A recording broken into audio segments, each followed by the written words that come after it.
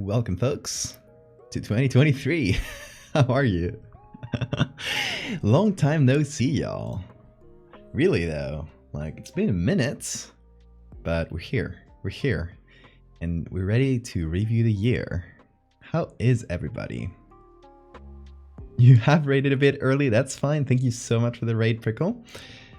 Hope you guys had a great stream.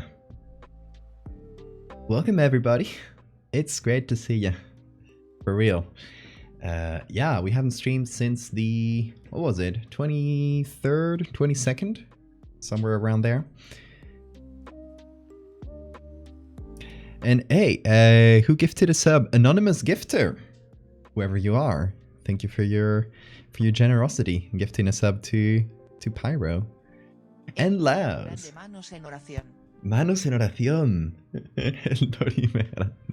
Thank you so much, Laos. We'll be looking at your memes today. Okay, so 12 days since my last stream. Yeah, it's been a minute. A hype train. Oh my god, Anna. It's been 7 months. Thank you so much, Hannah. 7 months. Hell yeah. And thank you, hype train. Oh my god. Y'all, what a start. What a start to the year. Chat starting a hype train and Jesus isn't even here. For real. So proud of you, Chat. Oh my god. Did I abandon you guys? No, I didn't abandon you. So let me recap last couple weeks. Obviously, I couldn't stream because I wasn't here for most of those weeks. I was back at my parents' celebrating Christmas. And then I came back here for New Year's. And I got home and immediately got sick. And I've been sick ever since in 2 distinct ways, which is very funny. I first caught what I believe to be RSV, a virus that's been going around this winter. You might have heard about it on the news, whatever. Yeah, it's a really common virus in like babies usually, but it can affect adults as well. And I was just in contact with a sick baby right before leaving in a family gathering. There was this baby who clearly had RSV, so probably caught it from that kid. Then got it myself and had a fever for a couple days. It was pretty annoying. Then I recovered from that and had a New Year's celebration, just my partner and I, because I was sick. And I immediately, right after that, I got sick again. I got a stomach bug. I think it's a stomach bug. It might have been something we ate, but it's been like, usually with a stomach bug, it'll be like pretty immediate. And then you'll like, it won't last that long. No, if it's not a food poisoning, sorry. It'll be like pretty immediate and it won't last very long. But in this case, it lasted for a few days and it was like, it took nearly 2 days for it to appear. So probably stomach bug. We don't know though. It's been really annoying. But I'm good now. I'm good. Sorry for that stomach bug talk right at the beginning of the stream. But I wanted to update you guys why I haven't streamed. I wanted to stream on like the 1st or the 2nd, but yeah, then this caught me by the wayside. 2023 and you're already breaking habits. Hey, I have a good reason. Got a piercing today. Nice. Started hurting as soon as you got on stream. That's my power. That's my curse, exactly. It was the coughing baby.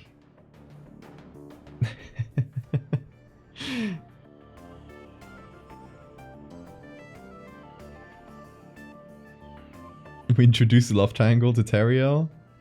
We had a Jackbox the game night, but I can't remember who we shipped as a goof. And if you can't remember, it wasn't that important of a love triangle, wasn't it? Okay, so I guess I haven't even explained the concept of the stream. You can see it on the title. But today, we're not doing art. We're recapping. I think I changed my stream thing to just chatting, right? Yeah, I did. Good. I usually have it on art.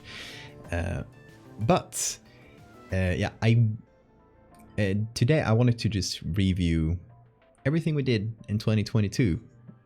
Everything, like all the art I did, and everything that happens to me, and I guess in general in like the community and stuff.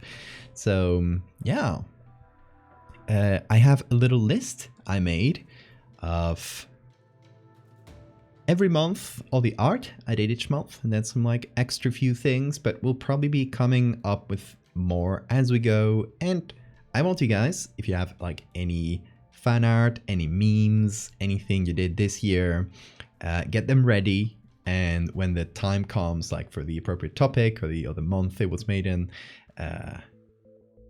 post it on the Discord, and I'll be showing it on stream as well. Elliot, thank you so much. Welcome. Also, we have a new emote coming today. Shall we start with that? Should we start with that so Ocean isn't like... Because Ocean, who's Big Blue Buzzard in chat, is making the emotes. And I don't want to have him like keeping an eye on things like the whole stream. So maybe we should like start with that and choose the emote. And thank you for the hype train, guys. Choose the emote, and then we proceed from there. We post them to livestream portal. Exactly, yes.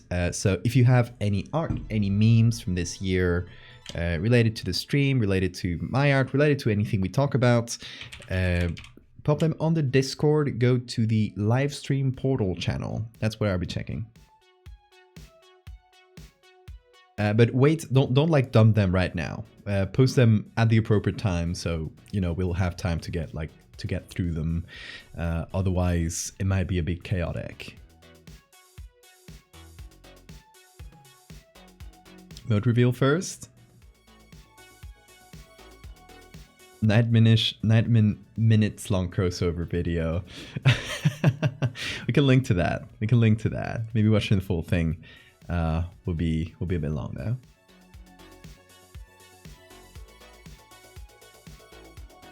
When was the tier list? Yeah, the tier list was... I'll be talking about it. I have it somewhere.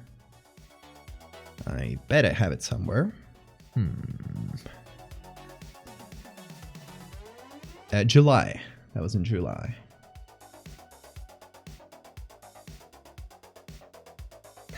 Okay, Mactel, enjoy your game night. Okay, so first emote. How about that? Because I have a choice for you. We have two variants, and I had trouble deciding. So we thought, let's let Chad decide this one. How much of my Teriel fan art do you want? Oh god, I got it all. I think most of it, at least, in a folder. So I think when we get to Teriel, we'll be doing a bunch of like a whole like Teriel art showcase, I think.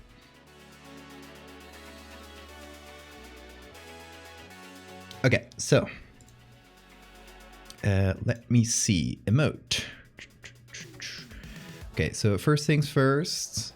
I'm gonna open just a blank Photoshop document just in the background, just to have as a background in case we need to drop things in it, etc.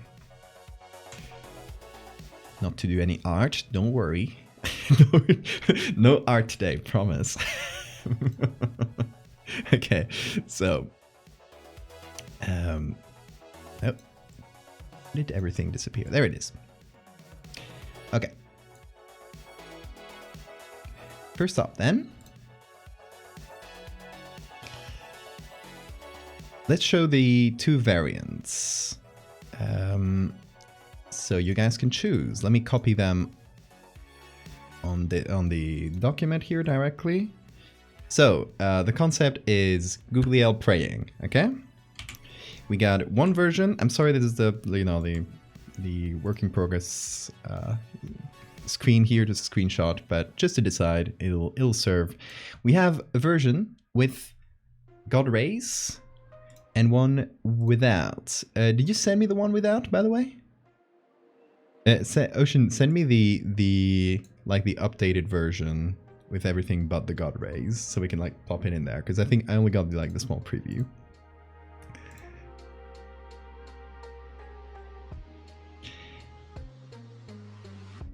Gotta go dinner. Enjoy your dinner. Here it is. Okay, so we got these two.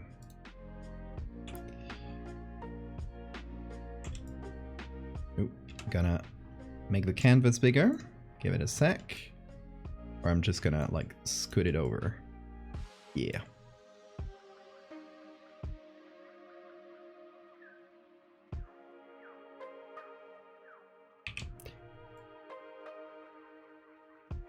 Okay, so thoughts, y'all? What do you think? What do you prefer? Shall we do a poll? And that will be a binding decision that chat makes about this new emote.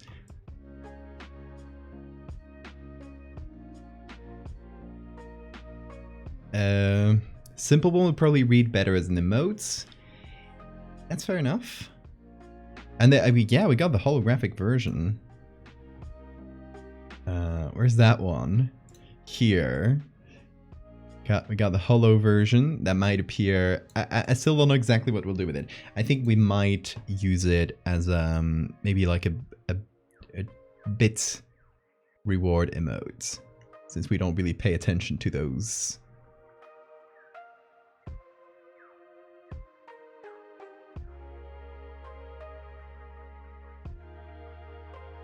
So right, can we get a little poll going to see what people prefer?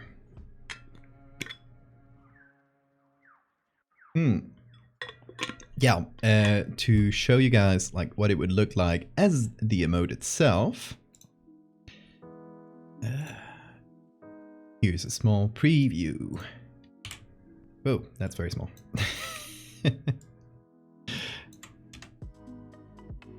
This is what it would look like in chat size. Well, this one has the background on, but you get the gist. So, you got... Thank you, Sora. You guys got a poll right above the chat. Should be over there somewhere. Vote. Get your votes in. Your choice will be binding. Everyone say good feelings to Anna. Good feelings, Anna. Hope your pain goes away quick.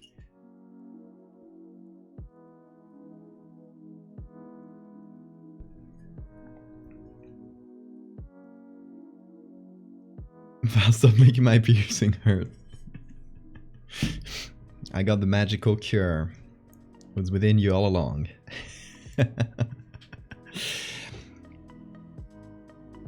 Oh, I don't think we'll need 5 minutes to decide. I think the simple version is winning by a pretty big landslide right now. So we'll see if it changes in the next like minute or so. Otherwise, we'll just use that one. While we're at it, sending you all three. Thank you very much. I was just about to ask for that. Let me save that as a PNG.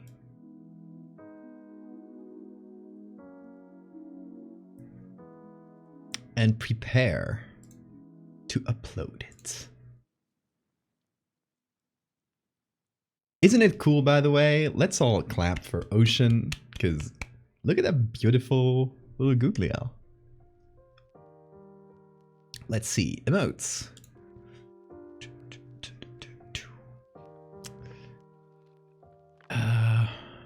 Upload new emotes. Hey, oh, what happened? Hey, Midnight, how are you doing? Welcome. I wasn't seeing the stream preview, so I heard the sound. I didn't know what it was. Welcome, Raiders. How's your stream, Midnight? It's been a minute. It's good to see you.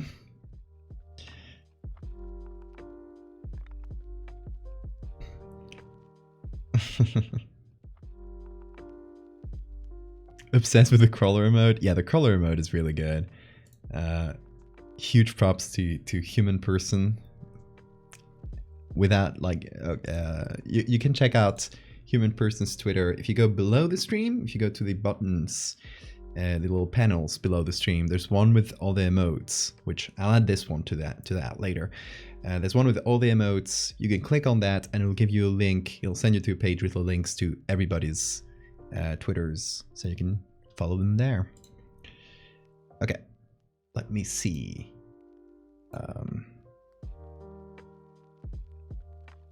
Oh, emit file size too large. I forgot that was a thing. Is it square, by the way? Just to check. I assume so, because it didn't give me that error. Yeah, that's square. Perfect. So let me save that or export that. As I think it needs to be less than 1 megabyte. So 50% size. Yeah, that's good.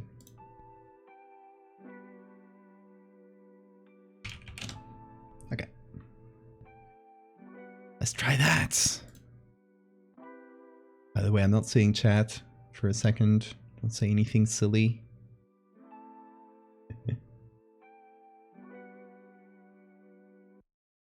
You made it too thick. That's fine, that's fine. Hey, yeah, Happy New Year, everybody. I was so quick with starting the stream that I didn't say the words Happy New Year.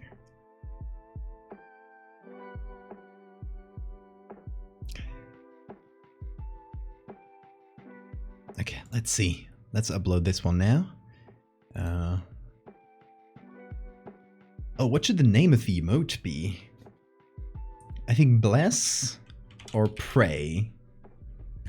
It's based. Okay, the inspiration. It's one of the classic Twitch emotes called Bless RNG, and it's a guy like praying like this. So it's kind of that same vibe. So I think bless would make sense there.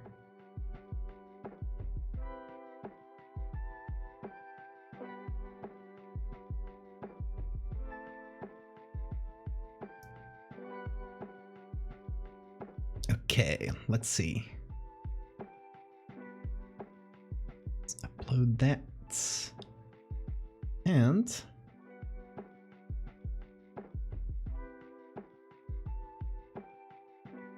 assign it. Hell yeah. We're filling out the emotes. We just got 1 more slot for standard emotes and 2 more slots for animated emotes, which will come eventually. I got people on all of those. But you know, takes time. I don't give people that deadlines, so it might come eventually when people are not busy. Okay, y'all should have it already. You might need to reload the stream. Sometimes it's a bit like wonky like that when you just upload an emote. But it should be live. So let me know if you can use it. I'll be checking out chat, see if it appears, see if everything's correct. Yeah, let me know if it's broken in any way.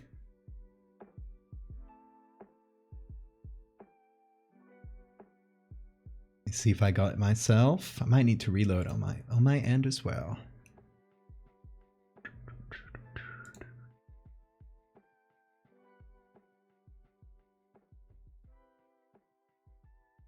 There it is. Hell yeah. We got it.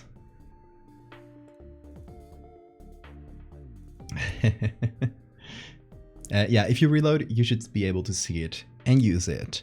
Even if you don't reload, if you just type in valdevia, you should, like, it should appear. Obviously, if you're a subscriber. Also, Ocean, I should give you the artist like tag next to your name, even though that one's limited and I don't know if I can give any more, but we'll see. Let me try. Roles manager.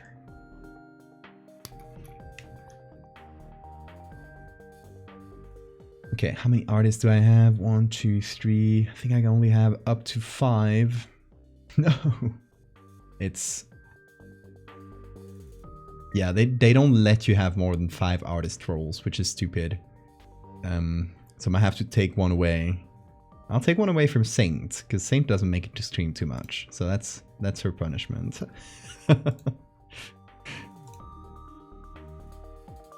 Saint gets downgraded to VIP for the moment. Let's see.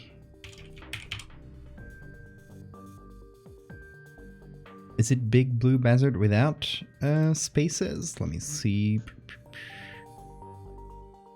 Yeah. I'm stealing it for you. Okay. You should have the artist role right now. We'll see if it pops in. Sometimes it takes a little bit.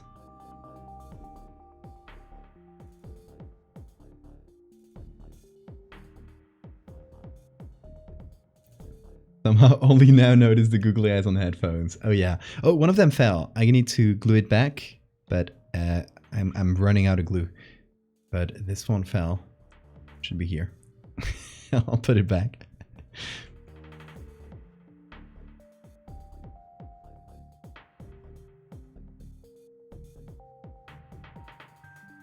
The Photoshop file came alive. It did. Okay. So, with that, we have chosen the new emote. Wonderful start to the new year. Bless. And with that, I think we shall start our yearly recap. How about that? So, I have my little list here. Here it is. And, okay, I have, for each month, that's how I divided it. For each month, I have all the art I did in no specific order. We'll just like go month by month. We won't do it like in the order of the day it was made, because sometimes that's like fuzzy. Sometimes I make it a specific day and then I post it a different one and post it to different places at different times. So let's not worry about that. We'll just do each month all the art that was made that month and just kind of play it a bit looser like that. So shall we start with January? January has quite a bunch of art. So I think I'll just pop it on screen and we'll talk about it. I won't do the review, like I won't just like show the art and say the lore or the text for it. I think that's a bit boring. We'll just talk about it. It's more fun. Talk about how it was made, if I like it or not, if I regret making it. Those sorts of things. I don't regret anything. So, let's start with, okay, the first one I got here, and just to show y'all, this is how I organize my files. It's in a very specific order, so it's ordered by year and month. And here we got the start of, where is it? Start of 2022. So just at the end of 2021, we had made the collectors, these little guys. And this one you saw again recently, the Santa one. That was probably my last piece of 2021. And we started the year, I don't know exactly which one was the first one, but one of the first things we did throughout the end of 2021, but started posting in 2022, was the Ancient Lichens, which is part of the Lycanthrope series and was like the last big part we did. So I did a few things for this part. We did this on stream with David. We did it for the House of Horrors podcast, but we showed how it was made on stream. And I did the skeleton lycanthrope, like this sort of ancient fossilized lycanthrope skeleton, and he did the reconstruction next to it.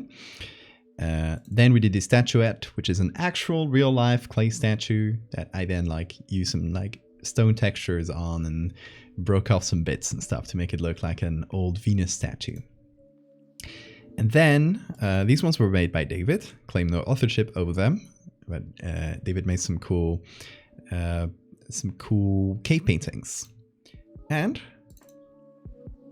I made the werewolf pit, which is in this prehistoric lycanthrope cave. This is where they would throw the bones after they ate humans, and it was kind of like throw them down into the cave. And they found this centuries later, millennia later, with like bite marks and scratch marks and all the bones. So that's kind of what we started the year with. Really nice, like cool collab projects. We also did, I also like touched up this drawing that Hannah did, and this made by Hannah Barrett, and I just like put it on the wall texture and edited it a bit. So that's what we started with. Really nice start to the year. And to keep on with the bangers, we went right on to Megalomorpha. Obviously this was, posted in January, but had been in the works for a while. With Megalomorpha, it takes a while to make them, takes a while to just develop the story and all the pictures. So you know how it is, but it was posted in January. There's a Blender file. Yep, because those masks were made in Blender. So if you don't know this one, shame on you. That's one of my most popular pieces. Yeah, this is the mouth chords. And yeah, fun fact for those that didn't know, the masks were made in Blender and applied in Photoshop. We just applied them on top of the pictures. The files were made by Saint. It's at, hold on. Let me link to,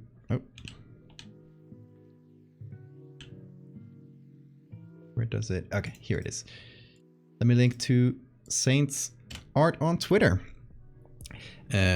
So she made those masks and modeled them, and then I put them on the Blender file. I put the picture in the back, then put all the masks on top of the picture and kind of matched the lighting until it looked good. Then pasted that on Photoshop as a PNG, without the picture.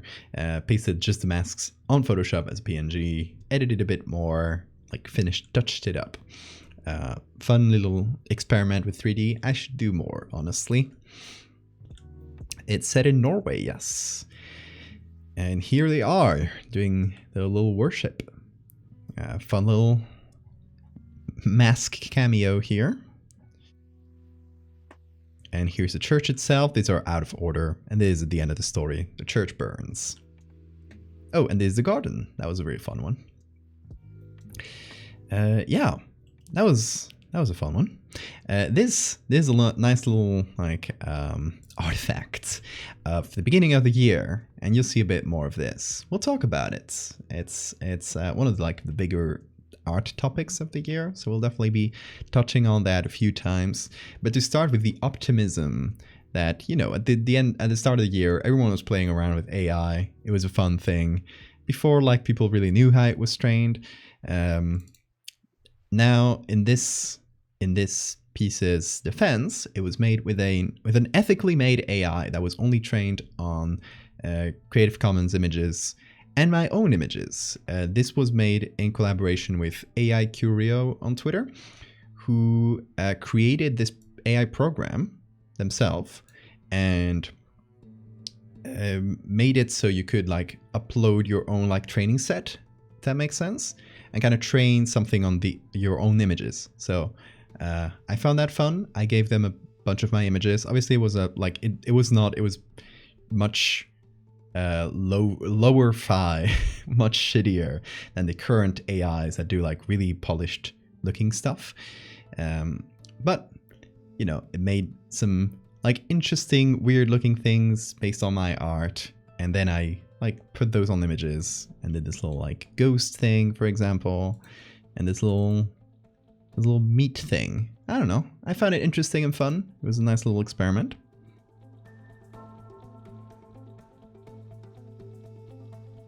That AI is called Looking Glass, if you want to look it up. I think it's still free to use. Made before the whole AI stuff went to shit. Yeah, and in this one's defense, there's one of the good examples of how an AI should be made, even though it's shittier in results than the current big ones. I'd rather have this than whatever you know, your stable diffusions and stuff are doing. But we'll get to that.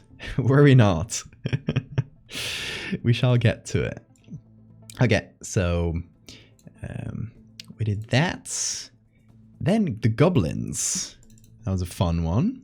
So this was my take on goblins. I don't know why I did this. Oh yeah, it was like one of those like art challenge things. It was Goblin Week. Goblin Week. I didn't do the whole week. I just did one goblin.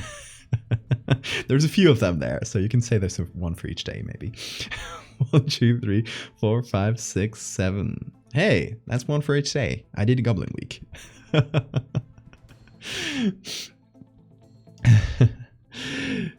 Zloy XP, thank you for the follow. And Victrix as well. Welcome, folks.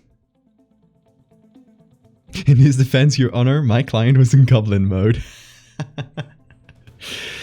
Yeah, this take on goblins was, what if goblins were real and they were just a species of animals that was like pretty intelligent, but still like animals, you know? And they were descended from bats. So the idea is that they're micro bats, you know, they were like weird noses and big ears, but they're flightless. They have lost the ability to fly. They just have like weird little hands now.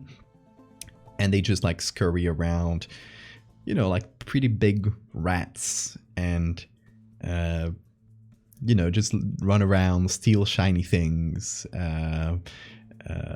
They basically act like household pests. Hammy, thank you so much for the resubs. Hey Hammy, welcome. We're reviewing the year. We're still in January, so you're early. So the idea here is that, like in this little fantasy we made, we treat goblins as household pests that need to be taken care of by a professional. But they show signs of intelligence, yeah, like, you know, stealing your keys and scribbling weird little symbols on the walls, which you might see my signature there. But they scribble little symbols, kind of like they're developing a language of their own. So that's the ethical dilemma. That was a fun one. I really enjoyed doing the goblins. What else? Oh, we'll get to you, Goog. Here's another fun one. It is a little collab I did with Saint, who made the masks for the Megalomorpha, and a little creature we call the harp crawler. And I don't know, it's just a little spindly, spidery guy. Again, you should go follow Saint on Twitter. I think I might still have yep, there it is. Still have the link copied. Can you tame the goblins? Probably. You can probably make friends with them. What's his name? Let's add it to the wheel. Harp Crawler. You can find it on Saint's Twitter account, I bet. It's back from January, so. Anyway, that was a fun one. What else do we have? Oh, we have this like in the memeier side of things. I really found this like little exchange really funny. If you ever get so tired you start seeing spiders. Someone replies, me after I take 17 Benadryl and start seeing the Hat Man. The who? Oh, this is not a safe space suddenly. So I did the Hat Man, just like walking into your room. Pretty simple edits. I asked someone on the Discord, I think it was Marina in the end who provided this picture, but I might be wrong. I asked on the Discord, hey, can someone send me a picture of just like the room in the darkness with the door slightly open? And then I added someone with hats on it just as a silhouette, but two shiny eyes. Quick and simple, but effective.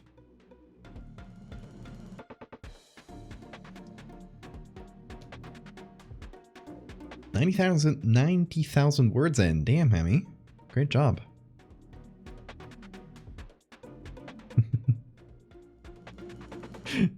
Anyway, yeah, that was a fun little thing. What else did we did? Then these are all commissions. Oh yeah, Mock.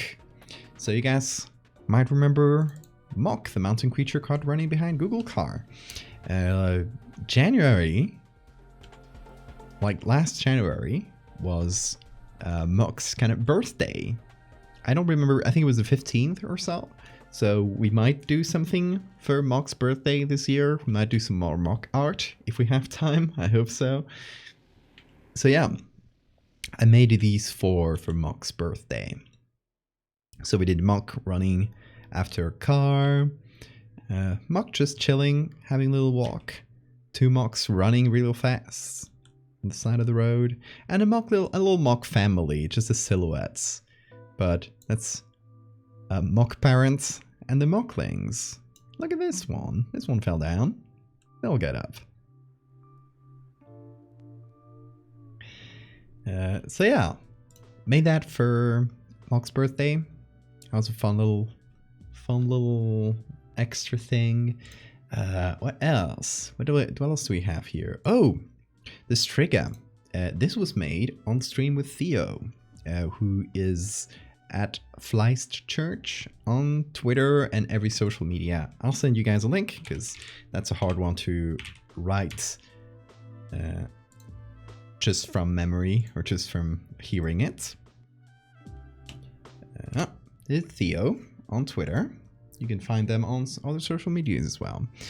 And we decided to do a little stream together, and we decided to do it on a folklore topic. So we did the Striga.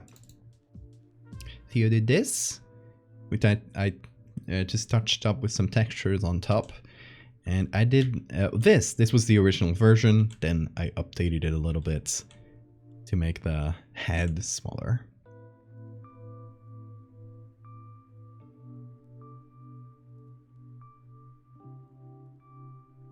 Just realized Terry's name is Terry because they're planetary. Yeah, I think it was because tierra is the earth in Spanish. So when pressed to find a name, I just came up with Terry on the spot. I think it was like that, but we should go back to the stream and check it because I think it was made up during the stream, the name.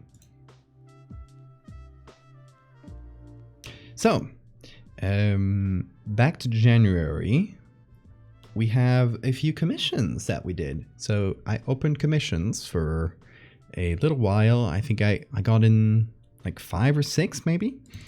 So here's the ones we did. This is an eldritch god that was accidentally summoned by cats purring in just the right way.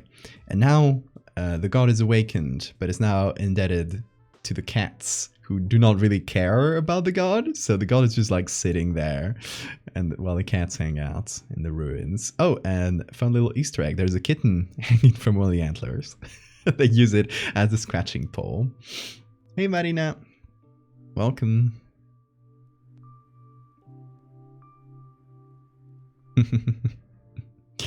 So that was a fun commission. Which ones?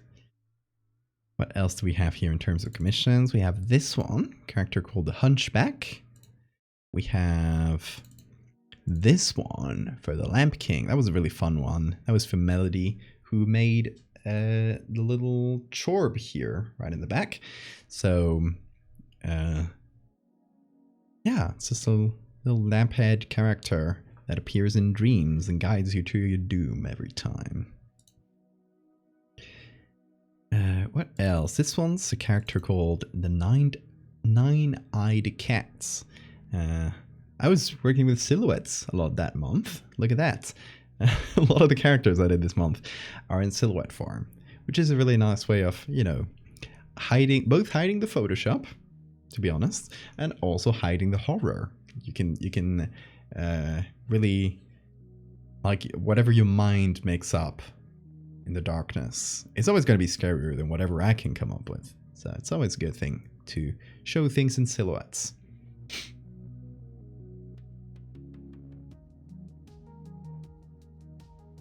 Was that this year? Yes, January. So just a year ago now. Boo, thank you for the follow. What else? That's all the art I did in January. Oh, no, it isn't. No, it isn't. We're missing a very important one. This folder is getting bloated. Googliel, the one and only. So Googliel, as you guys can see, if you're newer to this stream and weren't here for Googliel's making last year, we love googly eyes in this stream. It started as a little joke where you guys could unlock with your stream points, with your layers, you could unlock like me putting a googly eye somewhere on the Photoshop document. It started like that, and it slowly grew into, you know, kind of an in-joke, and then eventually we figured, let's make a character like out of googly eyes, like bring it to its maximum, its culmination. Oh my god, the chat is getting filled. Praise Googliel. Praise Googliel. So it ended up coming to this. I think it was originally one of the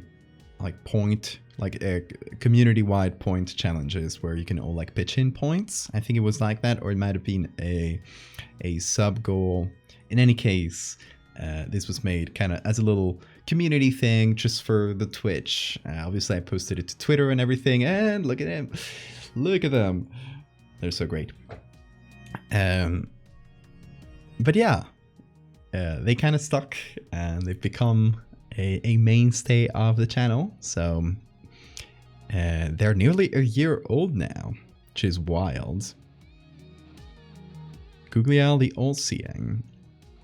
So originally, in case you didn't know, I don't know which one of them it is. Oh, I think it's this one. Yeah, there it is.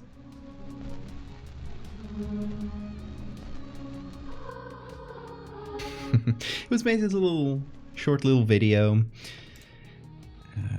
obviously as a picture as well, and then obviously like many memes spawned, and they're kind of in here, all in the same, sharing the same folder. Got the transparent version in it if anyone needs it. Googliel birthday. I gotta see. Okay, hold on. So if I check the properties from this, that was January 20th. I gotta note that down in my calendar. I'll just write a googly eye on there. My calendar is like right behind the screen, which is why you see me getting up. But look at this merch. You can get it in the merch store right now.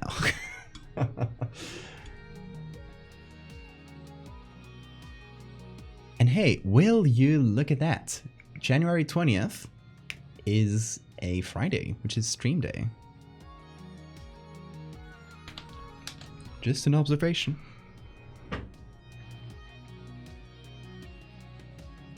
The Feast of Googliel, the All-Seeing. Official feast day, I love it. Thank you for posting the merch link, Sora. And we'll be talking about the merch store eventually when it pops up. I think it was October, so it's still in a while. If I keep rambling, especially. But yeah, let me show you guys the merch store. Browser screen. There it is. Here it is. Here's the goog. Also, a reminder that this merch store feature, you guys can gift the t-shirt or anything you choose. You can gift it to a random viewer of the stream if you're feeling generous, and if there's some leftover holiday spirit in you. Okay, let's keep going. Let's keep going. Bless. Hold on.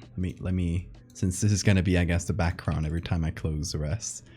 This can fill up the screen. There we go. Fundraiser for glaucoma charity.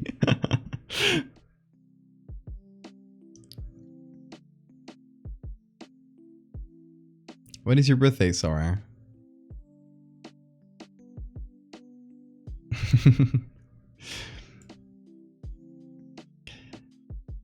I don't have the exclamation point drip command, but I should.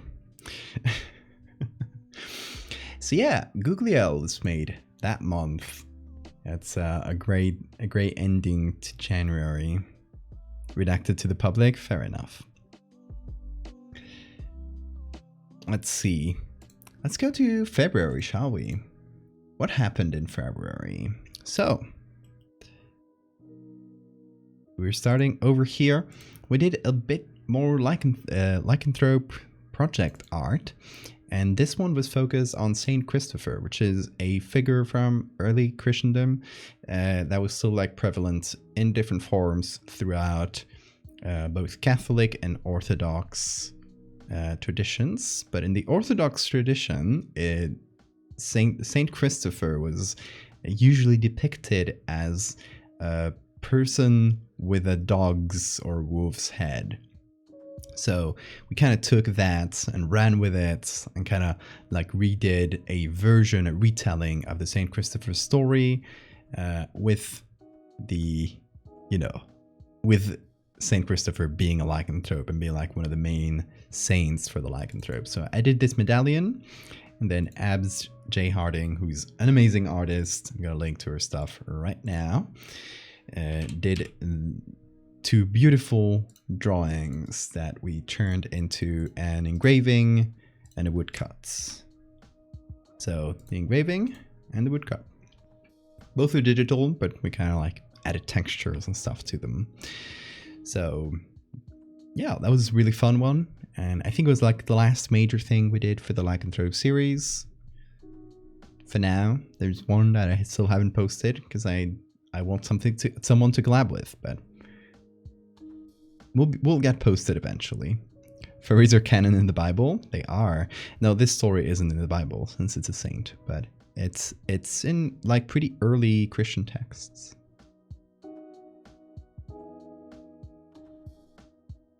Gugliel's birthday canonically is October 15th. It is, because that's Tariel's birth date as well.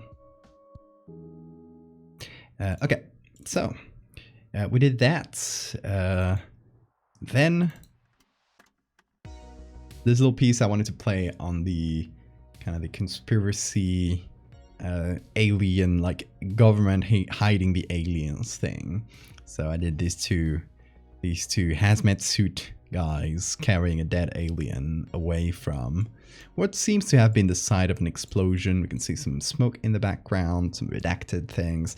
That was a fun little thing. What's the alien's name? I don't think they have a name. I don't think we made up a name for them. We might have during the stream, but it was long ago, and I do not remember. Then we did the Jenny Hanover. This was a take on a very classic like hoax creature called Jenny Hanovers, which I'm going to show the real version of them. So you guys got the context. So the real versions are like this, and they're dried kind of like rays that have been like carved to look like little demons or little humans. There are many forms, but the usual one is like this, kind of like with a little spike on the head. And we just said, like, what if it was alive? Look at that! I'm in here! I made it to Google. Like, okay, that's not super high up, but that's my website. Like, my website getting some SEO out here. Hey, here, my own website has some good examples of like the mummified ones. I should maybe look at these on my website, but I like pulling out the documents. It's fun.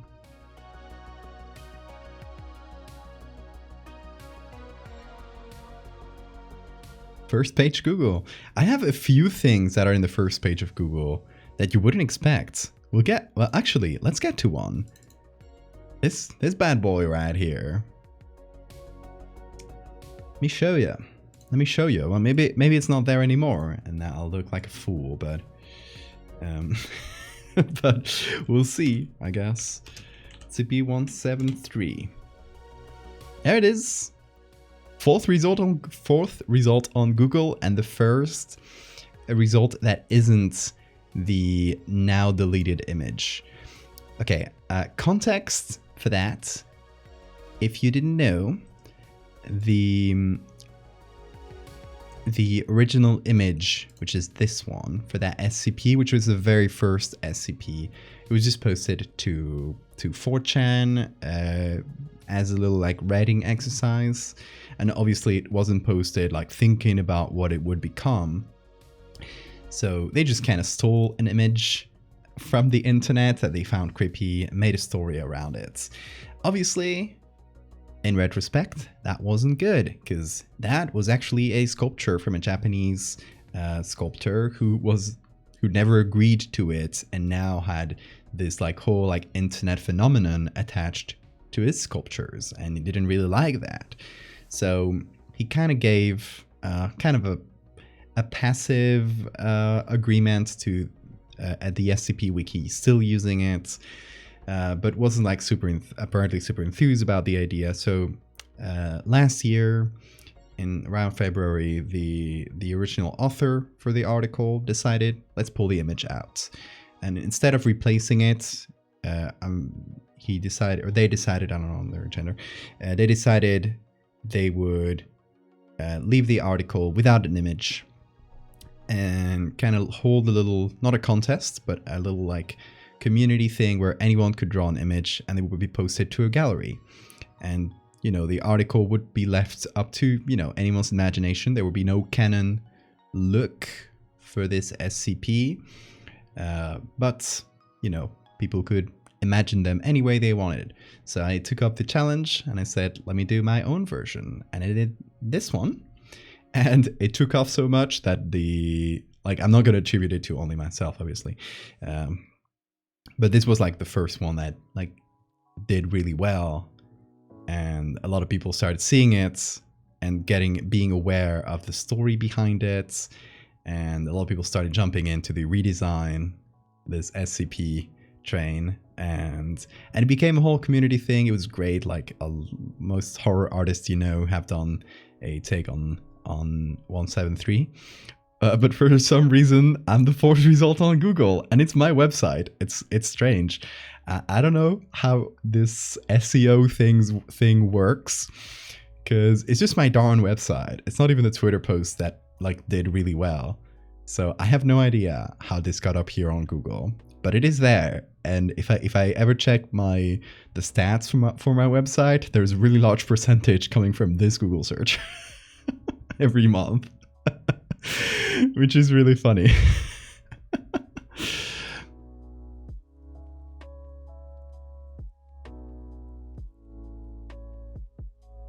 There also seems to be some... I'm catching up with the chat, by the way. Sorry. I was so enthused by my own story.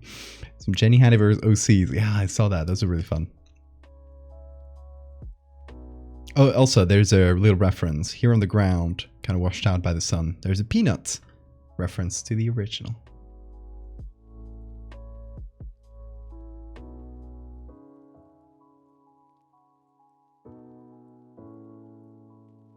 The one cracking Jesus' neck?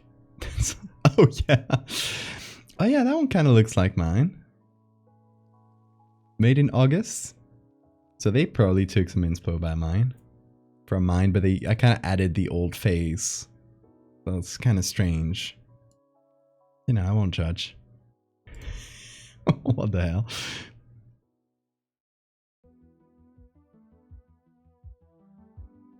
The angry googly eye Muppet face that said don't do NFTs.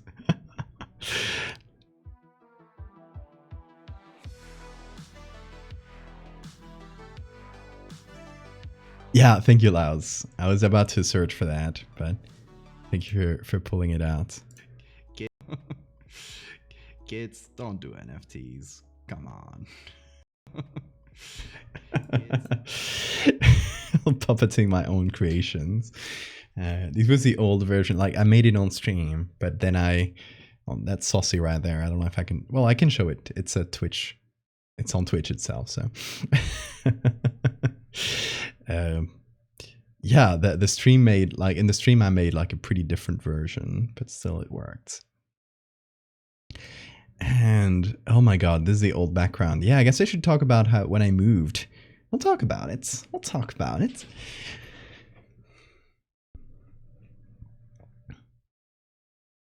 Didn't have the chance to tell you because it's the first stream of the year. But I talked about you to another Spanish artist. Oh really? Who is it? Old Val. Well, this is also something I don't know if I can show. I've shown worse. I've done Mothman ass, so... Oh, here's the... Hold on. Oh, here's the original artist. Holding the statue dearly. Anyway. Oh, where's the music? Come back music. There it is. Anyway, let's keep going, shall we? Let's see. We're still in February. A lot to get through. So throughout February, we also did the House of Horrors stream with Trevor Roberts from the Mystery Flesh Pit, and we kind of each did a brochure in the style of the other. So I did a brochure in the style of the Mystery Flesh Pit, with some like photo editing, some like old school design, and Trevor did a brochure in the world of Megalomorpha, kind of the sillier version of Megalomorpha, where you got like giant fly swatters, which is really funny. The mobile attraction apparatus. It's so good.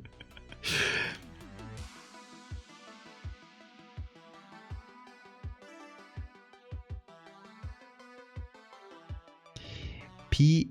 Suzume. Suzume? I don't know how to pronounce it. Just make like handcrafted stuff. She likes teeth, mushrooms. Nice, that's pretty good Venn diagram of me then. Get some dinner, enjoy your dinner, Marina. The protein clumps of the column cascade. Where's the protein clumps? The gut gusher. Oh, legal disclaimer.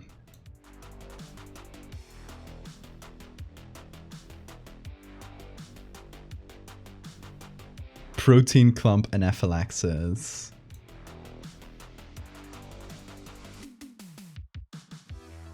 Oh yeah, don't mind the clumps. It was fun to try to come up with the grossest text possible. That still felt like an ad. Okay, what else do we have from... that's it for February in terms of art.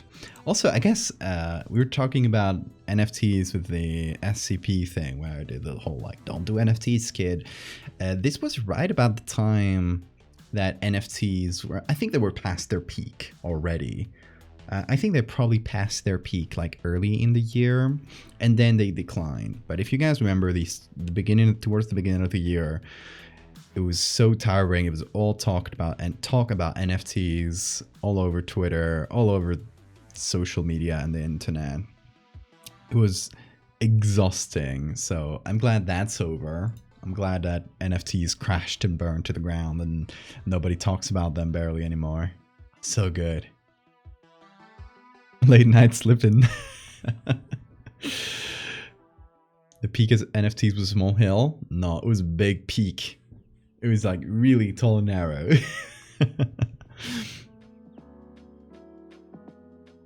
Now it's AI. Yep, we'll be on to that as the year progresses. But we're still in February.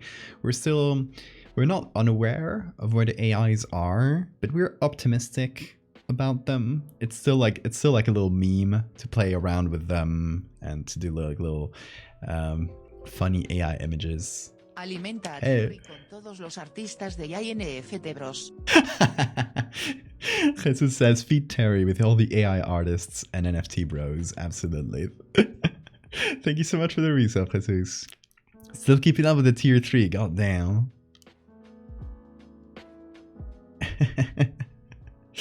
How are you doing, Jesus? See, we made a hype train at the beginning of the stream without you, which is really a really rare thing.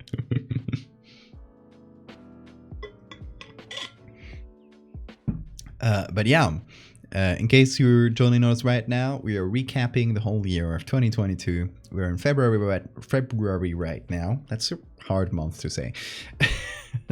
So we're still towards the beginning.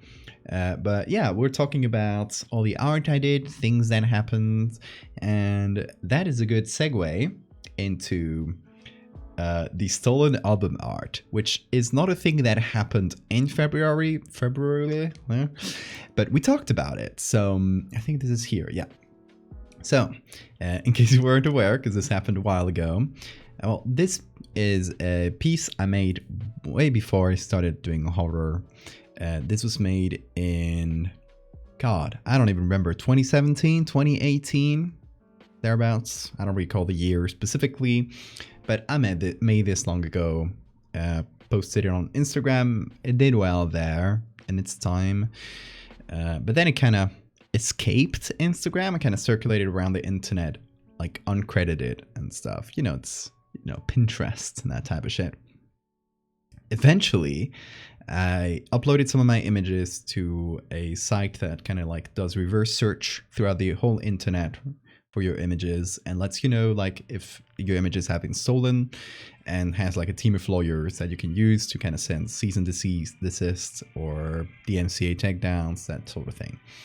And or, you know, like try to like, without going to court, but still like getting a license out of them or something, like getting paid if your stuff has already been stolen. So I tried that. I tried going through the legal means because, oh yeah, just context. They stole my image and made a very shitty album cover out of it. It's by a band called Nasuno, and they hired, I assume, someone who took my image, added electricity, and painted some parts red and added some like ice textures. It's really like ugly, and added this like flaming lady on there. And oh my god, the flaming lady turns out was also stolen. It's a rip from the Pathfinder book, according to Andrew here, who found the image. So it's a stolen image on top of a stolen image, just like awfulness on top of awfulness. So yeah, we since there was no like other recourse, and I had kind of run out of the legal means and stuff, they kind of the lawyers from that side kind of gave up on me. They didn't want to like bring it further because they didn't get any response from them, and I just decided I'm gonna name and shame them on the internet, and I did so, and they showed up in the comments. This has all been deleted because they kind of made a fool of themselves. Tweet is unavailable. I wish I had a screenshot from, but basically they claimed that because I used an image from Unsplash, which is a free stock site you see me using a bunch of times in the streams, since I used an image from a stock site, then made art from it, they should be able to use it somehow. I don't know the logic there, but that was their logic. And they made an ass of themselves on twitter.com, and it was a really funny moment. That's where it stayed. Well, it was resolved in the way that the stolen artwork is nowhere to be found on any of their official channels. They have deleted all their posts. I don't know if this post is still up there. I don't care. If you go to Spotify, to, you know, like any YouTube, all those places, it has been swapped for a new artwork. That sucks as well, but at least it's not stolen from me. So that my job there is done.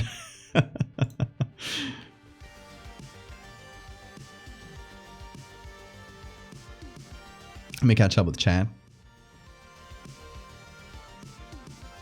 Puede que me duerma pronto, pero me encanta lo encantado que estás con tu propio arte. Gracias, Hammy. You go sleep.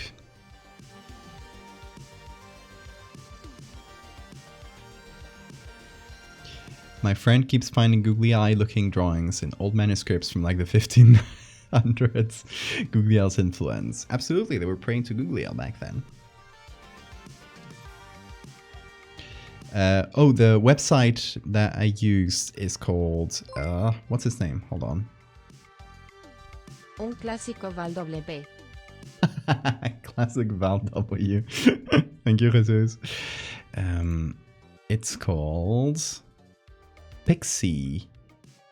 Pixsy. I'll write it in chat. It's even if their lawyers won't do anything most of the time, it's at least good to like know where your images have been used online.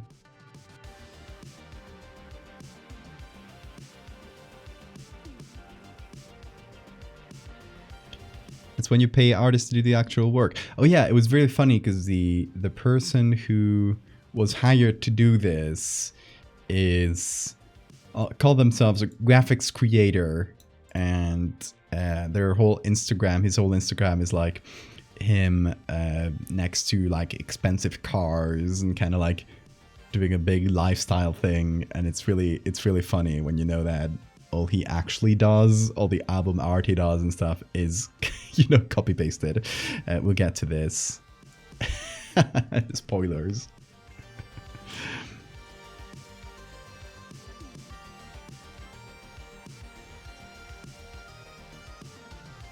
Spoiler alert. We'll get to it. We'll get to it.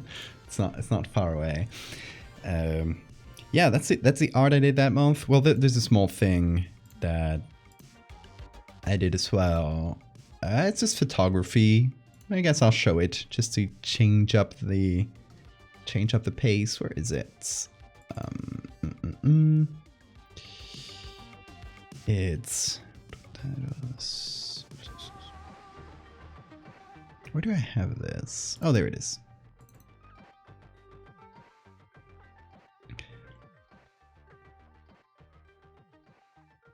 Some photography from a cool haunted woods. You might have seen a few of these in Trevor Henderson's edits because I sent these images to him, and he used a few of them. He used this one, and I think he might have used this one as well, or this one. I don't recall. Maybe even all of them.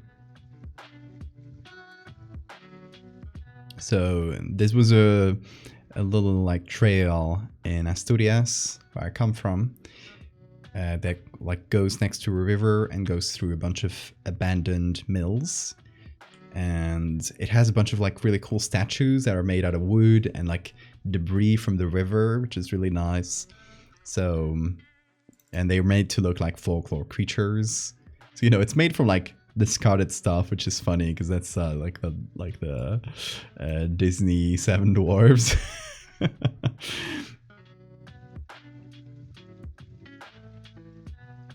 But it's fun. It gave it like new life. I don't know. It was a beautiful place. Took a lot of photos.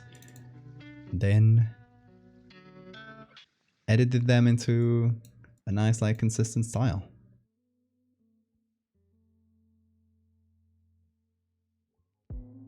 I'm missing Valdevia Funny Moments compilation. You're not late. You're right on time.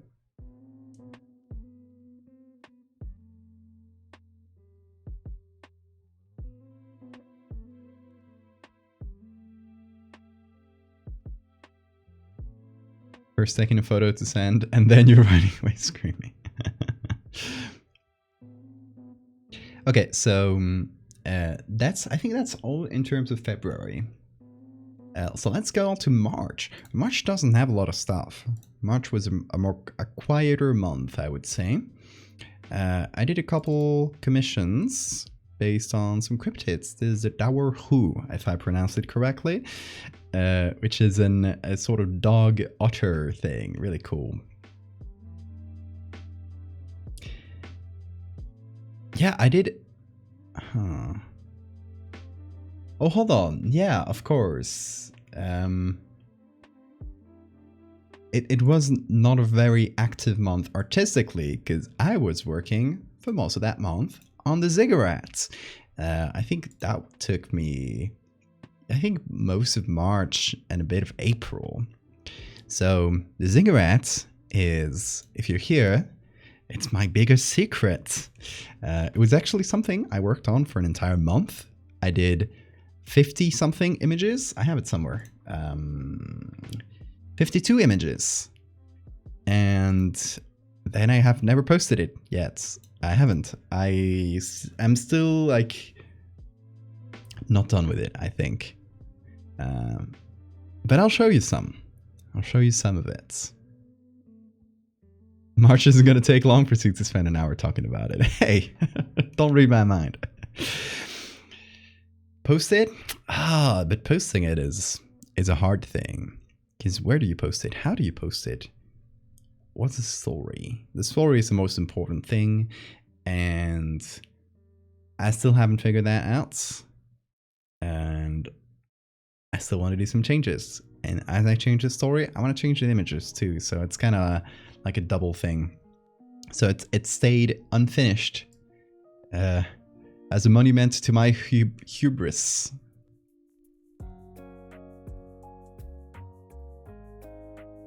Get more pics for the ziggurat? Oh, I don't think I need like a ton more pics. Because I could just do this for the rest of my life if I just did like weird architectural things. That would be fun, but I had not posted it. So the whole story behind the ziggurats, it all starts in the basement of my house, my parents' house. Depends on how I do the story. I don't know yet. Thing is, there's this door that doesn't open.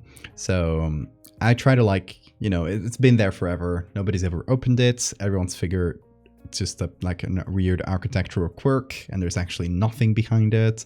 It's not on the floor plan. So everyone kind of just forgot about it over the years. But one day I'm like frustrated and I start trying to open it, try opening it, like wrench it open. Finally it does. I do manage to like scrape some sort of sealant off and finally open it. And it starts leading to a weird corridor. Strange.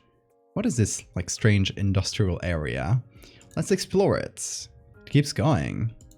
Oh boy, it goes deeper and deeper and deeper and deeper and deeper and deeper and deeper and deeper. Oh boy, it keeps going. How about that? It's getting more strange and abstract. Oh boy, don't look down. You're gonna have to jump. Oh boy, what is this? Strange areas. What is this couch? It's gonna make sense in the story. Why is there a dog? Oh boy, I'm getting out. Woo! I got out. Oh, this. I got out. This is the last one. Really quick recap. That's the ziggurat series. As you can see, that's a lot of images. I cannot imagine having an extra space in my home.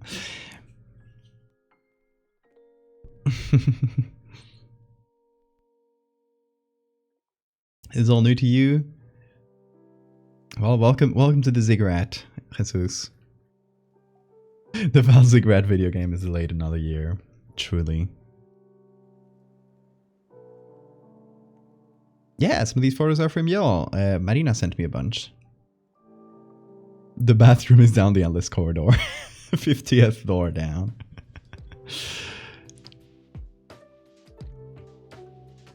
So yeah, the thing about this, it's going to be a long story, you know, lots of images. It is meant to be a single story, not like a disjointed thing, like, you know, like say Megalomorpha, where it's a bunch of threads. This is all meant to be one single story. And I wanted to have like themes and have the ziggurat itself. Oh, it's called the ziggurat because it kind of goes down in levels. We just had to find a cool like name for the structure itself. So a ziggurat is a sort of like stepped pyramid. So it kind of, instead of just going to do it with my mouse, so don't judge me. Instead of just doing this, a ziggurat is a type of temple or pyramid that kind of goes in steps this way. So, at some point during the story, I'm gonna like theorize that the structure kind of goes down in like big steps. So you'll first like start at the ground level, which would be here, and then go down a big staircase, go to another level, down a big staircase, another level. So it kind of goes from flat level to like big drop. And I call it the ziggurat during the series, and you know, kind of had to give it a name. So that's gonna be the ziggurats. But yeah, I still want to like figure out the story, kind of the metaphor for it. How do I post it? All those important things. I mainly just got the images right now, and I really need to like sit down, and it's gonna take a while just to like sit down, figure things out. But we'll get through it. So that was most of the month. That was most of March was that, which is why I didn't have a lot of things noted down here. But after that, or like in between, I did the Tower Who, I did a bunch of little, and this is okay. This is mostly from April, so we'll get to it in a minute. But El Coco was from March, yeah. So then I started doing a lot of folklore things. So it starts with this one, which is El Coco. It's Spanish and a general folklore from like all the Spanish-speaking worlds and also the Portuguese-speaking one. It's a pretty standard like boogeyman figure. The classic song that every Spanish mom will sing to their children at night is Duérmete niño, duérmete ya, que viene el coco y te comerá. Sleep, child, sleep now, or the coco will come and it will eat you. And the fun fact behind this story is that the coconut was named after this creature, not the other way around. The coconut was named by some Portuguese sailors. In Portugal, we have the same like story. You have some Portuguese sailors that came across a coconut while at sea in the Pacific and said, "Oh, this looks like the monster that, you know, are like we'd hear like in our bedtime stories, because it has like the three little, like the two eyes and the little mouth. Oh, this looks like a monster," and they started calling it El Coco. And it stuck. It stuck to the point where most languages use coco or coconut for this, thanks to a Portuguese sailor doing a joke. The song, yeah, threatening your children into sleep is fantastic. It's a time-honored tradition. So, of course, I took these two elements of the history of El Coco, collapsed them together, and made the design based on the coconut. I actually used the coconut picture, but I use those, like, you know, the two little eyes and the mouth as its actual eyes and mouth, and the whole like blankets thing based on a drawing by Roya, who's one of my favorite artists and who represented El Coco like that, as a sort of like blanket monster. And of course, a child hiding behind the blankets. There's a boogeyman. Yeah, the boogeyman is the cultural equivalent. In Spain we have El Coco, of course, and El Hombre del Saco. In some places, I don't know if that's everywhere, but that's like the sack man, essentially, is a guy with a big sack, and he'll put you in the sack if you misbehave or if you don't sleep. Okay, and we're moving on to April. Are we in April already? Yeah, Ziggurat was March. April. And we'll start with folklore. And we already talked about El Coco, which was made in March. During April, this is a fun story. This one has a silly story behind it. So at this time, here on Twitch, on the Twitch channel, we reached 3,000 followers. And the idea is that when we reach this number, we had to call one of the followers as a sacrifice to the algorithm gods to ensure that that the algorithms would favor us for a year. So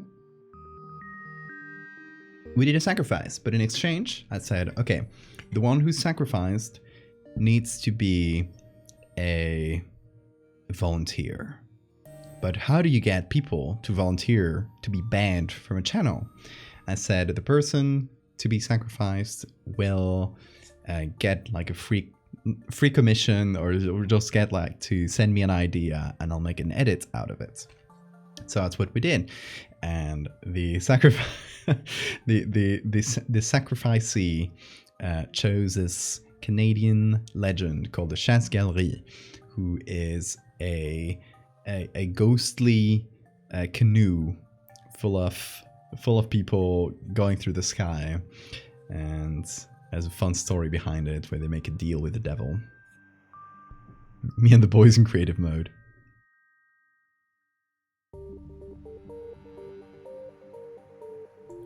Russian goodnight song is like sleep away from the edge or the wolf will come and bite you. See, it's a time-honored tradition all over the world.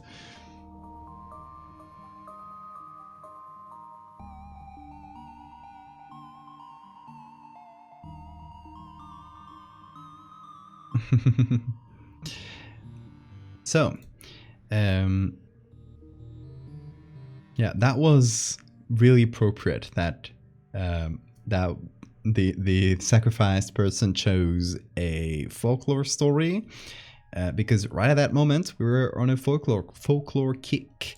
So at that time I decided to represent a few myths from folklore legends from Asturias, which is my home region. You've heard me talk about it endlessly. Sorry about that. Not sorry. Asturias is a little like sliver of the north of Spain, and it has like a really rich folklore, like set of like folklore creatures and legends that come from very, very old. Most of these folklore creatures come from back like in the Celtic times. There were Celtic myths that when the Romans came with Christianity were kind of like Christianized, were kind of like mutated, and then like kept on trucking for centuries, for millennia essentially, with like few changes to them, just like adapting to the culture slowly. And one of these is Les Yavanderes, or the washerwomen. It's a group of like elderly like crones who are seen in the rivers washing away shrouds full of blood of the recently deceased. You'll hear them like singing and like horrible voices while they wash their clothes, usually in like a random creek in the forest, so in like a really like weird place to wash clothes. Obviously people would go wash clothes to the river back in the day, but they wouldn't go into the river in the middle of the forest, you know? They would go to an accessible part of the river that's next to the village, but you kind of find them in a weird place. And if you were too curious and got close to them and they noticed you, they would pose to you a challenge. And if you were too close enough to hear this challenge, you had to agree. So they asked you to help them dry their clothes. To do so, they asked you to twist the clothes with them. So they would twist the clothes one way. You would need to take the clothes and twist them the other way, not the same way as them.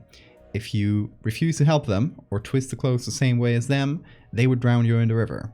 So this is what I did. I did the washerwomen. All these are from their like different pictures. So that's like 1, 2, 3, 4, 5 different pictures on top of a different river.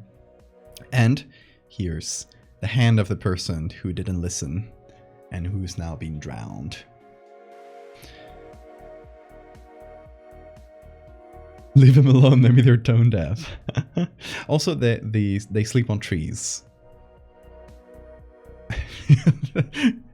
They're not like normal old ladies. They're like mystical wood beings. Oh, they also have average story on Granny. They also have like moments where they help people. They're not all bad. They have been known, if you help them, like they'll be good to you. And they have been known, for example, if there's a fire in a nearby village, they will use their big paddles they use to clean clothes. And they will blow like water, like splash water in like huge waves on top of the houses to quell the fires. So there's that. They're not all bad. Then we did the pesadillo. Pesadillo doesn't have a specific form, or more like it has many forms, but it is the like folklore way of explaining sleep paralysis and night terrors and sleep apnea. You know, like creepy things that happen during sleep. According to some legends, it looks like a huge black dog. According to others, it looks like a goat, like this one. And according to yet others, it's something called La Manona, which is a huge hairy hand. But the commonality between them is that they will stand on top of your chest and they will compress it. They will not let you breathe or move. And they will cause nightmares. So these are like the bringers of nightmares. And there are many like versions of this. Actually, like later in the year, you'll see as a commission, I did a version of this from Catalonia, which looks pretty similar to this image. You'll see it later. There is a painting about that, yeah, about an English version of this myth. It's probably like an older myth that comes from the Celts once again, then got like spread into Ireland, Britain, from like Western France and Northern Spain, kind of like Celtic hotspot. Welcome back, Mechtel. La Manona, yes, Marina. Call that La Mano Patrona. Really? Is it in Mexico as well? I love that. Oh, so it's this motherfucker's fault. How's the review? Going great. We are in April. We're talking about folklore. Which ones did we do in April as well? Oh, we did this one, the Upside Down Face Man. We did this. I did this for Trevor's birthday. And there's obviously the Upside Down Face Man is a creature by Trevor Henderson. And it's a strange, like shady character with an upside down face that's been noticed in many images of disasters. So every time there's an accident, we don't know who he is, what he is, but he just appears in the background of pictures. So, you know, I really like this creature, and I made a couple pieces of fan art for it. So first is a car accident, obviously. Second one is a blimp accident, and there he is standing, chilling while everyone's running. I really love these two pieces. Obviously, props to Trevor for coming up with the coolest character designs all the time. Strange shady character just like me. This is when you arrived. Hell yeah. This is when Jesus arrived. And Jesus came. Valdevia brand cow, glad you noticed.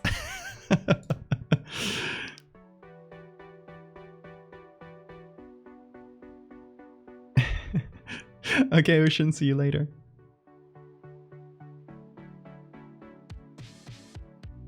Okay, so what else happened in April?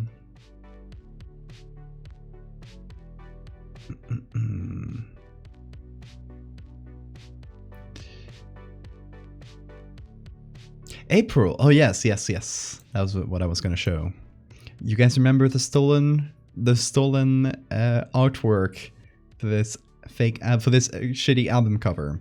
Well, for April, I made a stream I'm going to talk about in a minute, and I let you guys decide what I would make for April Fools, and we decided we would make a fake album cover laughing at this horrible stolen version of my art. So I took this like worm on the string art I had made. I put a giant horrible moon on it. I put the same lady, Thunder, of course, and I used the band's name because fuck them. It's Nessuno feat Valdevia, and I gave it a, you know, it's an Italian band, so I gave it an Italian name that was kind of cringe. And Google, guys, very important.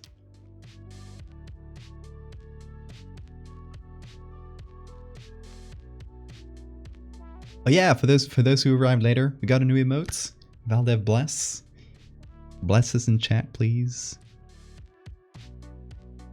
Stringless Worm had a name Richard, if I recall correctly. This was April Fool's, yeah. So that was the spoiler I showed you before. Oh yeah, and the text was like, I'm finally wearing the hatchet, and I'm finally I'm happy to announce my collaboration with Mizuno. Check out the cover art.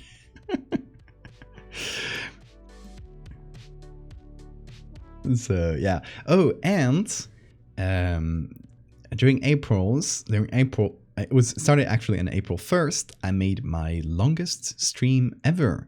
This was I think it was called the longest stream. Hold on, I got this somewhere.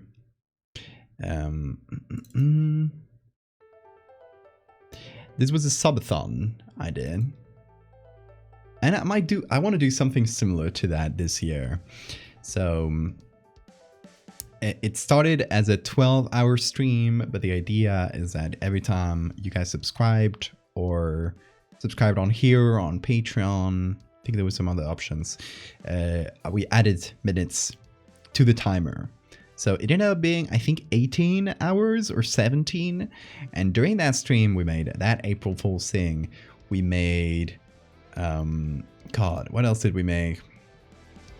Oh yeah, I made an edit in MS Paint, which was really funny. Hey, it was a giant bug, like as simple as you can make an image edit on MS Paint because it's painful.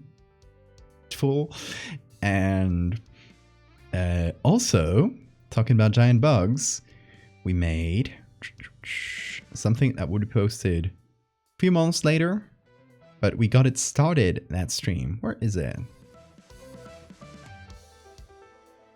Now I've lost it. Oh, here it is. We made this edit, or at least like the initial version of it, without the skull and stuff, like it was changed later. But this edit was started in that super long marathon stream, so it's really historic in a few ways. That was a really fun one. And I should make one at some point, a super long stream. If I'm asleep by October, only say good things about my fan art and only show the best ones. Will do.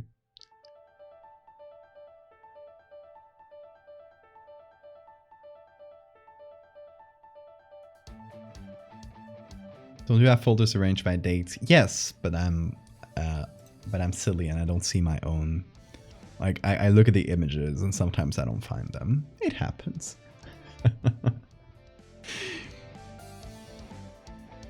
But I think the last House of Horror stream was also this month, the one I did with Chen. So it's approaching on. It's definitely more than half a year since the last one, so oof. If you had to fist fight against one of the monsters you had painted, who would you choose? The goblins, I guess. The goblins are just like tiny little rat things. I could stomp them easy. Most of them are dead, that is true. We'll get to that. There's a tier list coming.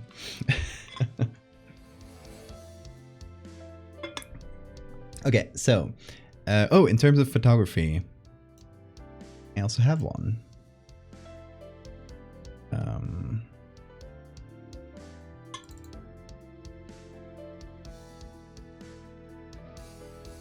This is from a little, like, we did a little like pagan ritual thing with some family. It was fun. I'm not going to show the photos of my family because they didn't agree to show up on the stream. But I had a few pictures from the event. This was a candle put on a flower.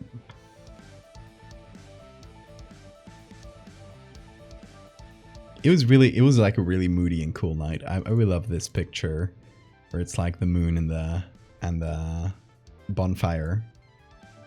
Really fun. Love making pagan rituals. Don't say anything to the Spanish Inquisition, please.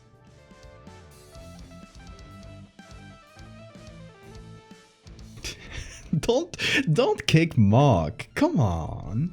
Rude. The Shen collab? No, but that's a different one for the Shen collab. We had earlier in the year, during April, I did the House of Horrors stream with Shen. And we didn't do any art for that, we just chatted. Meant it kindly. You can't kick someone kindly. Come on. Okay, so we're going to May already. And in May, there's not a lot, isn't there? Yeah, very, very little in terms of art.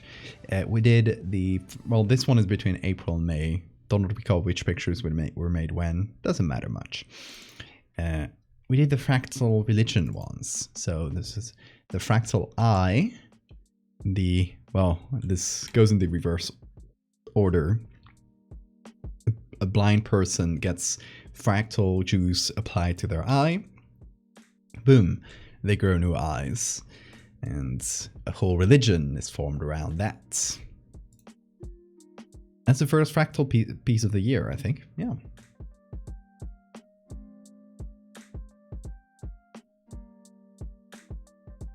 If I had to fight one of the monsters, I would choose Lurtile Viper. What? It's literally poisonous and hunts humans. Why would you choose that one? Siphon, you've chosen one of the hardest ones. You don't fight a spider. I mean, you must be really confident to fight a spider. A spider, well, not a spider. A snake. A viper, I meant. You don't fight a viper. A venomous viper. Yeah, good luck stomping. He'll bite you. The baby part is just the lure, you know? The baby part is what you're meant to be focusing on as it bites you with its actual head. Good luck. Yeah, good luck. Then, that month, we did pupillosarcoma, which was a really fun piece to make. And this was made through a Patreon contest, which is a good segue into me saying I have a Patreon and you should support me on there if you want to support me in any way. I send you a postcard every month if you're on there, and a sticker if you pay a little bit more. Sticker like these. Includes Terry. Anyway. Sometimes, every so often, whenever I got time, in the Patreon, I will do a little design contest where we will choose a topic and then we'll go through like a few rounds of polls and ideas until we land on something. So this one was, let's make a medical horror story. And through a few rounds of ideas and collaborative, a collaborative creative process, which is really fun. And you guys like definitely, like even if you join in at the lowest level on the Patreon, it's worth it if you just want to do that every so often. It's a fun little event that everyone gets to participate in. In any case, we came up with pupillosarcoma. I think Stephanie, I don't know if Stephanie's right there. Stephanie was one of the originators of the idea. Like it can be pinned down to a specific person because a lot of people pitched in, but if I recall correctly, Stephanie was like one of the seeds of that idea. So the idea was, what if your pupil started growing and growing and growing and growing? So it starts with this. Your pupil just starts like taking over your eye, eventually takes over your whole eye socket, and eventually takes over your whole face. This is still to this day one of my most popular pieces. So it did incredibly well. Sometimes some like medical horror art like connects with people in like a really big way. Oh yeah, Stephanie's SJ like on Twitter, on the chat, by the way. I keep referring to you as Stephanie.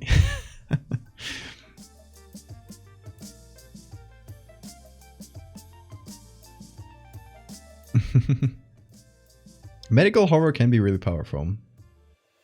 But yeah, that was a really fun one. Well, that's May. What might have happened in May that I only did 2 pieces? I wonder. Maybe I moved. Yeah, it was, I think it was towards the end of May, if I recall correctly. But yeah, most of that month was like me getting ready to move and me moving and then me like getting a desk, you know, really important stuff. If you see this background right here, when I changed background, if you go through old streams, the moment I changed background, that was when I moved. By the way, I still got the Christmas lights up. I think they're cute. I do have some like LED lights I need to install. I'll test those out over the next few streams. We'll see. But I still felt like it's a year in review thing, so it's still a little leftover holiday cheer. So yeah, for those that don't know, I used to live in Asturias, north of Spain, where I did all that folklore story from, all those folklore stories. And in May, I moved here to the Canary Islands. So I pretty much moved as far away within the country as you can move. Because if you don't know, the Canary Islands are off the coast of Africa, of like the Sahara Desert. Really nice place, by the way. If you want, like, if you're looking for island destinations and you're in Europe, that's probably one of the best ones you can choose. Well, it's the best one everyone chooses because there's a lot of tourism here. But it's been really nice place to live in so far. And you know, it's fantastic because now I got a dedicated streaming space, which is the room around us right now. Well, not only streaming, but working in general. Got a couch as well. But it's great. Got a little office place for me.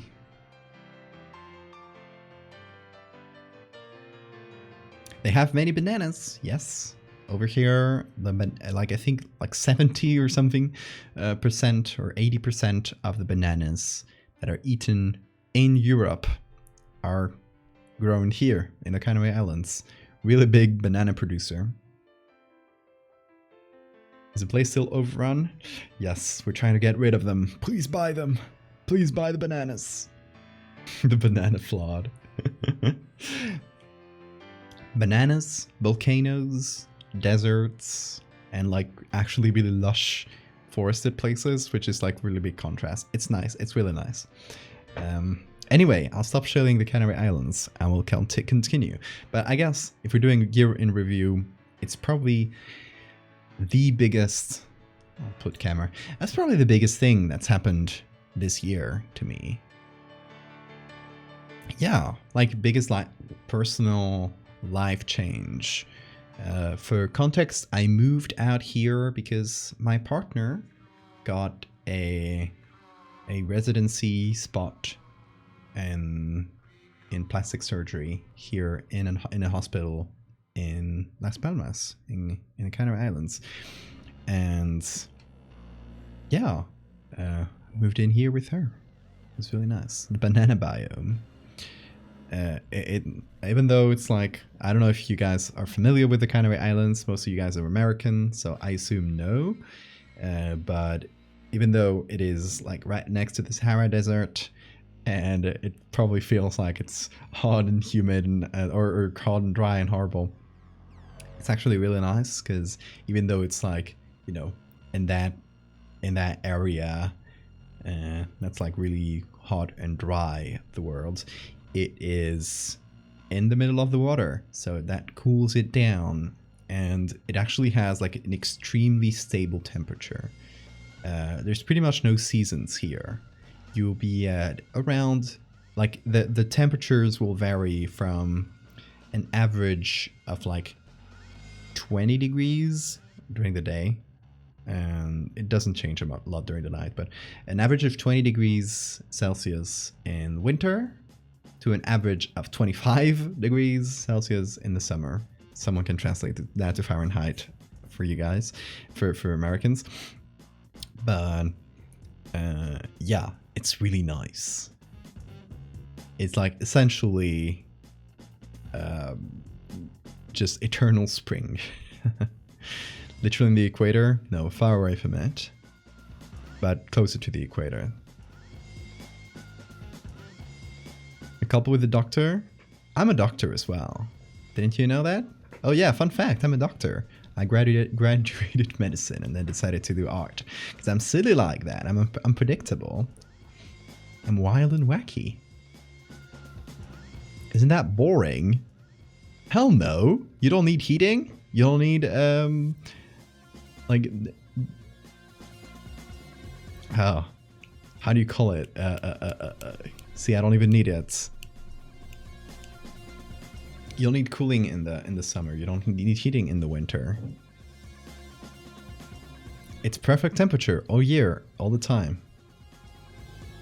If you're a doctor, why is your art so sick? I wonder that every day. AC, thank you. Yeah, I don't have heating or AC here. There's no need for it. If it gets a bit hot, you open your windows. That's as much as you need. Don't let them know your next move. Exactly. Study medicine. They think you're gonna be a doctor. Shoot. But yeah, yeah, that move was a really big thing that happened this year. And, you know, upgraded everything from my stream background to my equipment to everything. So it really, I think this year, most of all, was for me personally, was like getting into art full time, because I already made that decision the year prior. I think it was around November 2021 when I decided, like, okay, I'm gonna take this art thing seriously and try to make a living from it. But I kind of took a gamble a little bit. Took a gamble on, because at the time I made that decision, financially, I wasn't making enough to justify, like, I'm just gonna make a living from this. But I bet at the time, I was like, I bet if I just focus on art for a few months and, you know, it keeps growing on social media and Patreon keeps doing well and I get commissions, I bet that I can make a living from it eventually in like a few months of that level of growth. And the bet did pay off, which is fantastic, and I really like. I'm really extremely lucky to be able to do that, because that is, yeah, that's a big bet, a big jump into the unknown that I took. But yeah, paying off so far, thanks to you guys, a huge part. I don't miss the negative 10 to 20s in the winter. It doesn't get that cold in Asturias where I lived. It's mostly rainy during the whole winter. It's a really, really humid, rainy place. The salary difference, yeah. I was gonna get, like, in medicine, I was gonna get into research, actually. So the salary difference wasn't as big. Because research in Spain especially is painful. I would have maybe needed to move away from Spain, which I don't really love. I think it's a great country to live in. You're one of the freaks who likes winter. I like spring, and this place is eternal spring. So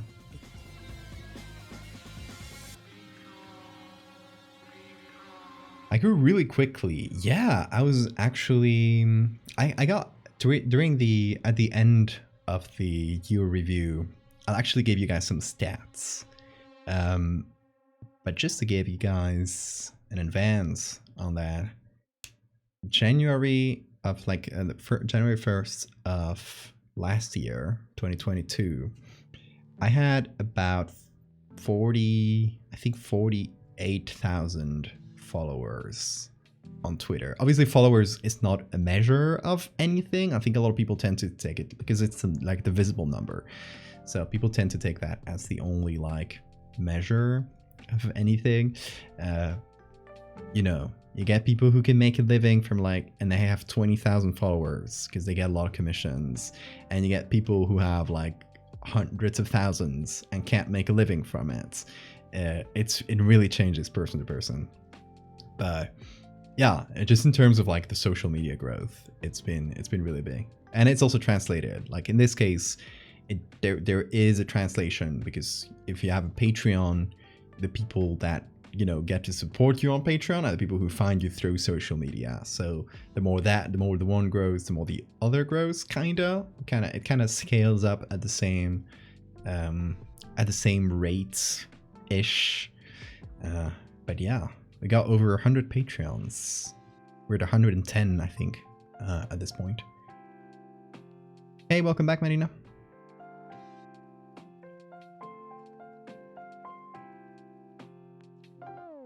That is a Googly Owl shirt. It is. Of course, I had to wear it for the occasion. We were talking right before, a few minutes ago, about Googly Owl's birth. So it was specifically chosen. Don't think I didn't plan. Also, we were about to unveil the Googly Owl emotes. The new Googly Owl emotes. So yeah, okay. Let's get back on track, shall we? We were talking about how at the end of May I moved, which brought me to talking about life in general. But let's keep moving into June, shall we?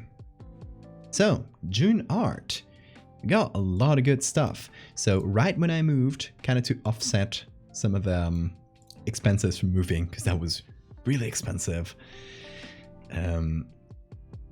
I opened commissions to help with that, and we got some of the most fun commissions I've done ever during this batch, because a lot of them were like just folks like you guys, like, well, many of them were you guys directly, like people who are in chat right now, but it was, yeah, you know, folks who just wanted me to do a specific idea and that like my style, so they wanted me to do something that I would love as well.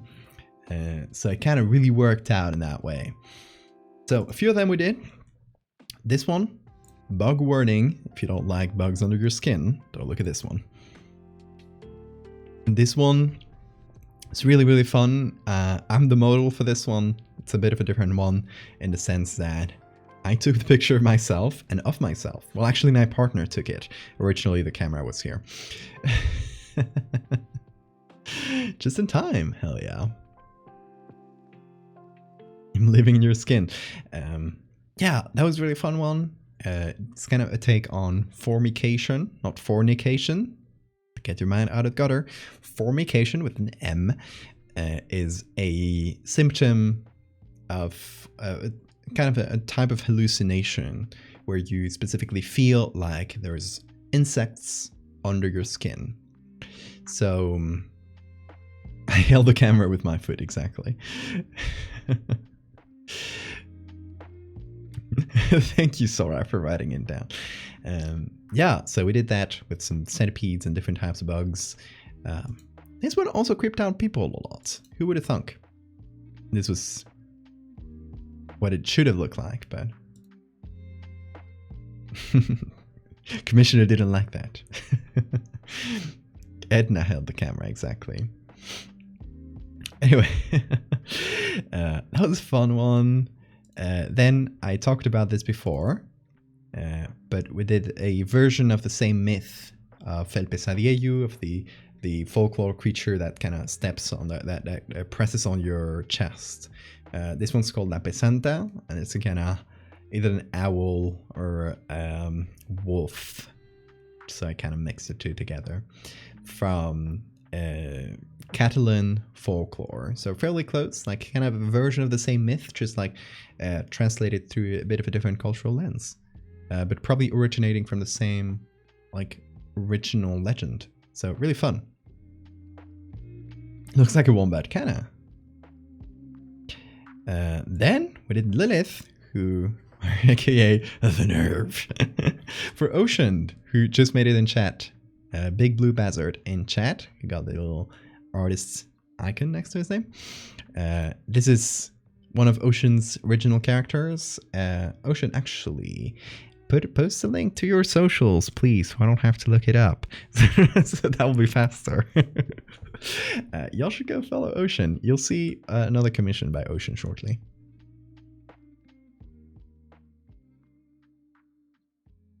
The nerve of some people. Thank you. Yeah, guys, follow the link that Buzzard just posted in chat. When are you gonna change your name, your Twitch name to Ocean? So I'll have to say it twice. Come on, think about me. So yeah, it's a space angel that looks like a nervous system. In case you want to know the lore.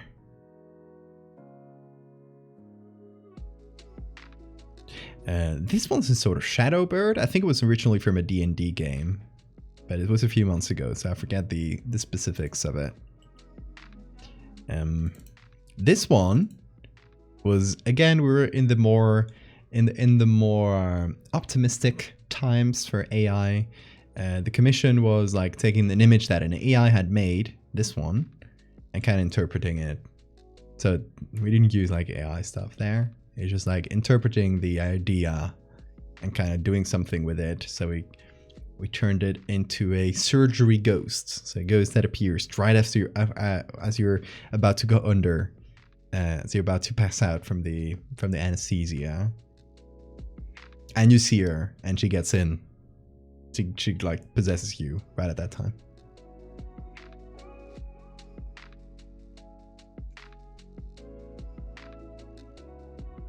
Because you linked it to your Xbox account, you can change your username on Twitch. I think up to a certain, like, there's a limit to it, but you can probably change it still. Neighbor had a roach infestation and we share vents. No! Oh no. Cockroach on your neck.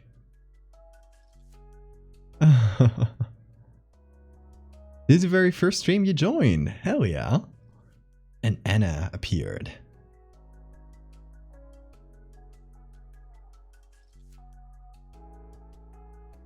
Always morally correct to steal from AI artists.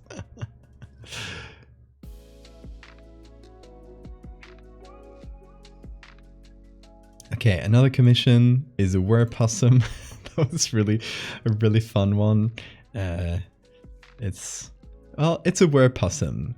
And the story behind it is it used to be a worker in West Virginia, in the in the area where there were big fights between union workers, up to like a small Civil War scale fights between union workers and police and the government, and this is kind of from that era. And there's a worker that got turned into a werepossum and now defends the other workers from the union men.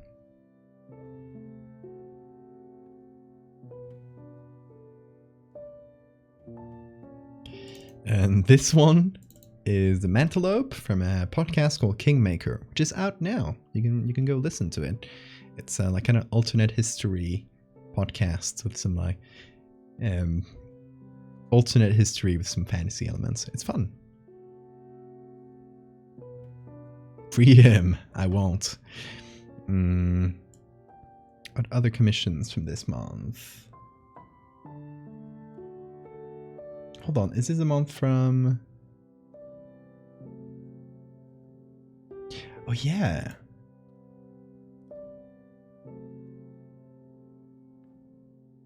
Yeah, we're in June already, aren't we? This is Pride Month. Okay, hold on. We'll do the Pride flags in a minute. I was mistaking the month. This is a commission by Sora, who asked for a... It ended up going through several phases, but it ended up being a mushroom lady. With a mushroom hands. still, once again, got really popular. Still one of my most popular pieces, I think.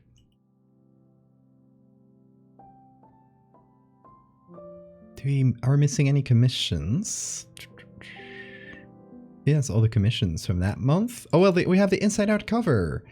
There's another, a little book cover. No, that's a full spread. There's a book cover I made for my friend Lore, who made a really goopy, fantastic book. You should go read. It's a quick read, so you should go watch it. You should go read it. The Bloody Prince, true. And damned Prince. Okay, one more from this month. It's a silly one. I just made it as a meme thing in one day or one night. And I don't know. We just turned the yippee autism creature into, like, put it in the backroom style background. Gave it a really big shadow because I thought that was funny. And then I kind of went all in and made a whole video.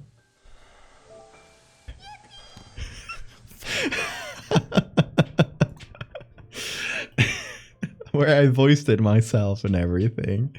It's just the image, just panning through the image and kind of zooming in and out to kind of make it into a video. Yippee. Holy shit, Jesus. Oh my god, yippee indeed.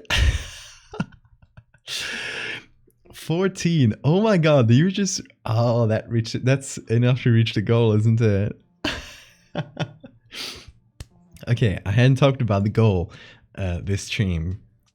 Because to be honest, I kind of forgot that we had it on. So, this is perfect. What you guys just unlocked, huge thanks to Jesus for that, for bringing us to the final number there, is the next piece of the Teriel lore, specifically Googliel's part of the lore, because Terry has, Shipetotech has like a whole series about them. Googliel is just kind of one image, so we figured it's gonna be Googliel's birthday real soon on the 20th, so we should kind of expand on Googliel's story. And here we have Googliel on screen if you're not familiar with them, and you should be. We're going to expand Googliel's story by adding another character to Googliel's backstory. And of course, to kind of play on the same like themes and stuff, it should be a demon. We'll figure out the design of this demon. I think if Googliel has like googly eyes, the demon should have like something silly about them too. To kind of like play on that same space. But it should be maybe, you know, an X of Googliel's or something like that. It should have like a funny backstory thing. We'll think about it. But I think that can be on the 20th, because that'll be funny to have to do it on Googliel's birthday.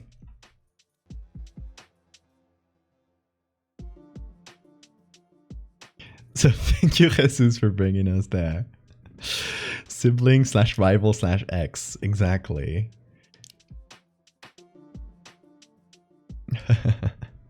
showering us in riches. Yes, Jesus really being the sugar daddy of the stream, as usual.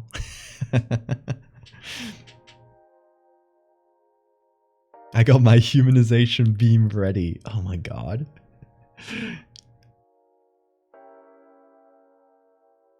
Yeah, what's the opposite? What? Well, we'll think about it as we go. We got time to think about it. We still got a couple weeks until the big day. But you guys, we should think about ideas for them.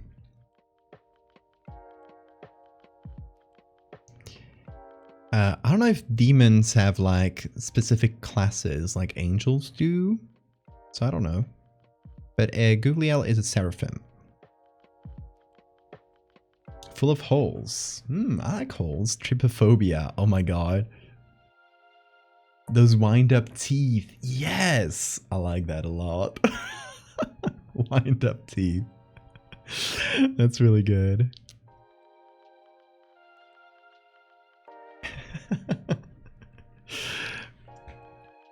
That's a really good idea.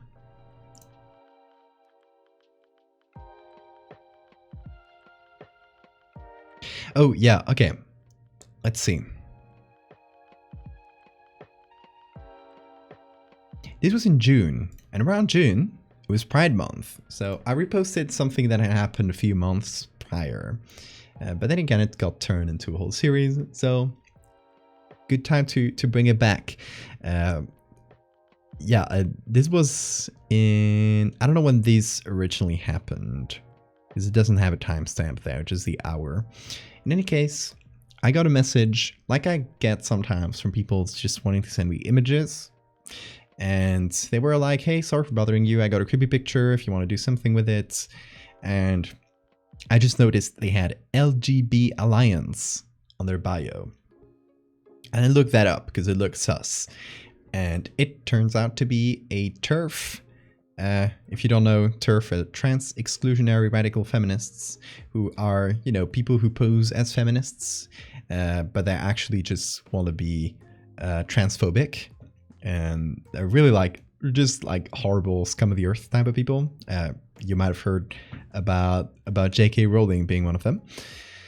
In any case, I saw that it was a TERF organization and checked their profile. It was full of TERF shit. So I said, let me actually play in their space a little bit. Let's say yes to the image. Waited for them to send me the image. And then I photoshopped a trans flag on it. I was like, I made something real creepy just for you. I know you'll be scared of this. And it was really just a really funny, silly moment. And to kind of celebrate, as it was Pride Month, I told people, send me your images and I will make, and the pride flag you want, and I'll make edits based on them. So I made a few.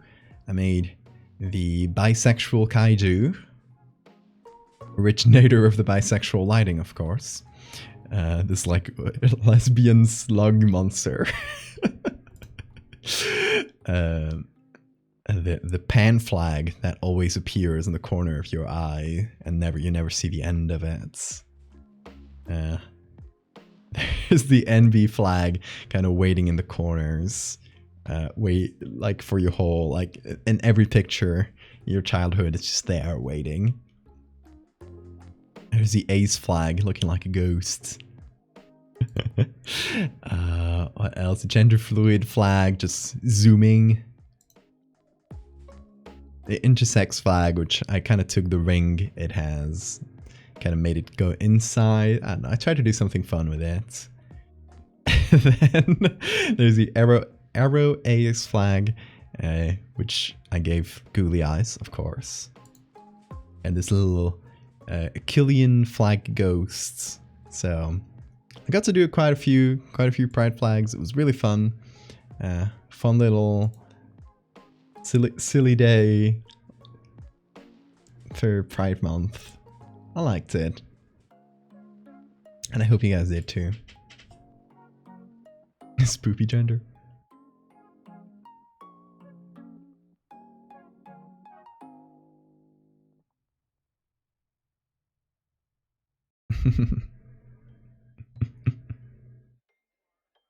That one is real. I looked back at my childhood photos and the non-binary flag is there. See?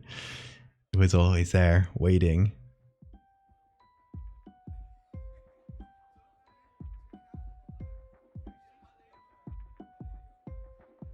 Every lesbian got stalked by a lesbian flag in a dark alley. It happens. It happens.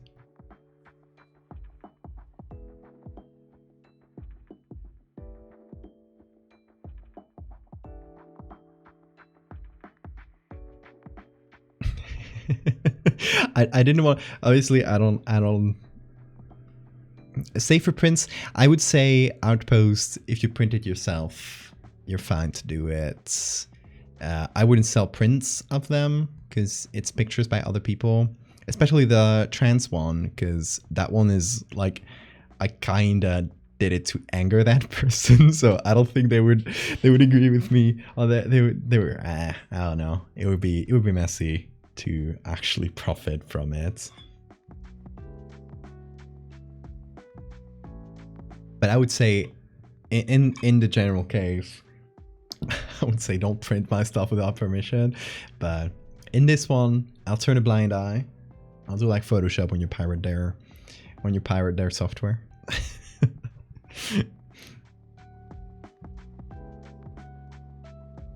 Who cares what a turf things? Not specifically that, but just like using images from other people, like and in general, trying to like profit off of that series feels icky.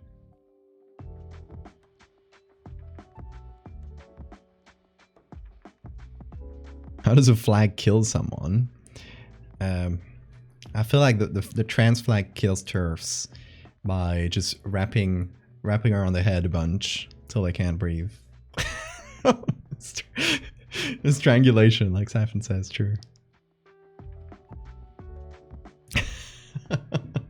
Anyway, let's continue. What else do we have from that month? Pride Month flags. Oh yeah, the Nidhogg. Where is it? Should be around here. So Nidhogg was my take on a kaiju, and this is one of the places where, again, it was the still optimistic time about AIs. We didn't really know how they had been trained, so I was just like looking into them as a tool to kind of add to the tool set at that time. So I used a few AI as textures there to create the creature in both cases. Kind of was the experimental side of it.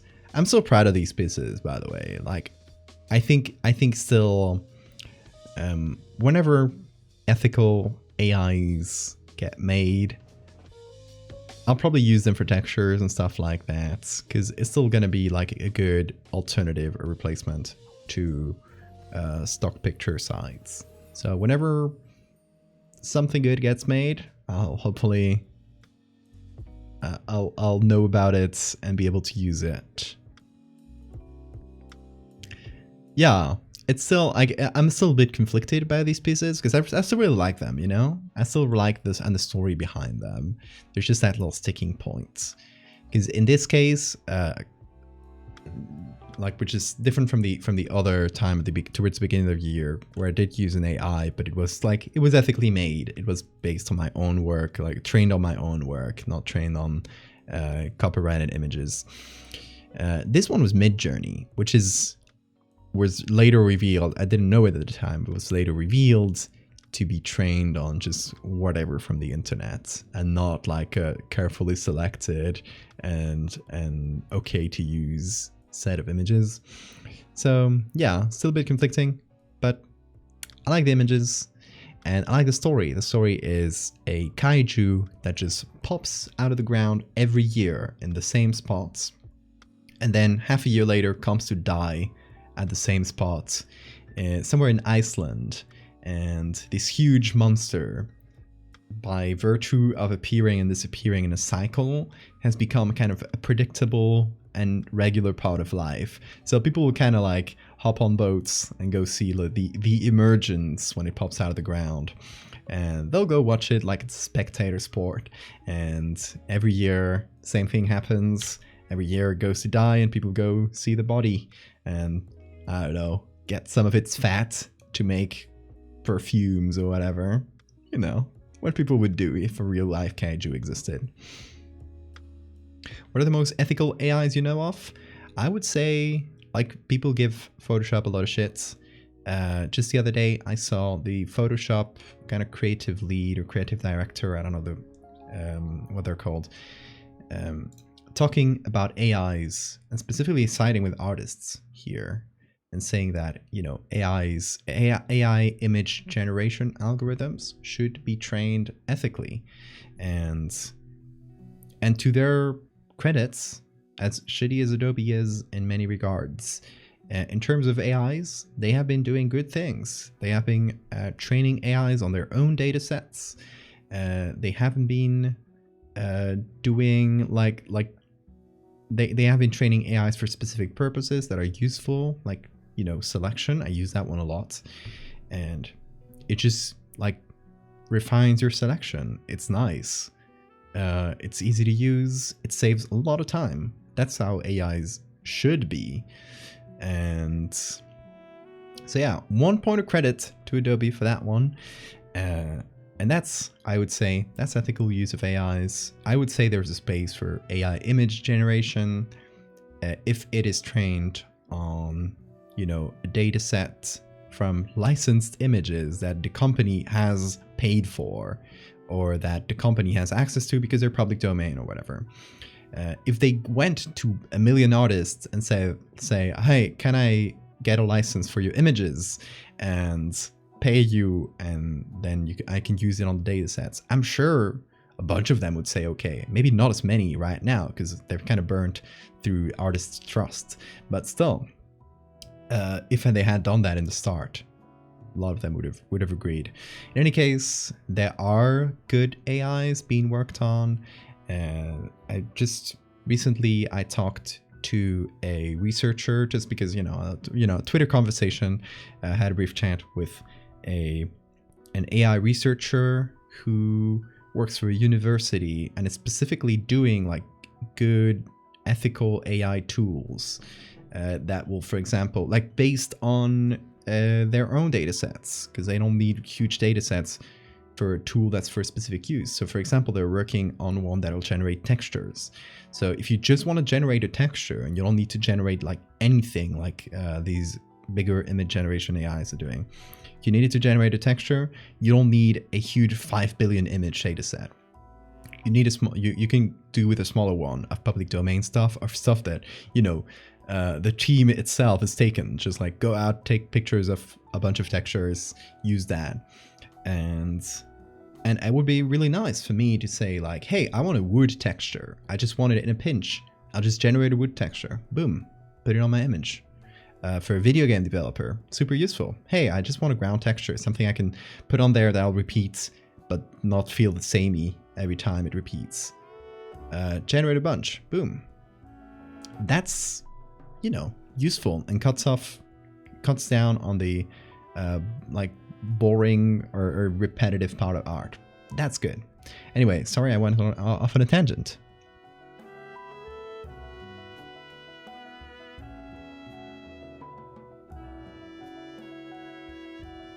Yeah, it can be a good tool for artists, but not right now.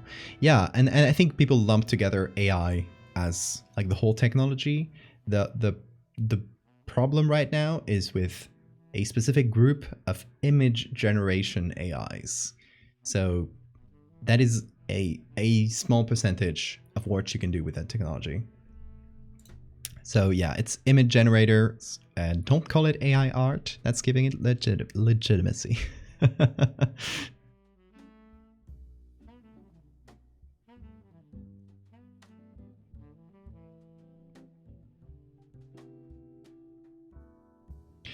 The only thing that's shit is the people that use it. No, the people that use it are kind of are part of the problem, but the people that make them are the big problem. There wouldn't be people that use it if people didn't make it, if that makes sense. Texture generation would be hugely useful for architects. Yeah, true.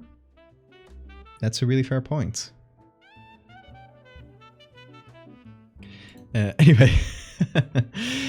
All this tangent because of that piece, or those two pieces I made. But we're up to July right now. Holy shit. And July starts out really strong because we got a fractal piece and a megalomorphic piece back to back. So this fractal piece is just call it the branch. But it's a specific group. If you remember from before, there was a fractal religion forming. A specific group within that religion kind of branches off. Pun not intended. They call themselves a branch, and they decide that they want to fractalize the world. They want to like forcefully. They're tired of waiting for people to voluntarily subject themselves to the fractal juice. They want to fractalize everybody. So they go out and they start like opening canisters of like vaporized fractal juice over major cities and kind of covering them in this mist that then when it rains falls down on everyone and kind of subjects everyone to the fractal juice. This is one of them celebrating as it rains, as reflected by a puddle. So that is where the fractal series currently is. So yeah, I know I should work on it, but a new part is coming real soon. I'll talk about it at the end of the stream. And right after that, I don't know which one was posted before, but right next to that, we got the latest part of Megalomorpha, which I should also work on. I got another part pretty close to being ready to go. And this one is, of course, Tio Alfredo. I think it's been the most popular part of Megalomorpha. I think one of my most popular pieces in general, which I'm really proud of. As I mentioned before, this was originally made in April. So as you can see, Megalomorpha takes a long time. This was originally started in April 1st and was posted in July. So you can see how it is. In any case, this is the Alfredo, and he's just a little rascal that steals blood from this family and pretends to be one of them, and lives in the basement, a cozy little place. And if you want to hear the rest of the story, I'll have to read it. But point is, someone dies, and we don't know who. Who knows? Looking fly as fuck. Good one. So yeah, still one of the things I'm most proud of from this year, I would say. I hate choosing favorites, but I would say in terms of like stories, I'm still like, I think probably the one I'm most proud of. Well, I don't know. Hard to choose, but one of them. Then this was a fun little stream challenge that also did really well out of stream, surprisingly. This was a 1-layer edit. I do these from time to time as a little challenge to myself, as a little fun stream thing. And I decided to make an angel in 1 layer. So this one was pretty complicated. It has a lot of the same DNA as Google, because, you know, kind of use similar images. I think some of them are actually the same I used for Google.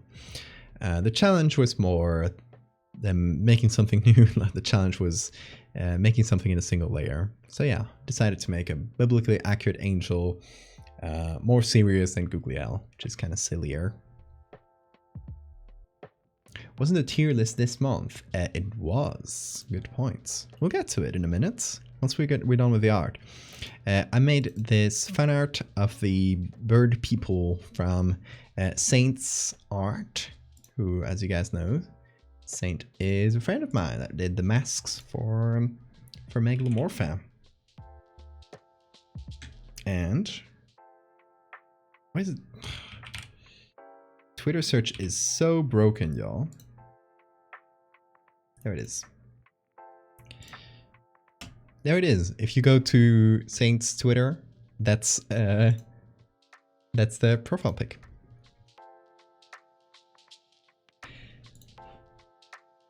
Where do I get my inspiration? Good question. I don't even know. Twitch kicked and unsubscribed people during live streams yesterday? What? Really? Was it a bug? New bug dropped? Okay, this was a pretty prolific month, actually. God damn. July was the Chad month. Look at that. We did the Flatwoods Monster. This was during Cryptid in July, which is a little challenge that Marissa's Horror on Twitter runs about cryptids. So I didn't do all of them, but I did a couple. I think 3. There's the Flatwoods Monster, kind of did in the style of a, you know, like a 1950s alien movie poster. I really like the Flatwoods Monster. I kind of wanted to do a different style for my usual found footage thing. This is Nessie, This is the only canon look for Nessie. I'm kidding. But this is one of Nessie's earlier sightings by a Lieutenant Fortis. I just call it the Fortis Nessie, who described Nessie as a land creature, not a sea creature. That was actually hairy, had a really long neck, and a hump like a camel, and a long tail. So I actually mixed. I think it has parts of a camel, of a hairy cow, Highland cow, I think, and the tail of a squirrel, and the face of a reptile, because it's still reptile. So yeah, that's Nessie. That's the actual Nessie, and you can't convince me otherwise.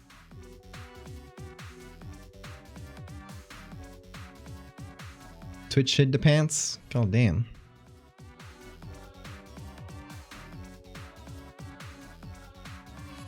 What if Nessie's just a mega sloth? I love that.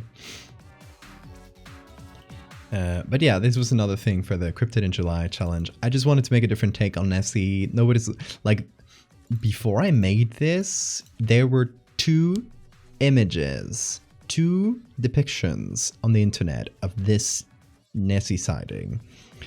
One of them from an article, from a newspaper article, and the other one by Darren Naish, Naish? I don't know how to pronounce it.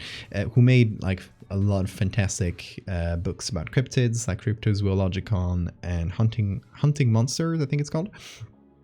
And who it's also like talks about cryptids and cryptozoology a lot on Twitter, so you should go follow him. And it's also one of the people behind the Prehistoric Planets show on the Disney show that came out last year. That was a fantastic, beautiful show.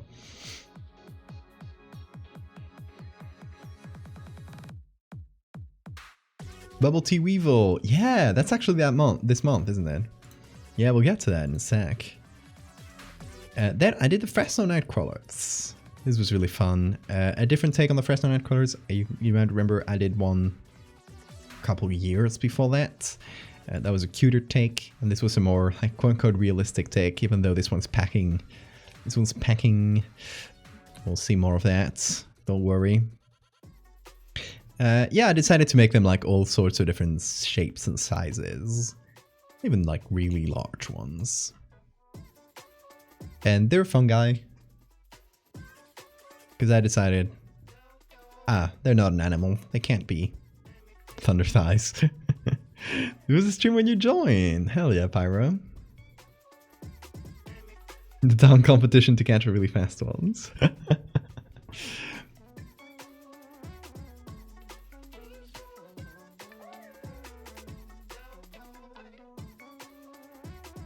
Also, as a reminder, if you got any memes or stuff you made at specific points or related to specific topics, drop them on the Discord and let me know. As usual, if you're not on the Discord, there's a link in the chat. So yeah, we did the Fresno Nightcrawlers. We did this little sinkhole thing for a commission for an SCP. That was a fun one. And then the facade, we'll get to that in a second. I did this little collab on the stream with Shen Comics, and we were both like joking on the concept of the back rooms, and we did a bunch of like silly creatures and stuff in the back room. So kind of joke around the fact that the back rooms kind of become from this like actual like original creepy concept into this like overcrowded full of creatures thing, and it was just getting a bit silly. And so yeah, we decided to riff on it by just doing putting silly things in the back rooms and kind of improvising them as we went. So this is the ones we did. This is Backrooms Tim. There's a final boss of the Backrooms. If you fight Tim, you get to become the next boss. Do you have the House of Horrors as VODs? Yes, there's actually a panel right under the stream, which has a House of Horrors logo. If you click on that, it'll bring you to a little playlist with all the episodes. So you can rewatch those. They're really fun streams. You can rewatch those anytime you want. And there's Boba T Weevil, who Anna made. Hold on. I have these. Pretty much all the images you guys have ever made for me or during the stream, even like silly memes, I save them all. I'm a hoarder.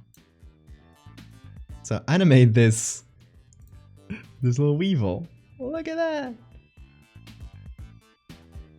I had that was my phone background for a long time. Right now it is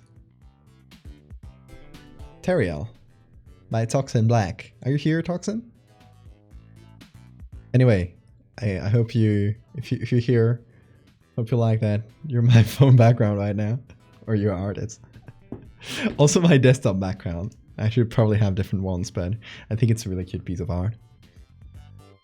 And it works really well as background, so.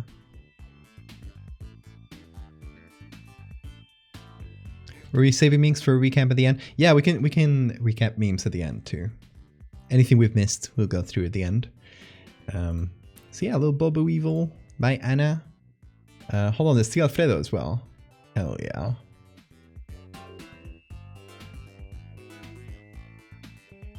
And this, I don't know if this was done at the same time or earlier or later, but I really love this piece, also by Anna. It's a study on, I don't recall the name of the original painting, but as a megalomorpha, kind of like the statues I did a while back, with like the double arms and the three little ocelli, the little eyes on the head, and the little wings. Really cool. Anna's really is a really good artist.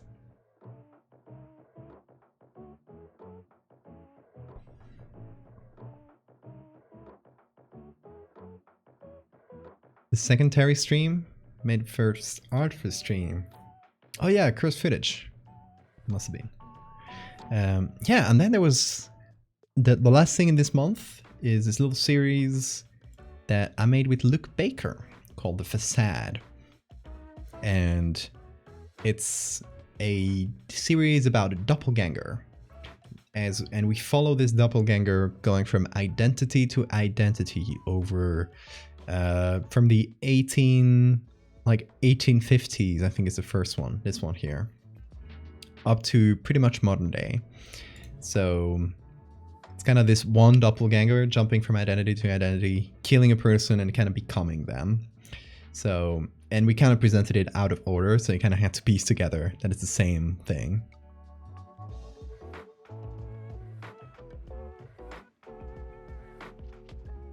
So here's a few out of order things. One of them is a crayon painting, a crayon drawing by a kid. This one's made by Luke, and the monster that pretends to be mommy. These are I think this is the one that we posted last. Kind of the studies of the skull that kept shifting and ended up taking over the person doing the drawings, who is this guy. And there's a police sketch that Luke made the drawing here, and I made the overlay here to make it into a TV screenshot. And then there's the X-ray. There's the X-ray of one of them, as you know, their mouth twists and contorts. First stream, hell yeah. I love seeing when people came in. I love when you guys point out like, hey, this was my first stream. That's fun.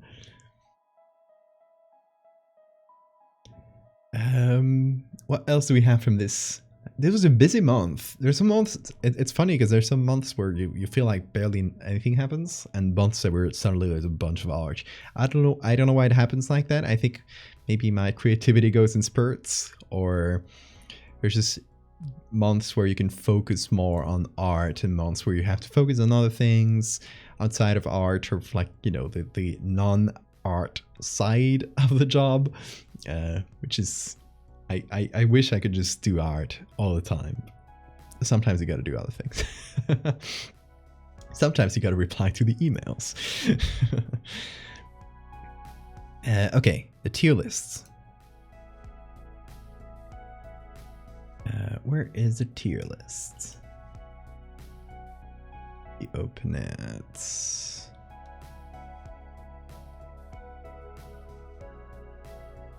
Tier list. I think it's over here. Yes. So this month we made a.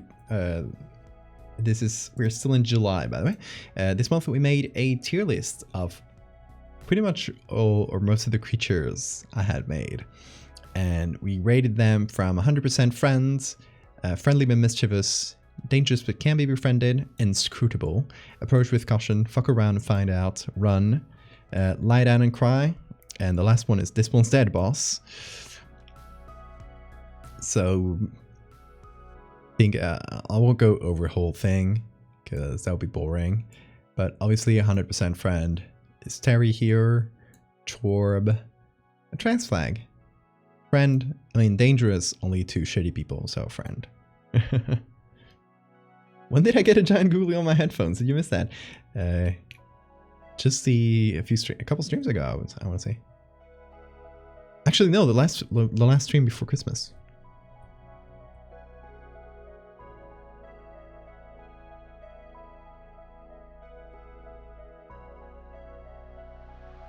But yeah, friendly but mischievous is me, of course.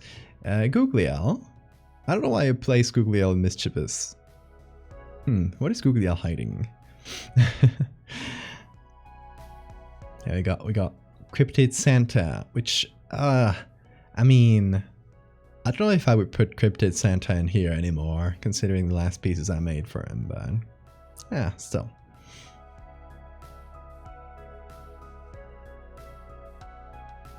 And what else do we have? Approach with caution is like most Megalomorpha. Fuck around and find out is the lycanthropes. Some Megalomorpha as well. Bunch of cryptids and folklore creatures. As usual, folklore creatures usually have that dichotomy to them. They're not directly dangerous, but if you fuck around, you will find out. And there's Run, which is like the simply dangerous ones, like Furby. Mock. Okay, Mock is in the run category because Mock really runs really fast. That was a joke. I explained the joke for you. And lie down and cry is when you had nothing to do. Like, you can only lie down and cry because it's a huge creature that you can't do anything against. Or you just gonna have bones growing out of your body, teeth growing out of your bones now. Whoops.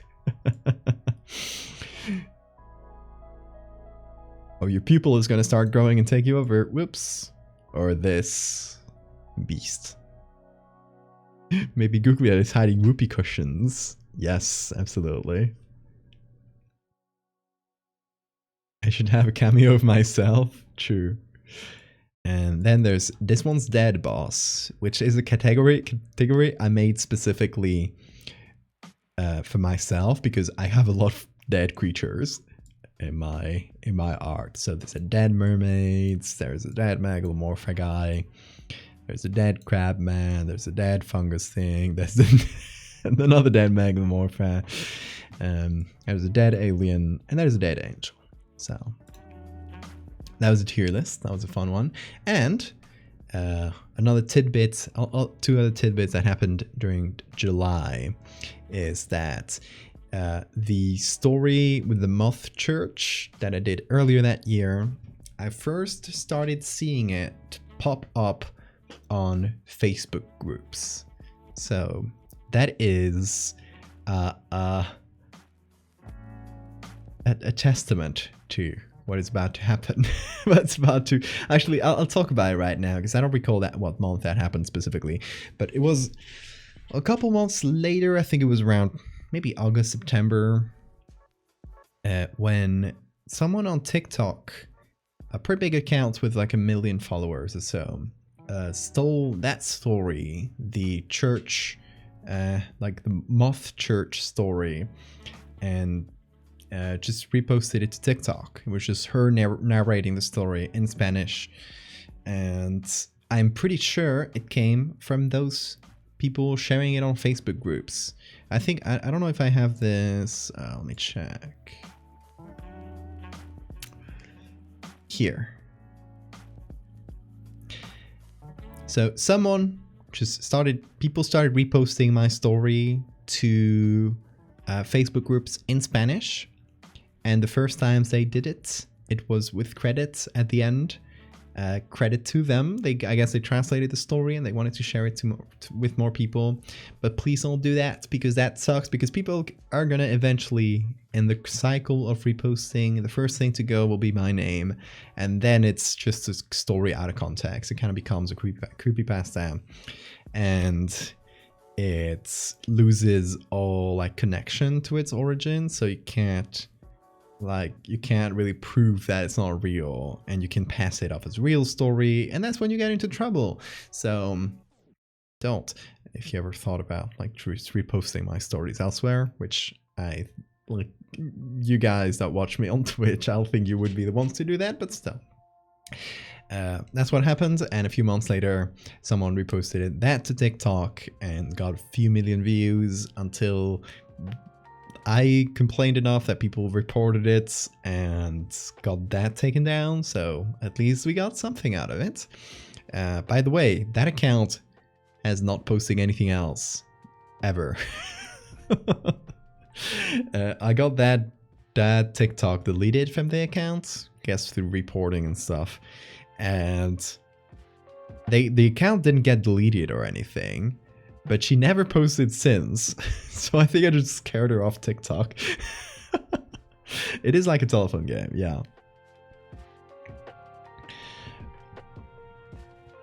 Scared her off TikTok. That was funny.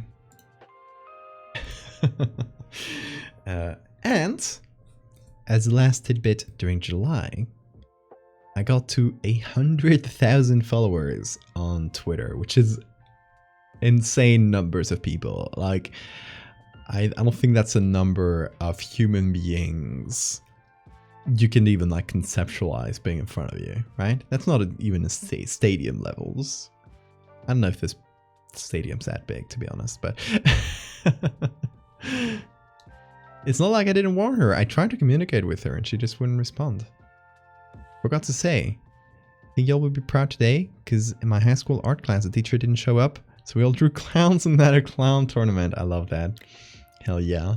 Bring the clown vibe into the real world soup. The troop lives on. We'll talk about the troop. We'll get there. That's December though. Thinking Portal.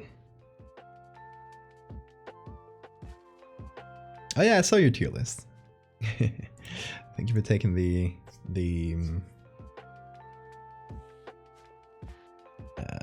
pattern, not the pattern, the base from it. I think it's fun seeing other people do their own. But yeah, where were we? Yeah, we got to 100k in July, and in August, to celebrate that, I created a little challenge called Curse Footage, where it's one of those daily challenges where there's a prompt every day, but it's only 10 days instead of a whole month, because I feel like that's more doable. So that was really fun, and a lot of people participated. I'll show you my own though, because obviously I participated in my own challenge, shocker. So here's the things I did. For the first one, I did a take on smile.jpg, which is a really classic creepypasta. So just did my own little version of it. For the second day, and for this challenge, specifically for myself, I wanted to focus on... Oh, this was a challenge, by the way. I had this prompt list, but I kind of made my own versions of the prompts, kind of like the own derivative version of the prompts, just for myself, because I wanted to kind of challenge myself to do like sequels to old things I want to redo. So for the second one, not for every day, but for the second one, I did carcinization, and did the crab person in its live version, which was a fun little challenge because obviously we only had a skeleton before, so it was fun to do like a second take on that. Like, oh, let's turn it into a real thing now. For the third one, we did El Sumicio, which is another creature from the folklore of Asturias. It's a creature that personifies the void and eats things while you're not looking. So I turned it into a frog. It's not canonically a frog, but I felt like a frog with a big mouth that eats things would make sense for that. Oh, Lady Anne was first from there. Okay. Then we did the isopod parasites, which was the kind of the medical horror one, and I wanted to do this isopod that takes over the mouth, the tongue of a fish, and apply that to a human. The attention span frog. Then I did the mermaids, which is a take on the dead mermaid you saw before on the tier list, but live. Kind of the same thing I did for the crab. Just took that dead version, made it undeaded it. And yeah, I did like a pod of mermaids. And then, as another sequel, I did the second part of the Terry series. So, aka Shipetotek. So, in this part of the series, Terry, the meat planet, goes so close to the Earth that a little part of it tears off and falls on the Earth, and kind of falls as little meat nuggets that will eventually grow and consume the Earth, but that'll come later. And for another one of these days, I did another medical horror thing, but mixed in with angels. So it's a kind of a medical, a disease that happens where third eye grows on your forehead, and that happens when you've seen an angel.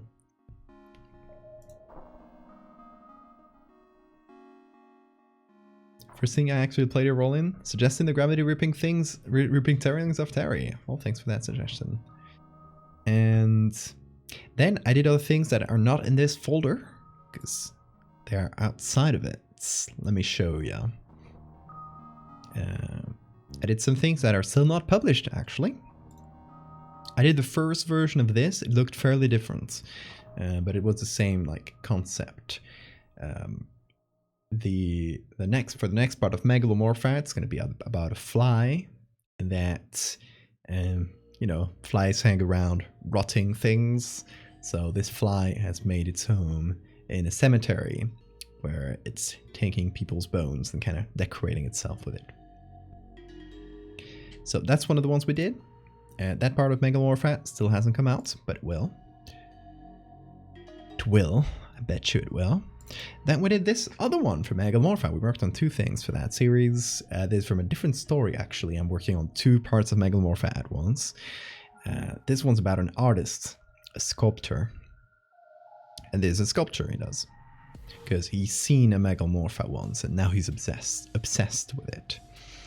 For another part, we did fractals, and we did these two. We did fractal fire and a sort of battlefield, so Civil War type internal conflict thing with fractals. So that one as well is gonna come out eventually. And what's the other one?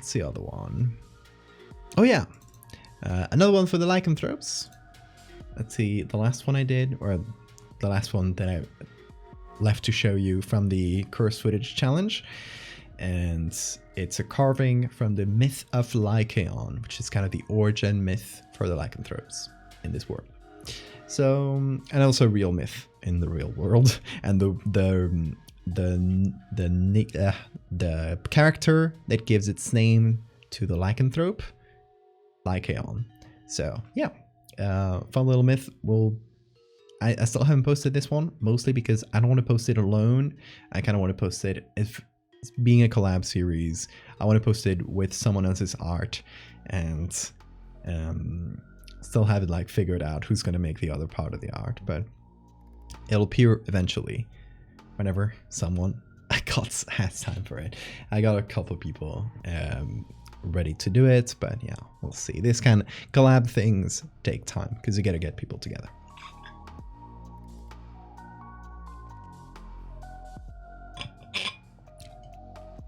The ivories, yes.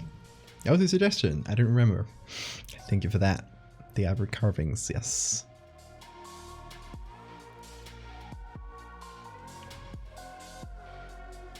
And the fan art. Oh my god.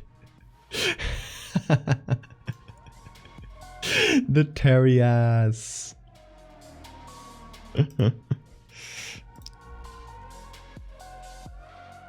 yeah, that's what I did for cursed footage. Then I did a few commissions after this.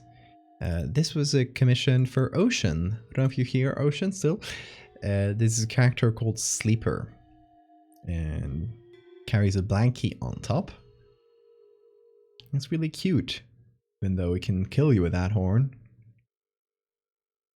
And fun fact, we used actual mummy parts for this.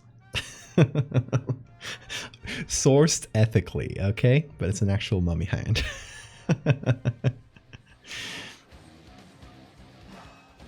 So yeah, that's another really cool character by Ocean.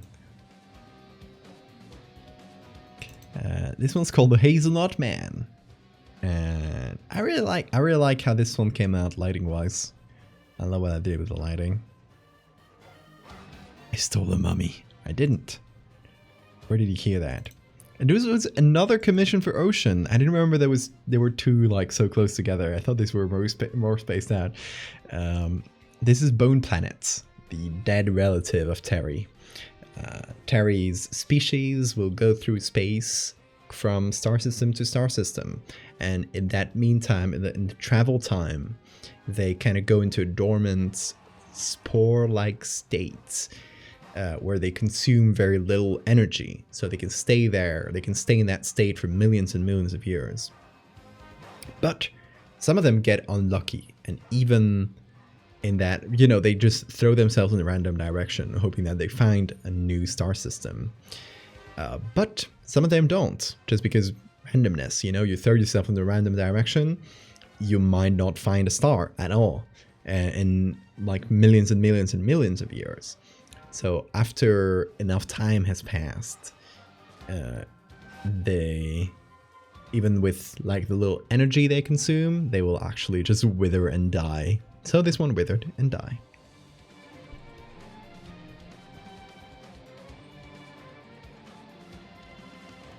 Yeah, whenever I'm up for it, it's gonna be whenever I finish all the commission stuff I got pending.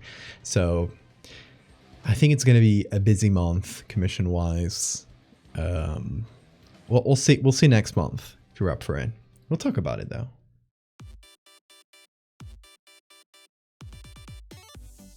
Is there a mother meat planet that all the Terrys come from? I feel like there was one long ago, but that original meat planet is not alive anymore. I feel like it was a sort of parasite that just kept growing and growing and growing, and it kind of started as a random chance of a parasite like taking over a planet. And eventually, just through random chance, it found a way to take over another planet, and it kind of continued like that. It was not a linear process. Like, it didn't just pop in and suddenly this thing knows how to control, like, move around a star system or stuff like that. That's something that I think would develop organically over possibly many generations of these Terry creatures. Mother meat. Does Terry miss them? Terry never met their parents, because by the time, a meat planet will come in take over a new planet, then dip, and as this new planet is getting taken over, which will take some time, the parent meat planet is out of there. So a meat planet will never meet their parents. Oh, very rarely. Terry's parents are deadbeat. Parents, singular. They don't reproduce sexually. They reproduce asexually. He didn't quit it. Not and go. Okay, where?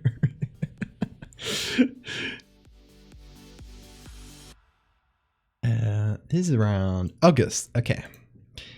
Yeah, around August is when AI shit starts hitting the fan.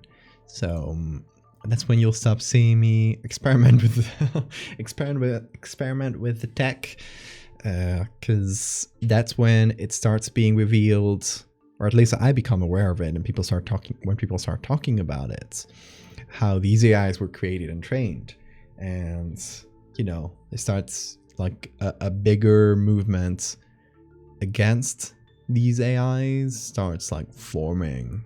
Kind of had been brewing for a bit, but it kind of starts becoming a thing, I think, towards August. So that's the second thing this year that is starting to like threaten artists in a big way.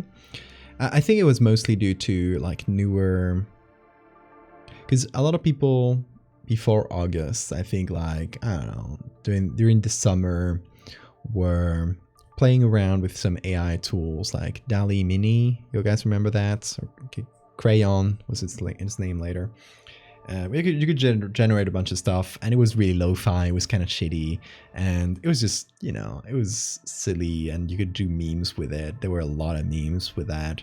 Of just like, oh, let's see what the AI makes of this silly prompt. And it was like optimistic for a while, and then AI programs came out that could actually do like really, like, to someone, to an impartial observer who may not be too aware of AI, it could look like indistinguishable from art or a photo. So it started like actually beeping in people's radars of like, oh shit, maybe humanity has created yet another horror beyond our comprehension. And yeah, this was, I think it was around August that started gearing up, and it's been with us ever since. Yeah, the memes were fun at first. When we were none the wiser, aren't they? Means when AI was just about silly shit. Yeah, truly. We missed to start by 3 hours. Oh no. Well, you're here. You made it. And that's what's important. The most fun part is at the end. I got stats for you.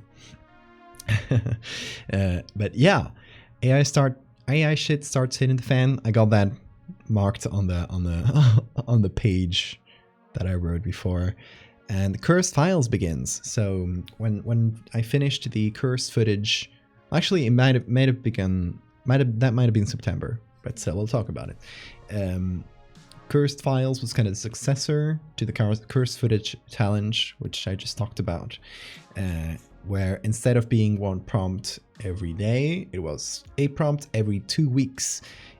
We started it a few weeks after cursed footage, I think just a couple of weeks after, 2 or 3 weeks, and it's still going on to this day. So if you go to the Discord where we're running this and go to the cursed files channel, you could check the pinned message there and you'll see the latest prompt.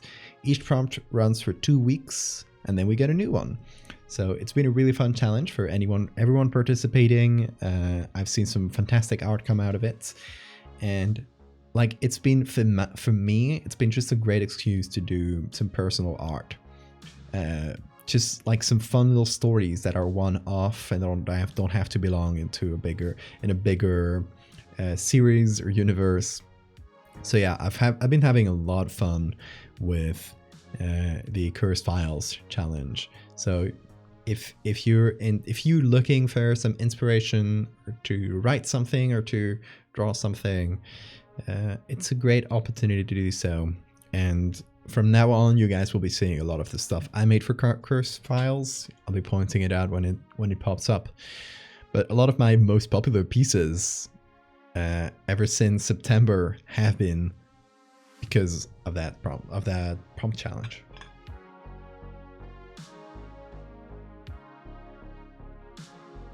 Famous artist died. Some asshole uses art to train an AI.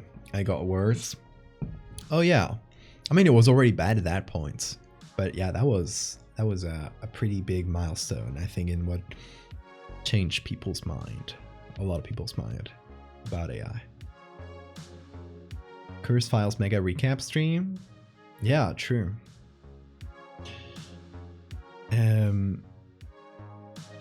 Where are we though? We are Cursed Files begins. We're at the end of August right now, and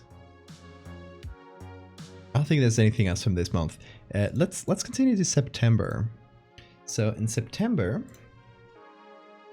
I did a few more commissions.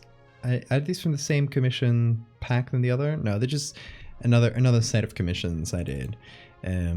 This one is for a character called Castle. Castle. I don't recall how to pronounce it. For Naughty D. It's a kind of sludge creature with bones poking out of it, but it's nice. It's chill. Don't worry. This one is for Summy. Don't know if Summy's here today. Summy, who's a fantastically talented artist on her own right, and made this cool character called the Oracle, based on frogs having their eyes inside of their mouths. And yeah, we placed them on this setting with cool lighting and a few bones thrown around the place. The Oracle will tell you the future if you give it a human sacrifice. This one was for not a D&D, but a tabletop role-playing game, and about exploring an asteroid, if I recall correctly. And the commissioner wanted one of the creatures in this asteroid is a space termite. So I did a bunch of termites, a big one and a bunch of small ones, in this big asteroid. Space termites. And then we get to Cursed Files, the first prompt for Cursed Files, which is Rot. And I called this one Human Blight. I use textures of rotting fruits and what do you call them? Slime molds. Use slime molds and rotting fruits and apply them to a human to make it look really gross.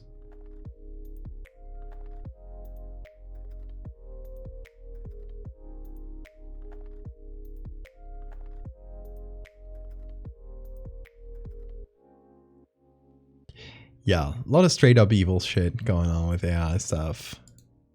Absolutely. And this one here was the Parasitoid Wasp. This one is again for Cursed Files, sorry. This was for the prompt Hollow. And the idea was this wasp injects a larva inside of your brain, and this larva will slowly eat your brain, very slowly.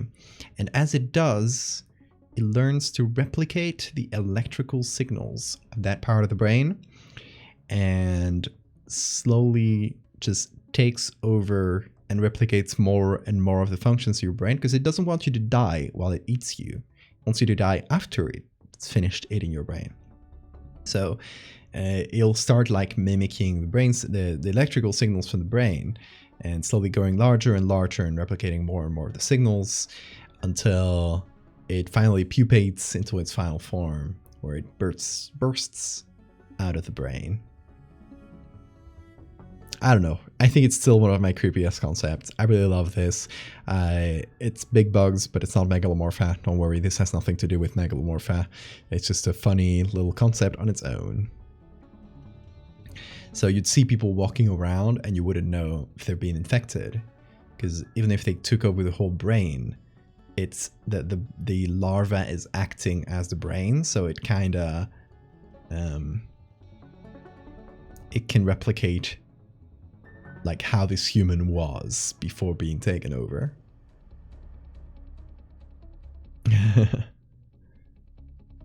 Lol, stupid wasp has autism now. Exactly. God, wasp got my ADHD. Look, I love parasitoid wasps. They're fucked up. I love them so much. This one here was a silly like stream meme where I think it was after a donation goal. You would have Terry eating the James Webb Space Telescope. So I took an image from the James Webb and slowly made Terry get closer and closer to it, and kind of painted it as like, oh, breaking news, we have lost contact with the James Webb Space Telescope. Anyway, just a silly little aside to the Terry series. No, Terry, that's expensive. And this one here, you'll see a lot of my art at this point starts being for the Curse Files challenge, because it's just like, it's such a creativity boon for me. This one is for the prompt warning. And I decided to do a bunch of cursed warning signs. You probably know this one. It's literally my most popular piece, like post ever on Twitter. So yeah, it's just a bunch of warning signs. Warning, do not look away from this sign. Caution, you're in a recursive area. Do not look side of the exit. Do not. Have you seen this dog? If you do, run. Hold on, you can't see the best part. The dog is in the corner. Don't look at the lights. And this one, which is wordless, but it's still a warning sign. Thank you so much for the art here, Anna. This one's just a chair that says occupied. Please don't sit there. This was an older thing I made that never got used, and I kind of reused it for this project. Oh, okay. This is I think all of them for September. Let me see. Oh, okay. I posted the Black Hole Sun one. So this was actually from Erie-Vember. The prompt was Black Hole Winter. I kind of had this piece made back then, and then I never figured out like what to do with it. I think that I thought it looked pretty, but like there was nothing to do with it, so I kind of forgot about it for a year, pretty much. And then I came back to it, and I was like, let me just do something silly with it. So I posted it with the prompt, with the caption, or something close to, "Good news! We have captured the clearest image ever of a black hole. Bad news, the sun is gone." Anyway, I just posted it with that. It did well, so I'm glad. Like, at least like the silly direction with it was a good way to go.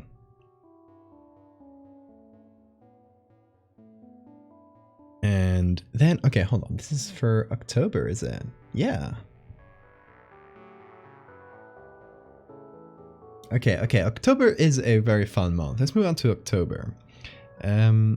First thing we did here is this one for the prompt Buried. There's actually a part 2 to the Dead Angel that I did for November last, like 2 Novembers ago. So actually this was in Erie-Vember as well. This was the original image for the Dead Angel.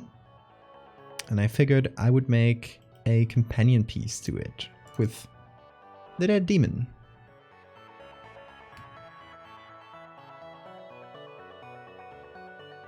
First stream with the wheels appeared. The wheel invasion.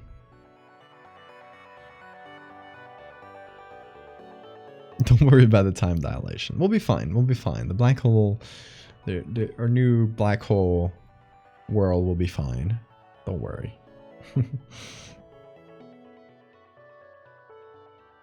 Okay, so October we did that one for the buried prompts. Then we did this one. This one was for Halloween. It was my Halloween-y piece. Kind of went for a very different style here, where I just made it 2 colors, but just black and white, and made it really grainy, just like heavily filtered, and decided to depict a witch's Sabbath, or kind of coven.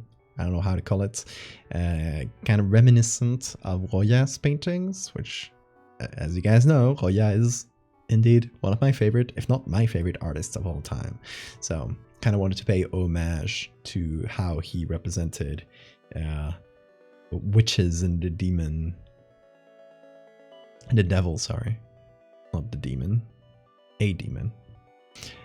So yeah, that was a fun one, and that also marked the launch of the merch store, which was also a really fun little thing that I did this year. So if you go to the link here, you will get to the merch store.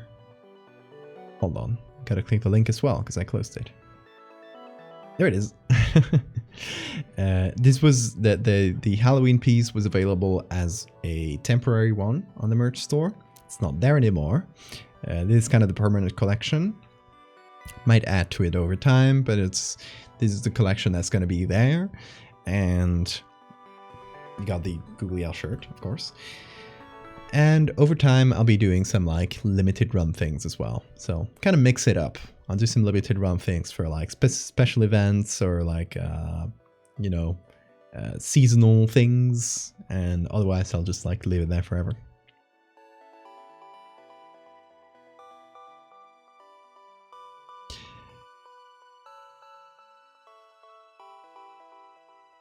Okay, and another fun little thing for October was this creature, which was like pupillosarcoma, was made by the Patreons. So this was, again, like designed by committee, but with a little bit of order. The idea is, if you're a Patreon, every so often, randomly, I'll do these little design events. And this one was, let's create an Eldritch God. So through a series of rounds of polls and the patrons giving ideas, we ended up with a final design, which was a god of sort of like newborn god of nature made out of the nuclear fusion in Chernobyl. So it's kind of a god of radiation, a sort of newborn eldritch god that represents kind of ruin and like the coming back of nature in a way. And it's based on the elephant's foot, exactly. The elephant of foot fame.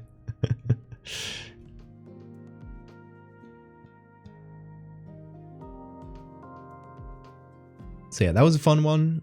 Once again, do check out the Patreon if you want to support me in general. If you want postcards in general. Also, let me hold on. Someone get the self-promote reward, please. Someone do it. Don't hold me back. The elephant's foot in the room. Thank you, Marina. Okay, now I can do it. I have... You guys didn't hold me back. Let me show you. Oh, I have two of these, okay. These are the postcards I made for your Patreon. This was the one for December, for Christmas. You can't get that one anymore. It's You Better Not Cry with Santa going down the chimney. This was the one for November. Mycelial infection. For October, of course, we got the Witch's Sabbath. September, we got the warning signs.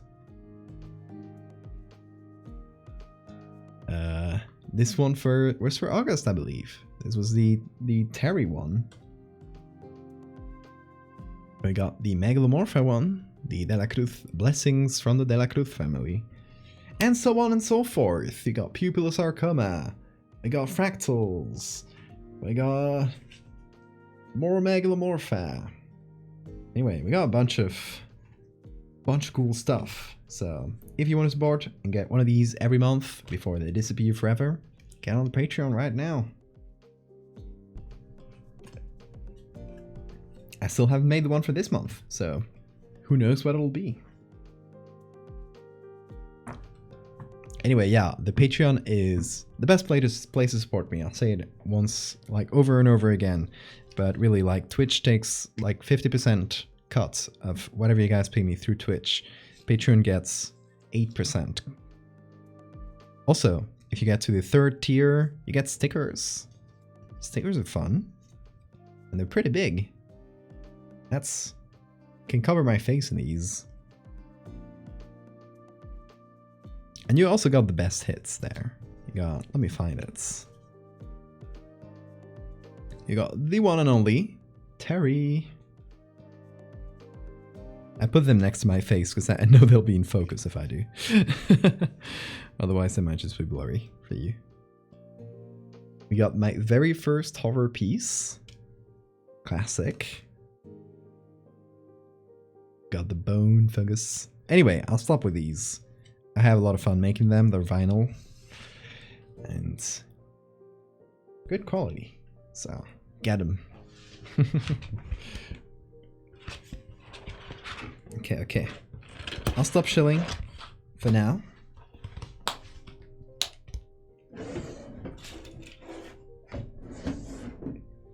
This postcards will cure your pupillosarcoma, exactly.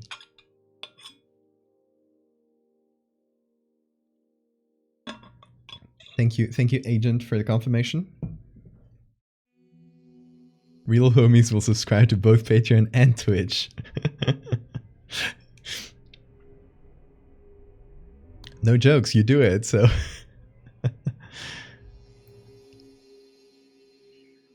Fine doing a 10-minute edit to stream?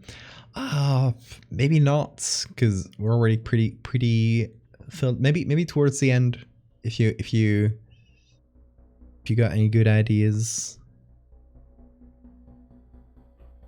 When we finish the retrospective, just not break it up. The bungus, the bone fungus. Okay, and October. Let's get back to October. October had a couple other fun things. God, so many. What should I start with? Okay. In October, the YouTuber Curious Archive made a video about my work, which is... I'm really happy with how that came out. Let me actually give you guys a link.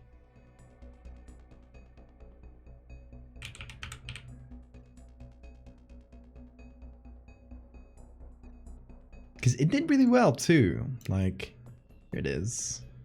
It has Meat Planets, has Terry on the cover. 732k views. Damn, that's wild. So like it's been going up too, which is like he keeps doing well. It's gonna get to 1 million, I bet. Anyway, yeah, that video was great, and I got to speak. Like I got to appear in the video and speak throughout it as well, as different like subjects popped in. So it was really well done. Like it kind of cycled through for a few different series. It skipped the fractal one specifically because there might be a specific video about the fractal one when that one is done eventually. But yeah, that was really fun. Fun little moment. Here's an idea. Hair in your mouth that just keeps going and going. Oh no. I hate that. Very cursed. And something really important happened in October. You know what it is?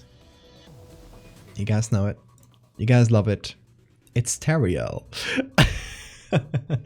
In October, I did a little joke on the Discord about people shipping Googliel and Terry together. And then people took it very seriously and actually started making art for this ship between a googly eye angel and a meat planet.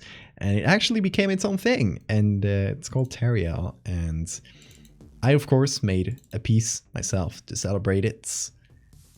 To celebrate this newborn love. But actually, let me pull that up in a different. I got a whole Teriel folder in my fan art folder because there's so much, y'all. Is Anna still here? Anna, I'm calling on you. I think this was the original one, was by Ocean, who just made the new bless emotes. Perfect time to use it. And here, I think this was the very first piece of art made for Teriel. So, and actually, if this didn't exist, I don't think the ship would have really taken off. So, huge props to Ocean for that. What else do we have? This one was one of the early ones as well. Really lovely. This one as well. And then we got a bunch from Anna, who made a humanized version. Looking for, here it is. Humanized version of Terry and Googliel specifically. Kind of in a is it called an AU, right? Alternate universe, where instead of Terry destroying the Earth and taking it over with to become a new meat planet, Googliel, I guess, intercepts. You'll correct me if my description of the AU is wrong, but Googliel intercepts Terry and stops them from destroying the Earth, and actually through angel powers helps Terry, gives Terry a human form, and they both go down to Earth as humans and kind of live there for a while. Show the recent refs. I don't have those downloaded. Hold on. I should have. I've been a fool. I assume those are in the Discord though. So let me pull them out real quick.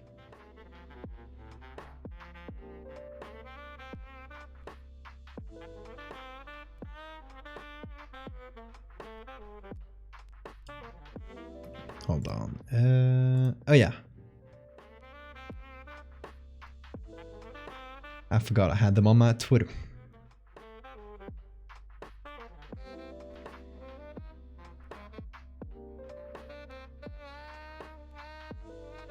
There they are.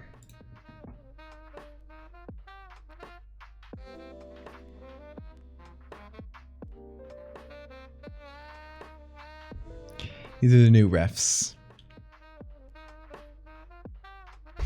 Val being the how do you do fellow kids. Totally. So this is Googliel humanized version and Terry humanized version. They're both in their more and less eldritch forms.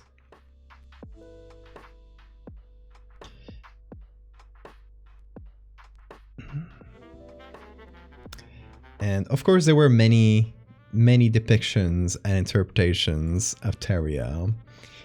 I'll show a few of them here. This one's by Leo Cryptid. It's using the same humanized forms. And this one's by King Hermit Crab. Also in both forms.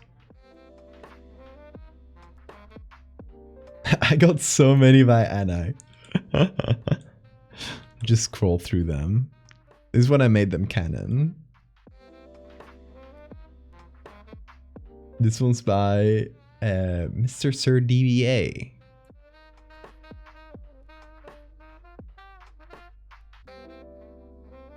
This one's really funny.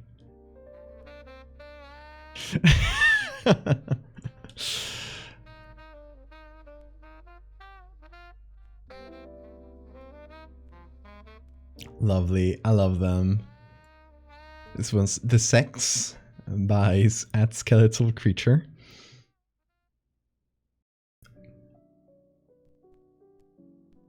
So many doodles. I save everything. I told ya.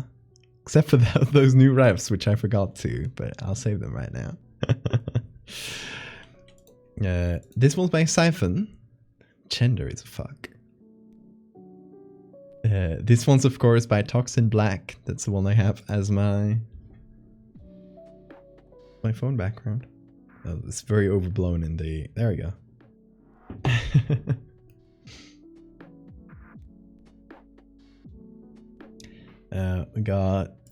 We got some memes. I love this. I'll show you the memes I made myself too.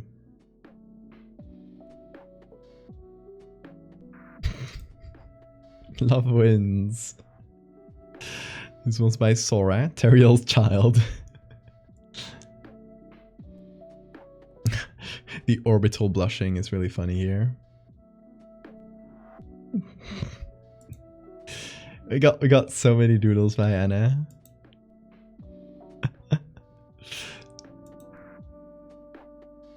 My god, as Pokemon trainers.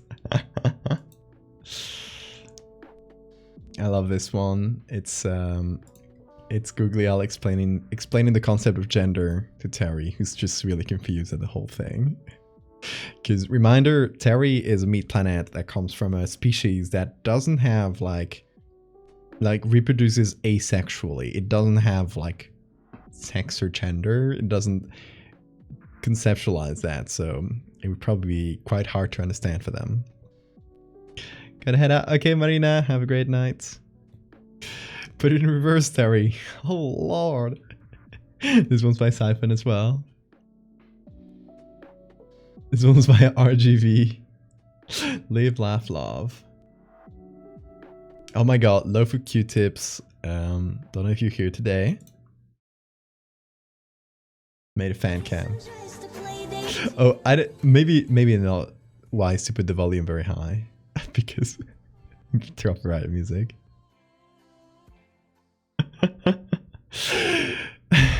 The Teriel fan cam. It needed to exist. Oh my god. It's so good. You know those book covers of a man wrapping his arms around a woman? That would tell you. Yes, please. Oh my god. The fan cams and everything. It's so good. Y'all are incredibly talented. Also, we'll do a meme roundup at the end. Because we got plenty of memes that I got saved on my little folder. Where are we though? We are in October. So you know something really cool that happened by the end of October. And I think I might need to find the tweet for this. Hold on. Should take a second.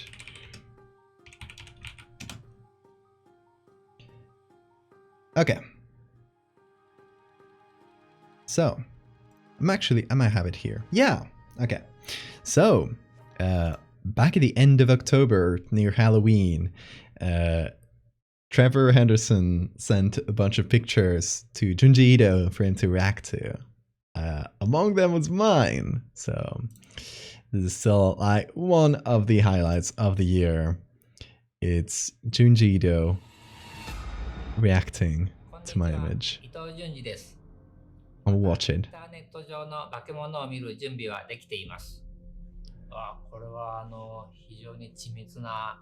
Okay, Anna, have a great night. Thank you for coming, and thank you for lasting until your fan art appeared. Thank you for making all that fan art. Good night. ペンでどんどん書き込んじゃうんですけど、この絵を描いた方も多分同じではないかなと思いますけども。Okay. 非常にWhat's the next one? 高いところまでペンで描いてあって、そのペンのペンタッチがこの怖さを、醸し出して。It was a really good piece, by the way. はい。とても The detail.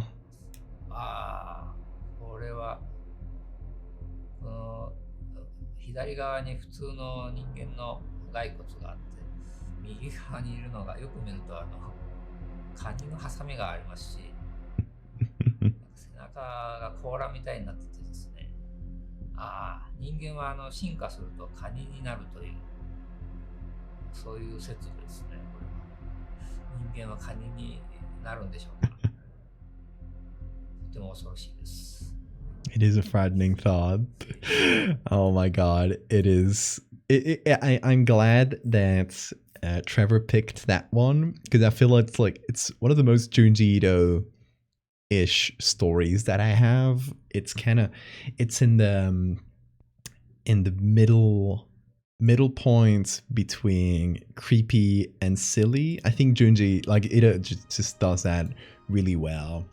Where there's a little bit of the absurd in his horror, and he really knows how to harness that. So I feel like humans evolving into crabs is a premise that you could see in a Junji Ito comic. So I feel like that really, it was a really good choice to show to him. I feel like it's the kind of thing where it's like, oh, now he's thinking, you know?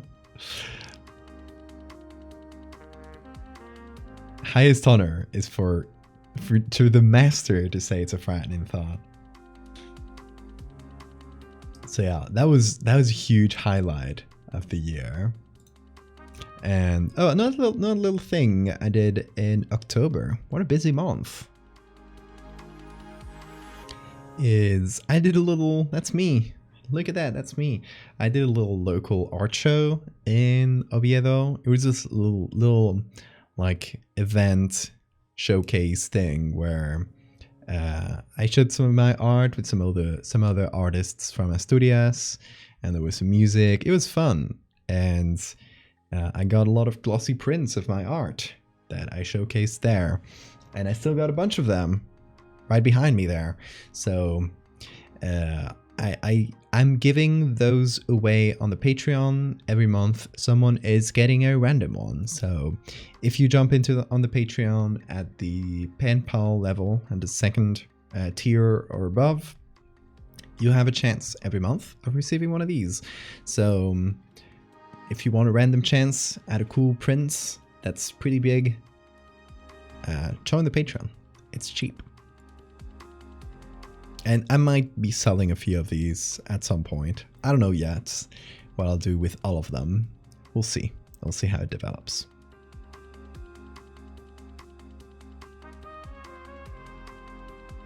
The Mega Canvas collab. Yeah, that's true. I didn't have that noted down on my document. That was in Halloween. That's true. Yeah, we did a really fun Halloween stream. Thank you for reminding me, Siphon. We did a really fun thing on Halloween. I got these saved. Hold on. What folder do I have these in? Huh.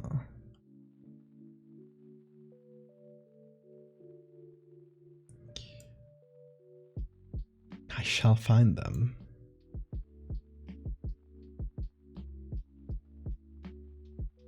I have no idea where I saved these in my files. They will pop up one day or the other, but I can just show the stream. So back in Halloween, there we go. Back in Halloween, I let you guys be the artists. It was a really fun time.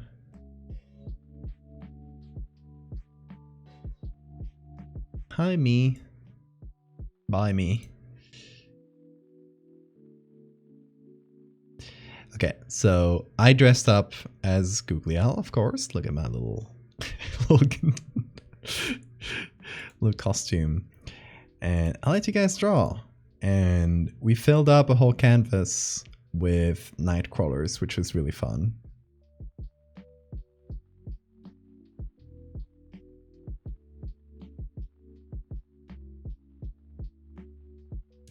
You have the files. Can you send them to Livestream portal?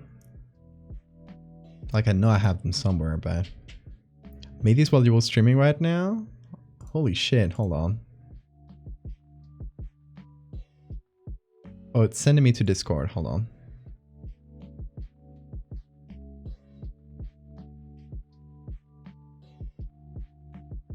Is it the one in our dungeon? Oh, that's fun. I like it. This should be a yearly tradition. It should.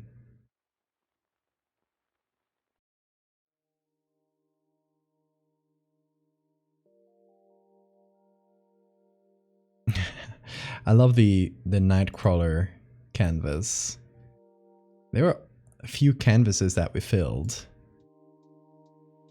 Yeah, I can show them in livestream. If you can post them, Siphon, in livestream portal whenever you find them, let me know, and I'll show them as well. Show the full things.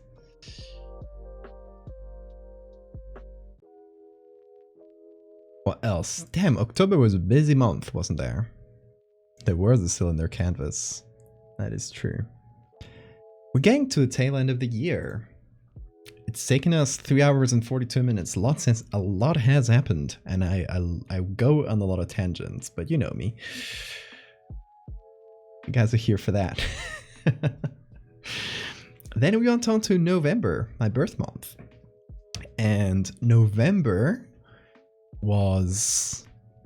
They're in the portal. Okay, hold on. We'll take a look at them and then go on to November.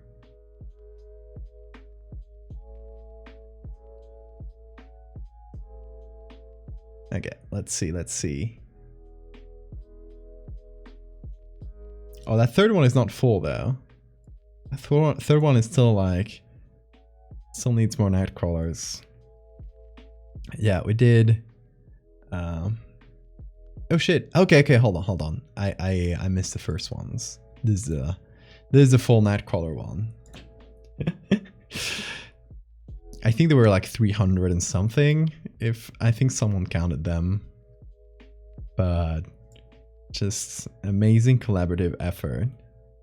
Here's the first instances of the cake top Nightcrawlers.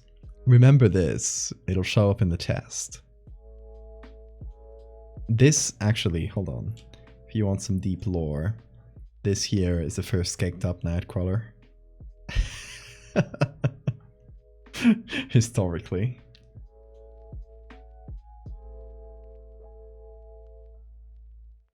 Okay, this is the unfinished version of that. This is a little googly owl I made. Oh, look, here's the Oracle, showed up again. And here's Lilith, who showed up again too. Mothman. He's one with a bunch of cylinders, which includes a Terry cylinder. That's by Bastron, thank you.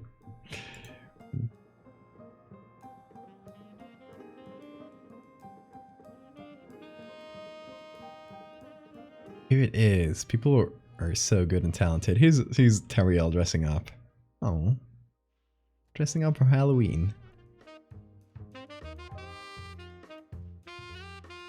The caked up Nightcrawler iceberg. The deep lore.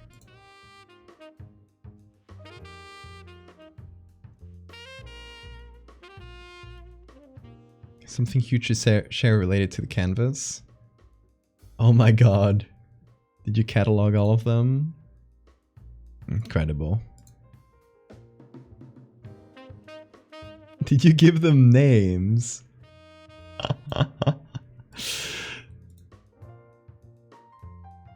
You have hyper-focus skills that I envy. Oh my god.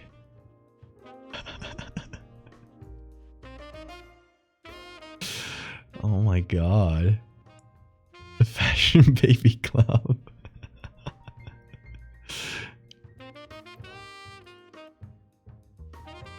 Incredible. How many? Hold on. How many are you up to? 112? Amazing. That's you should count the words of writing here, because you're gonna write a novel just from these. You'll finish someday. Don't feel forced to. Oh my god, what a piece of work. Simon, you're insane. You are.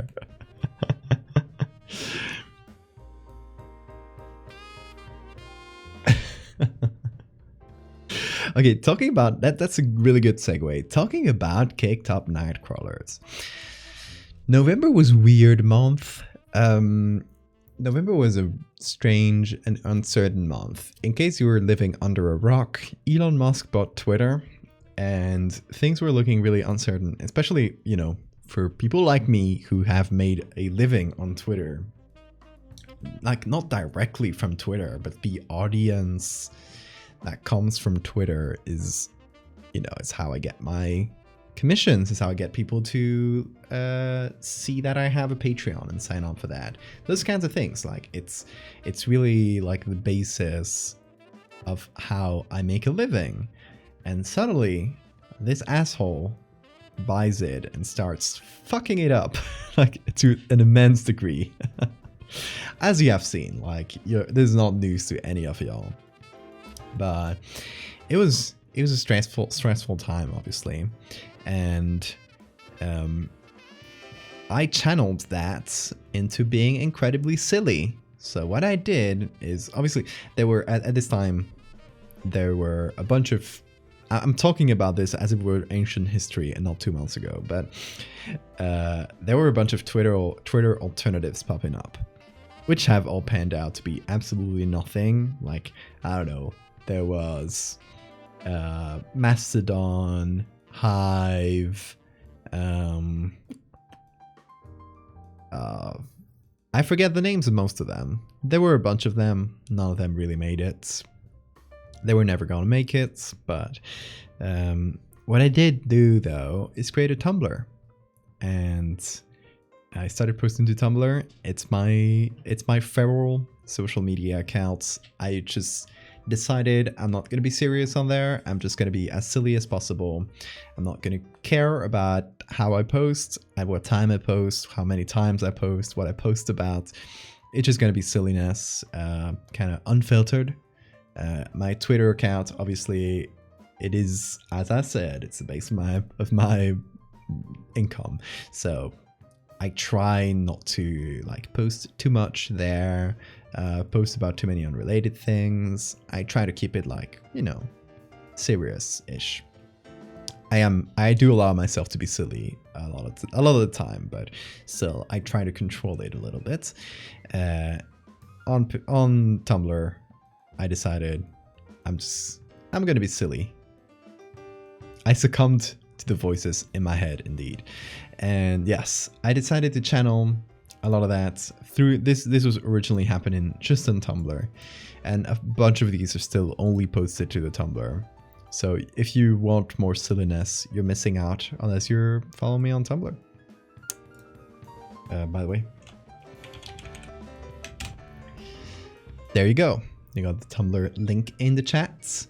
Also, my asks are always open on Tumblr. Feel free to ask me stuff. I don't promise I'll reply to all of it, only if I got a witty or good response to it. And like, I think I got like up to hundreds of unanswered asks there, because I get a lot. But still, ask me stuff there. I'll try to reply to most of to all that is in my ability. My asks. Anyway, I started doing cheek top night crawlers. So it started with this one. This actually started in the Patreon Discord, because someone posted this image, they were pointing behind a cornfield saying like, I need to get there and it's nighttime. And I found that image kind of funny with the pointing finger. And I decided to just put a caked up nightcrawler there as a joke. And then I decided I'm going to be feral and stupid on Tumblr. And I'm going to do a lot more. Crawler Kulo.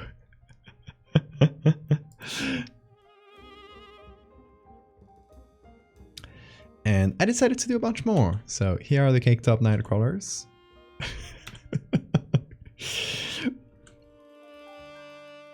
Some of them are more caked up than the others. But you know how it is. No one's born with a perfect cake. And there's this one too that I missed. So I did a bunch of caked up nightcrawlers. People really like them on Tumblr. I also did fan art for the first time in forever. Literally, I've only done fan art of like Trevor Henderson creatures, and this is for the Owl House, which is an animated show. I thought it was funny to do like make this character who's canonically always like people are always like startled and scared of him. So I decided it would be funny to paint them with a realistic paintbrush like this and kind of explain why people are constantly scared of this thing. Yeah, that's the owl. That's Hootie, the owl in the front, the owl at the front door. Really good show, by the way, The Owl House. I really recommend it. And it also did really well. Dana Terrace really liked it. Who's the maker of the show. And then I decided to do more caked up cryptids. I did Mothman, and this based on the original sighting of Mothman, who was described as a headless kind of bird with two big red eyes on its torso.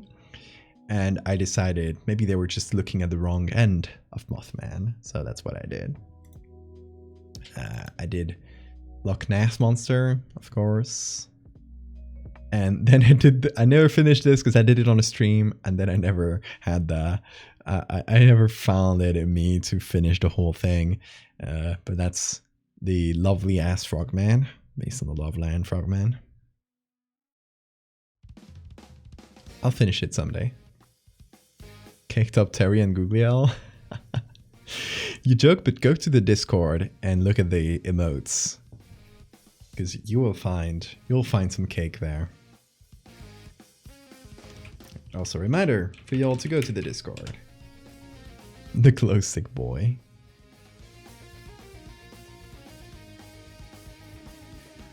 So yeah, that was fun. It was a silly month. Just allowing myself to be silly and feral. And also it was my birthday, and also I went on a trip during, like, that month was kind of short for me, because for 10 days, I think it was, I was out on a trip to France with my partner, and then visited some family and spent my birthday there.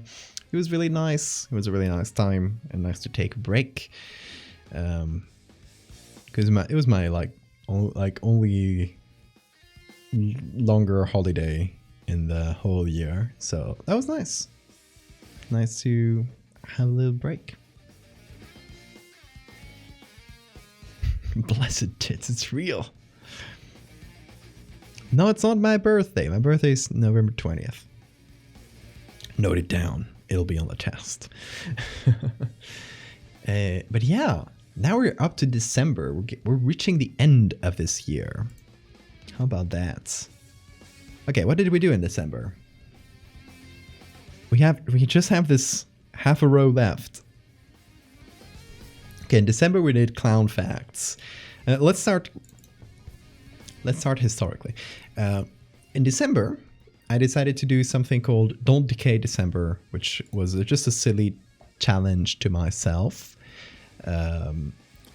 Just to do a lot of streams, because I had been missing a few streams due to, various reasons. And I decided to catch up. I would do a little challenge where I would just stream every day until I couldn't for whatever reason. I think we did like a week and something. There might have been a day that we missed or something, but yeah, we did quite a few days of streams. During the first day of those, we streamed with Oki. There was a double stream where we were both streaming to each other's channel. By the way, shout outs to Oki.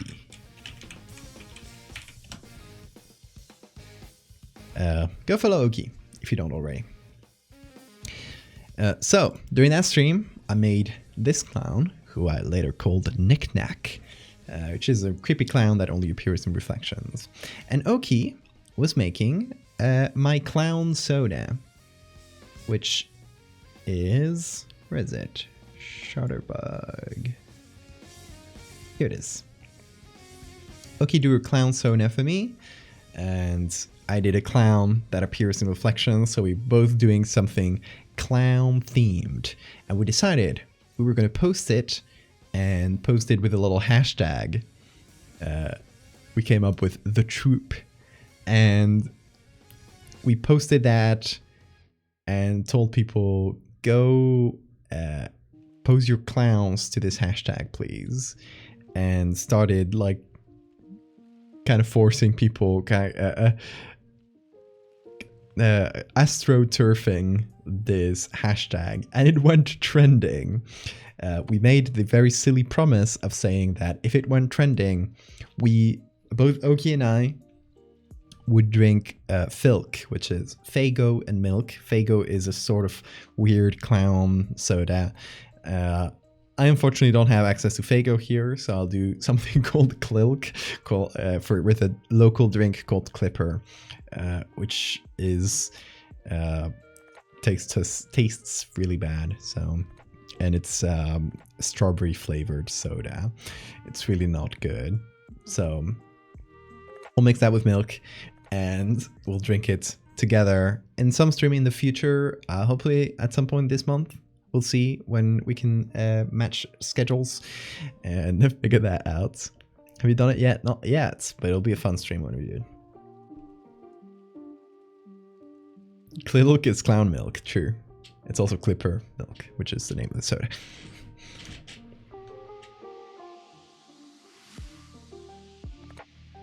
So yeah, that was a really fun little moment, and kind of using taking that initiative with clowns, I revived an old idea I had a couple years ago now, called Clown Lore, which was all about doing like, fun fact, did you know?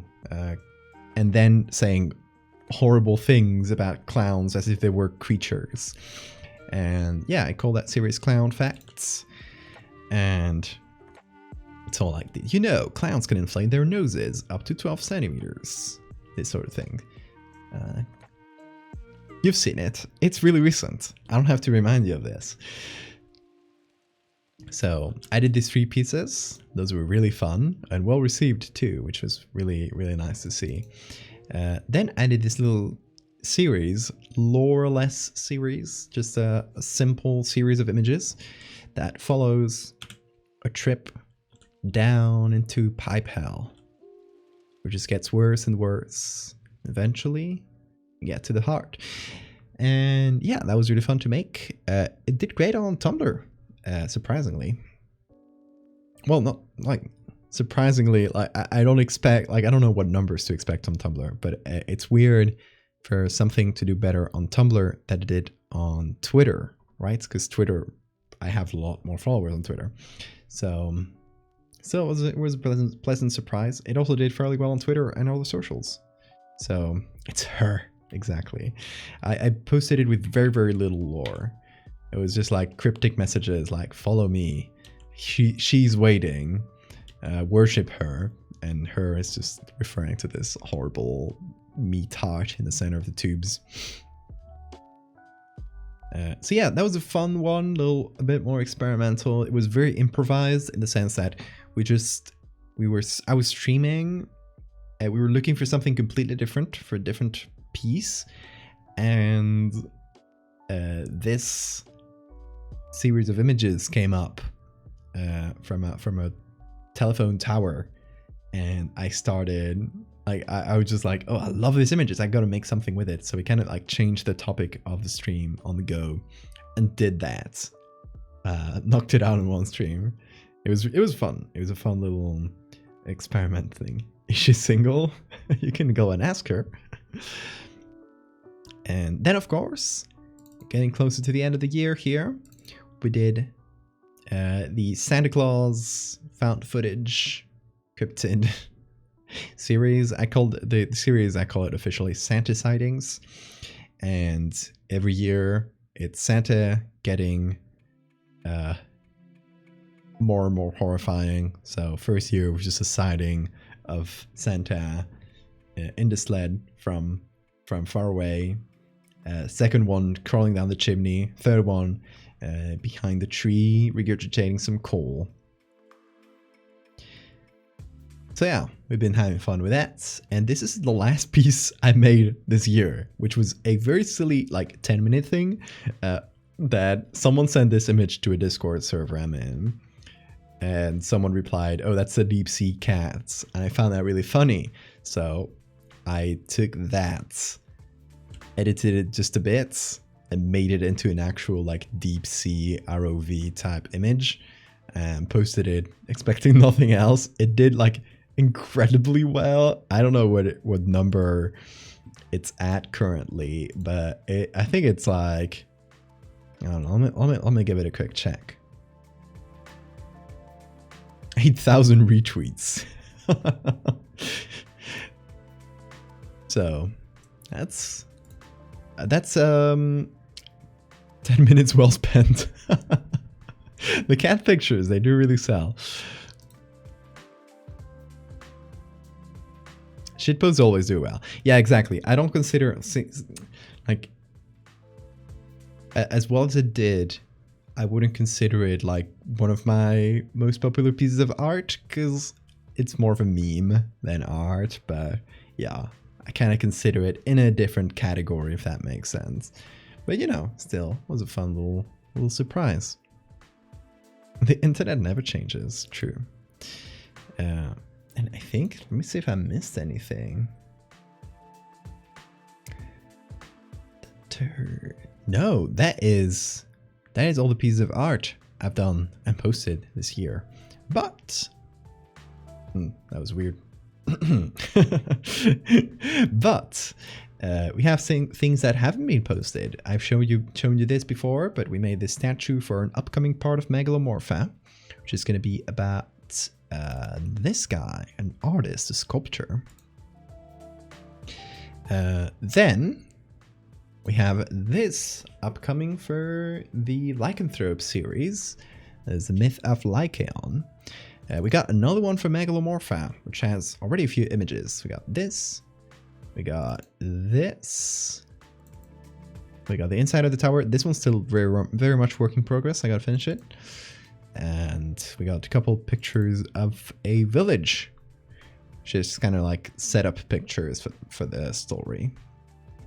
But the main one is this.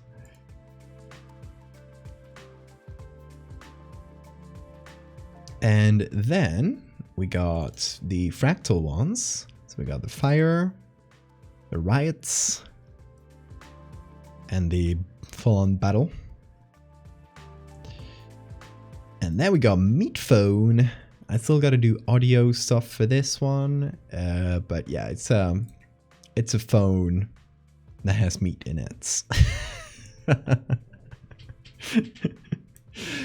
The working story I got for this one is that it's a strange like payphone just in the middle of the streets that kind of starts having an urban legend attached to it, because people say that if you pass near this phone cabin at night, it'll ring. If you pass it and you're all alone, it'll ring. And if you pick it up, you can talk to the phone itself. It'll kind of start replying to you in its sort of weird gurgly voice. And it kind of becomes a local legend, and you know, people start talking about it. Eventually, some kids put some firecrackers in it to blow it up, and you know, like they used to do to get the change out of it. Maybe unknown, maybe they didn't know of the urban legend and they just wanted to get some change out of it, or maybe they did know and they actually wanted to see what was inside it. But what was inside it was meat. And obviously the police is called and they do an investigation and they don't find the remains to be like matching anyone's, so it kind of goes cold. So we never know what happened to the meat phone. It kind of stays as a mysterious story like that. But what I want to do with this is a little audio thing where I do a recorded audio from one of these strange calls. Damn meddling kids! Moshi moshi, more like mushy mushy. Ha.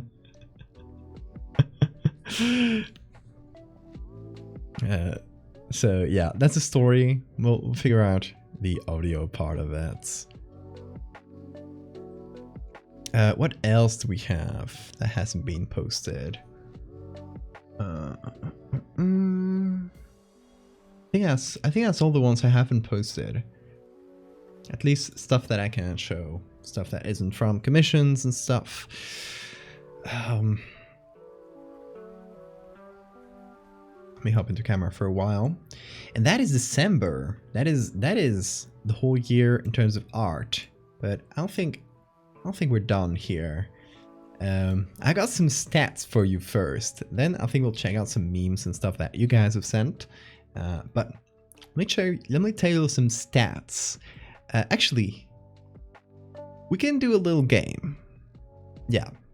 Okay. This is kind of like the layer game that we play sometimes, where I make you guys guess the number of layers that is in a document. But instead of that, I'm gonna make you guess the total number of art pieces that I've done this year, because I got that calculated. Total number. You guys get one guess each. If someone gets the exact number, including the ziggurat, yes.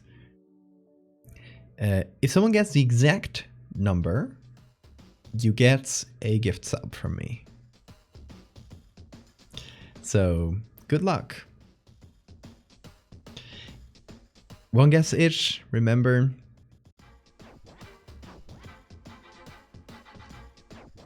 At least one guess that counts. Your first guess will be the only one counted. And I won't give you guys any clues. I want your pure guesses. We've seen, like, okay, the art pieces I'm counting are all the ones we've seen today.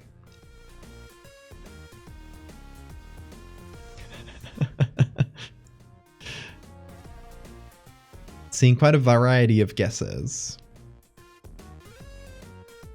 If you already got a sub, you can choose who you give your gifted sub to. So feel free to still get your guesses in. Don't worry about that. You'll be able to be a generous benefactor.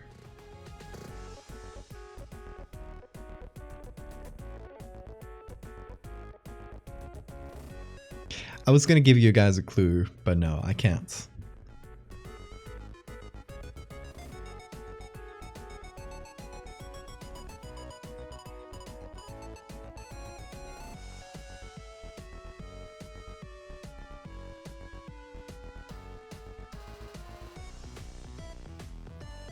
I'm seeing some. Okay, I'm seeing some wild over and some wild under counts, which is really interesting.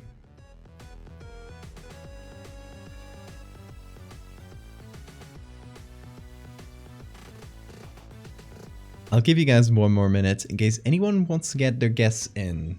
You guys got 1 minute. Just go with the number that is in your heart. Don't think about it too much. I believe that someone might get it, so go for it. Get your guesses in. I will give you guys 30 more seconds or so. Have any of the answers gotten close? Yes.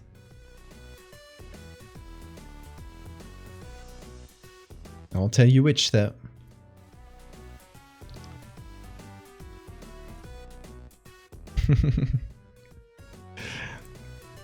Okay, I think I'm gonna call it there. The total number of pieces I've done this year is 188.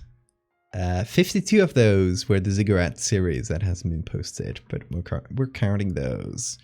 So the closest guess was, who said it?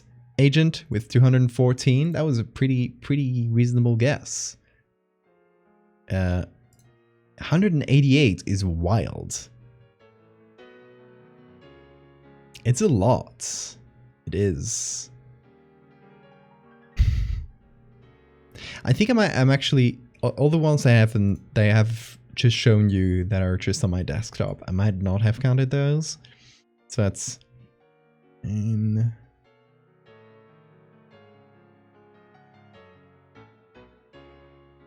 30.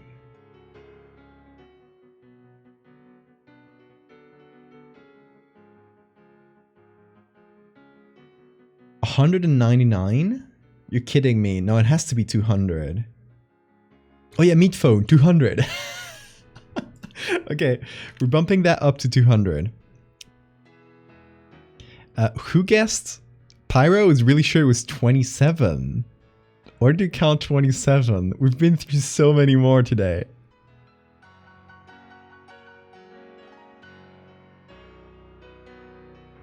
Rounding out to 200, because there might be some undercounts, some overcounts there. Just to make it 15. Thank you so much, Jesus. I got OCD.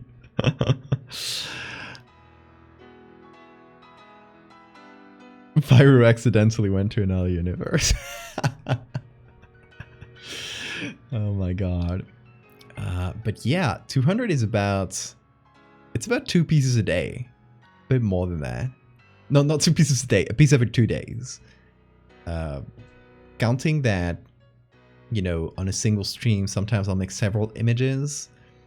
It makes sense. But that's still like an average over the whole year of 1 new image every 2 days, which is wild. I think, okay, and just to give you guys a comparison, 2021, I did the same count. I came up with 161 for the year 2021. So that is about 40 more than the year prior. And 2021 had November, which was a month where I did a piece every day. So that's 30 of them, which is quite a... Or more than 30 actually, probably like about 40 of them, or 30 something. I did put out a lot. So yeah, another stat for you guys. I streamed for 608 hours and 8 minutes. That is, let me do a quick calculation. 608. That is 25 entire days of the year. 0.3.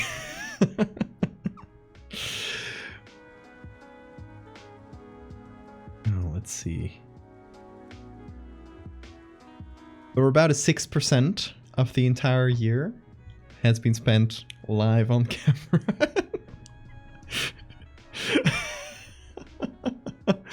That is a lot of hours, y'all. Streaming addiction. You guys should stop me. During this year, another stat for y'all.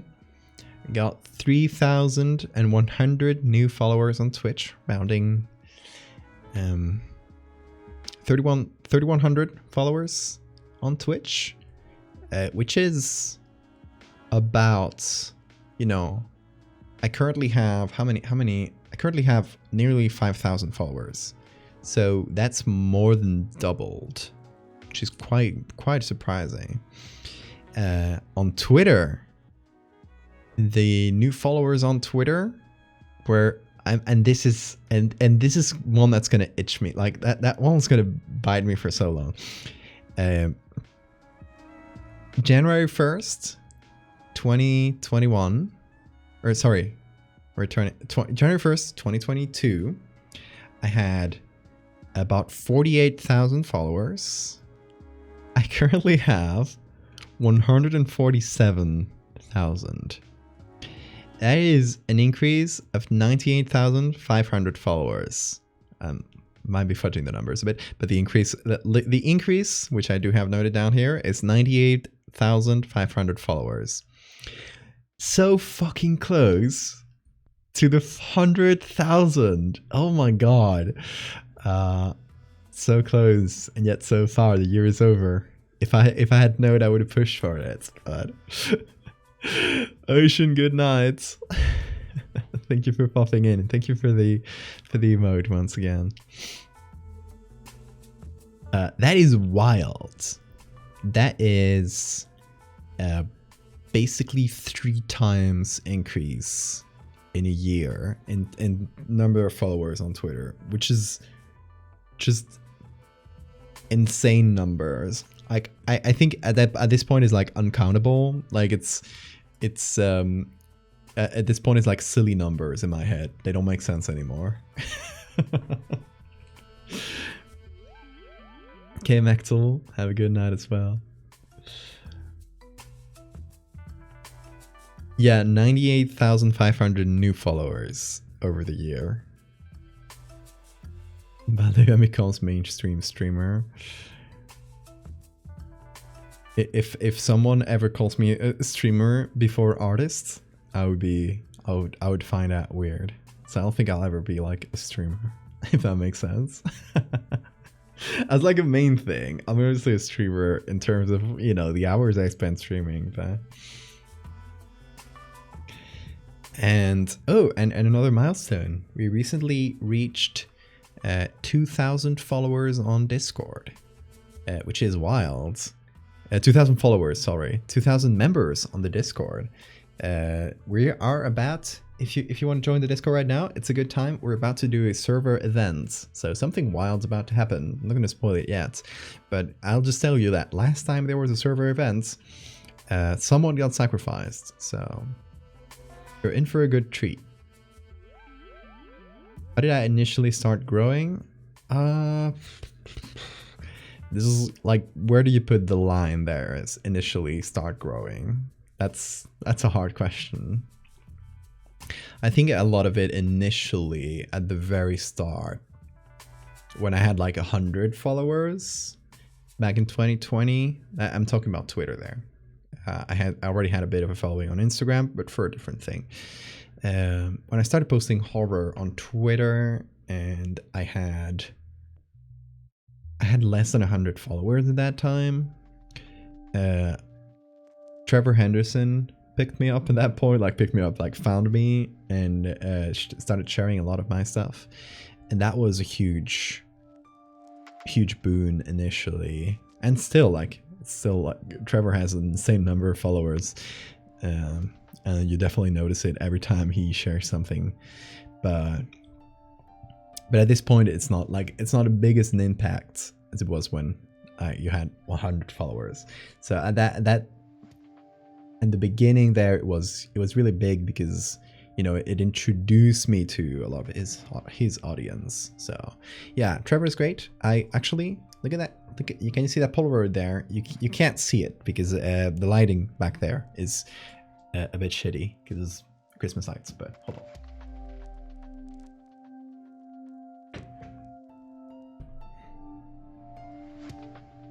I got a real life sighting. Isn't that cool? Oh, you can see me. I got a Polaroid from Trevor. It's really cute. A long horse.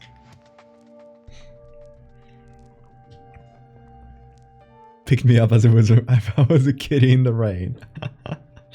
Totally. Like the Lion King. Yeah, artists helping artists. It's what has to happen. I think it's one of the good things about Twitter is that it really allows for a community to form that doesn't really happen on other social media, and that's especially like Instagram, which is like another like main hub for artists. I don't think Instagram can really help you develop a community. Twitter has the retweets, and that's huge. That just helps, you know, people share each other's work, people meeting each other. I don't know, just the mechanics of Twitter really help there. But yeah, God, do I have any? I think that's all the stats I had for you.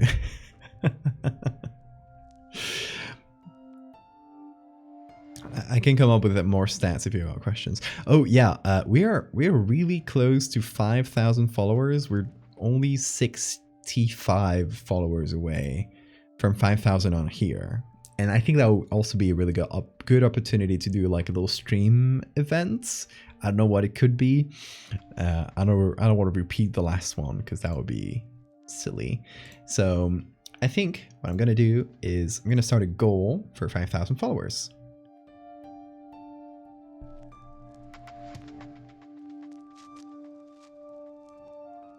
So you guys can, so we can track like the progress, because it's like really close. What am I gonna do with the cracks in the floor?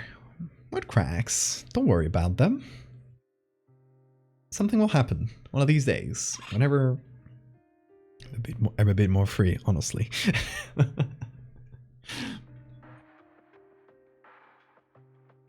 Yeah, Insta has stories, but I can only go so far. True. It doesn't really like lend itself to create a community. That makes sense. Obviously, I think Discord is the place to make a community, but it is a place to make kind of an insular community. That's it's nice. For example, like you got a bunch of artists that post mainly to Twitter or mainly to whatever other social media. You get them together and create a Discord server, and you get them to meet each other, and kind of helps form a community. But it's not like in and of itself, it's not a complete thing. Does that make sense? What will be the reward for reaching this goal? Someone will perish. I don't know. We'll see. Something fun, I bet. I'll come up with it. We'll see, whatever. We'll come up with something. 3,000 was we sacrificed someone, so something in that vein, even if it's not the same. Let's see. Oh yeah, I was gonna do memes. Let me put the main screen here. Oh my god. This one Pyro made in December. Absolutely distressing.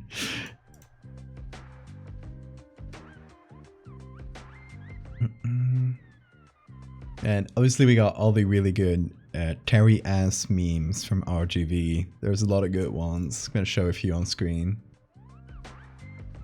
Oh, thank you, Laos.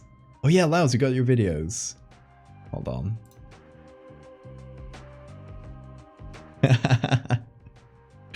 Got you surrounded. Come on for your eye test. This is so fake. This is so fake.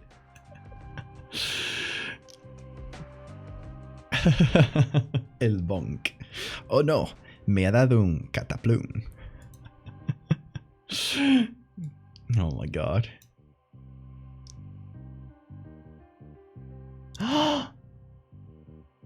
Oh my god, look at what Dren just posted.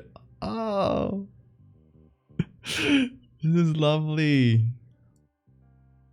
Was this made right now? Lilith, you here? I summon you. That is so cute. I had to do it. Yes, that's perfect. Thank you, Lilith. That's amazing. If you feel your eye can expand as much as 55% when looking at something you love. Perfect.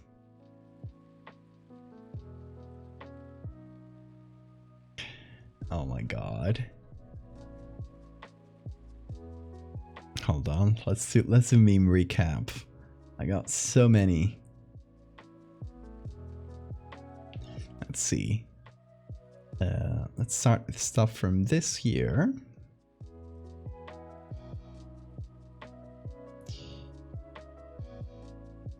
This one was from this year, I believe. From a cursed stream screenshot. Then we got these ones made when we were making the Backrooms collab with Shan. And Sami was drawing in the meantime. It was really cute. Of course, we got all the baby arm edits by Faya. who keeps adding baby arms to things. I think he should get that looked at.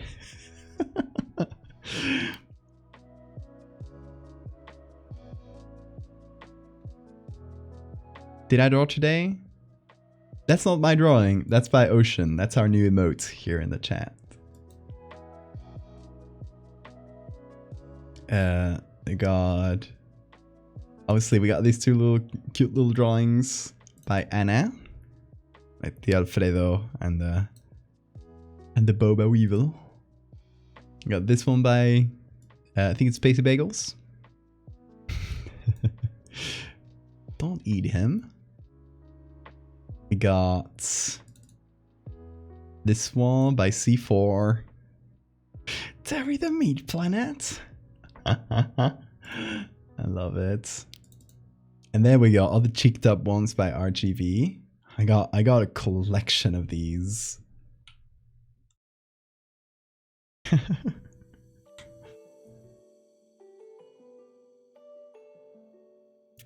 I made this is now an emote in the Discord, by the way.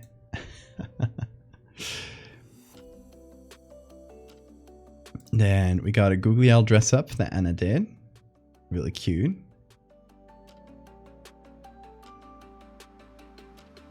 We got another cute little Terry. You're only here for my birthday.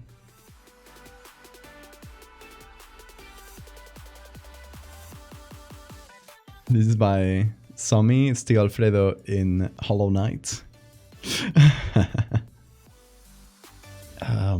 A really good fan art by Hunter Choma of the Fractal series. This one, oh my god, look at this chorb by @MaxiFemer. You got it written down here on Twitter. Please go follow Maxi. What an amazingly talented artist. And look at this. Look at this beautiful scary chorb. Really turned the cutest of my creations into a fearsome beast. It's so good.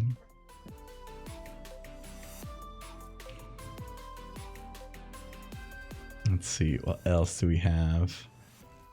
We got the Fractal Baby. Oh, I just have this saved as Fractal Baby. I think it's this one's by Sami as well. I think this was just during a discussion in the streams. This one's me in my... this one's by Sami again. This one's me in my Halloween dress up game. Found a dumb meme with the wasp. Oh, post it in the livestream portal.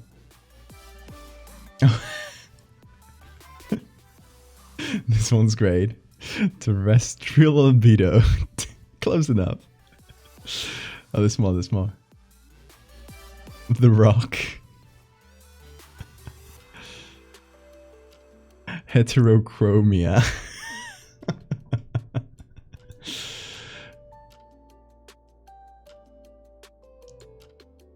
He's probably thinking about another woman. Him. Hey, Bagels.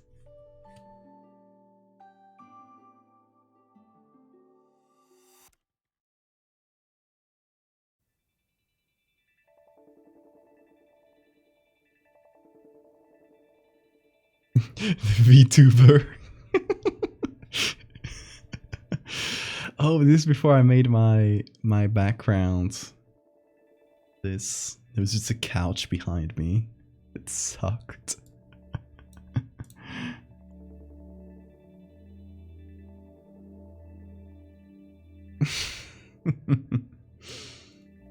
Oh my god. All the memes. Look at the beautiful memes and fan art. Look at this. This was the original humanized Googly Owl concept.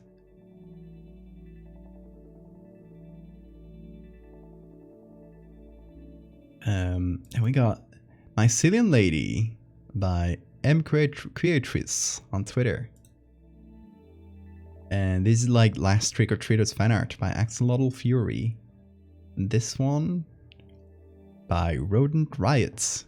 So much amazing stuff, y'all. I found this one really cute. It's someone who made a journal page about my stuff, like with some like mixed media stuff. It's really cute. And there's a Goog. Okay, what else do we have? Oh, then for my birthday, I posted this photo to Twitter. Uncle Bonk made this really, really funny edit with a lot of my creations in the background. Rounder made this one. We call it the Day of the Swarm.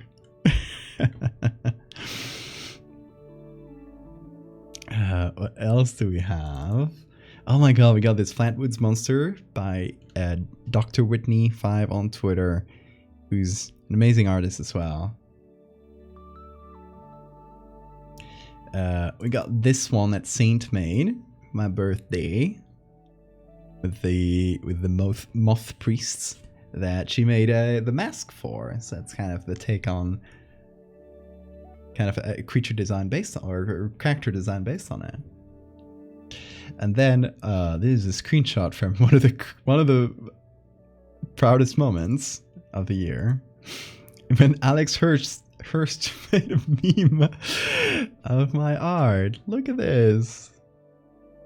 It's really meta because Alex voiced Hootie in the show, and I made art of Hootie, and then he made a meme out of this character he voices with the show he made. So it works on so many levels. It was really funny. A great standout from the year.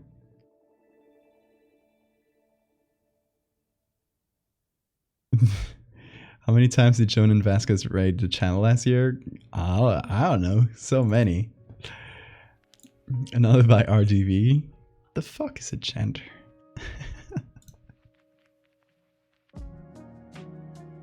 This was a recent one by Faya.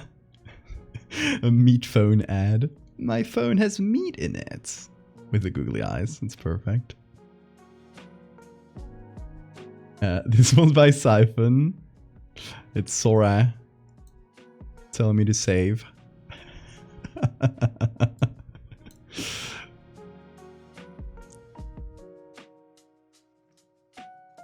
This one is an extremely cursed one by RGV as well.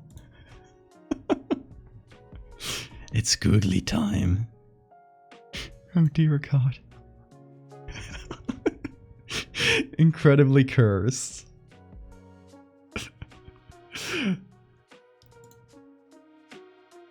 Oh my god. RGV has some amazing ones. There's a murder scene with a Furby. The context for this is this time that Dr. Robinson in the Discord photoshopped me on top of a Furby. And this is I don't know how it came to that, but it's just a beautiful piece of art. And this one as well, the Swole Terry.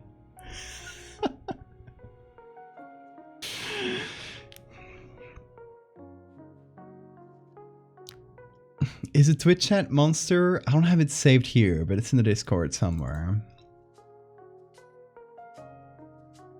I should have it saved somewhere. I'll find it and save it. Then obviously we got Teriel, which I already showed, but I don't think I showed the ones I made for Teriel. I made some ship charts for Teriel because you guys asked me to. We made some ship charts about them. Two distinct ones, of course. And then made a bunch of memes and deep fried them. I love how like absolutely crunchy and low quality they are. I think it's kind of brings it to the next level.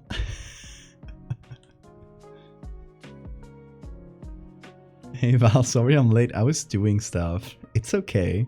I am stuff. Oh my god, Terry, no! Haha, Googliel, you're banging my meat planet.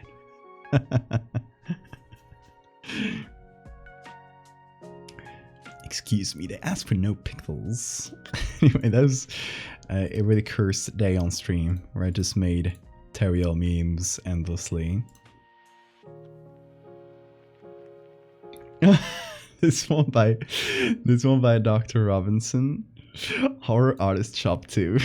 Peach Time. Ah, sorry. Valdevia. This is my VTuber persona, by the way. You haven't seen it in a while. Oh, this is a chat creature that Siphon made. Just about a bunch of lines from chat. Amalgamated into an eldritch being. That says good time zone. It's all of y'all. One day, for I think for the next sub goal, whenever we get that follower goal, we still need 55 more followers. Sorry, I miscounted before. We need 55 more followers, and after that we'll do a sub goal, and I think we'll be doing a chat creature, so a kind of representation of chat as a single creature. I think I might do like an amalgamation, like a mass of limbs and flesh or something like that. But yeah, let's see. Do I have any more memes? I think that's all the memes I got saved. Might have skipped a few, but that's most of them. It is also, I think we can confirm, also been a really prolific year for memes. So yeah, God, what a year it has been. It's honestly been really fun, and I think bottom line is I wouldn't be here doing this for a living without you guys. Like, it's honestly, like, thanks to you guys in a huge part, not only the Twitch subs, but just support in general. Obviously, especially if you support on Patreon and Twitch subs and stuff, but in general, like, I wouldn't be here without you guys. And it is this year that I've kind of started seriously making a living and being financially independent and all of that.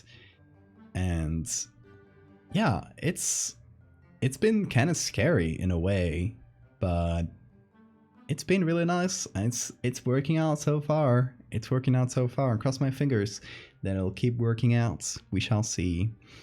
But honestly, yeah, y'all have been an amazing source of support.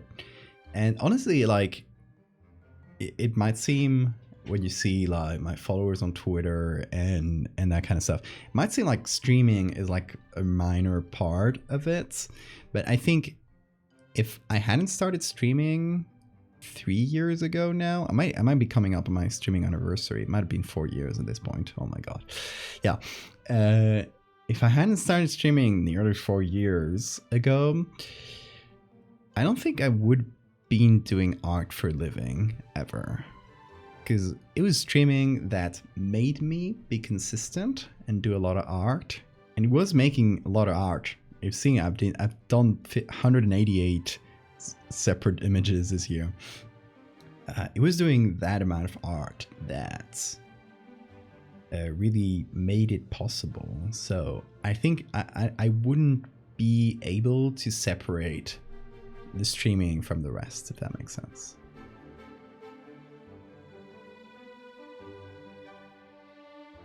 There's one thing left. What else do you got left? I could ramble for hours. Honestly, it's super late. A lot of you guys probably want to go to bed, but yeah, honestly, like, thanks for sticking with me this year. It's been a while, and there's more coming.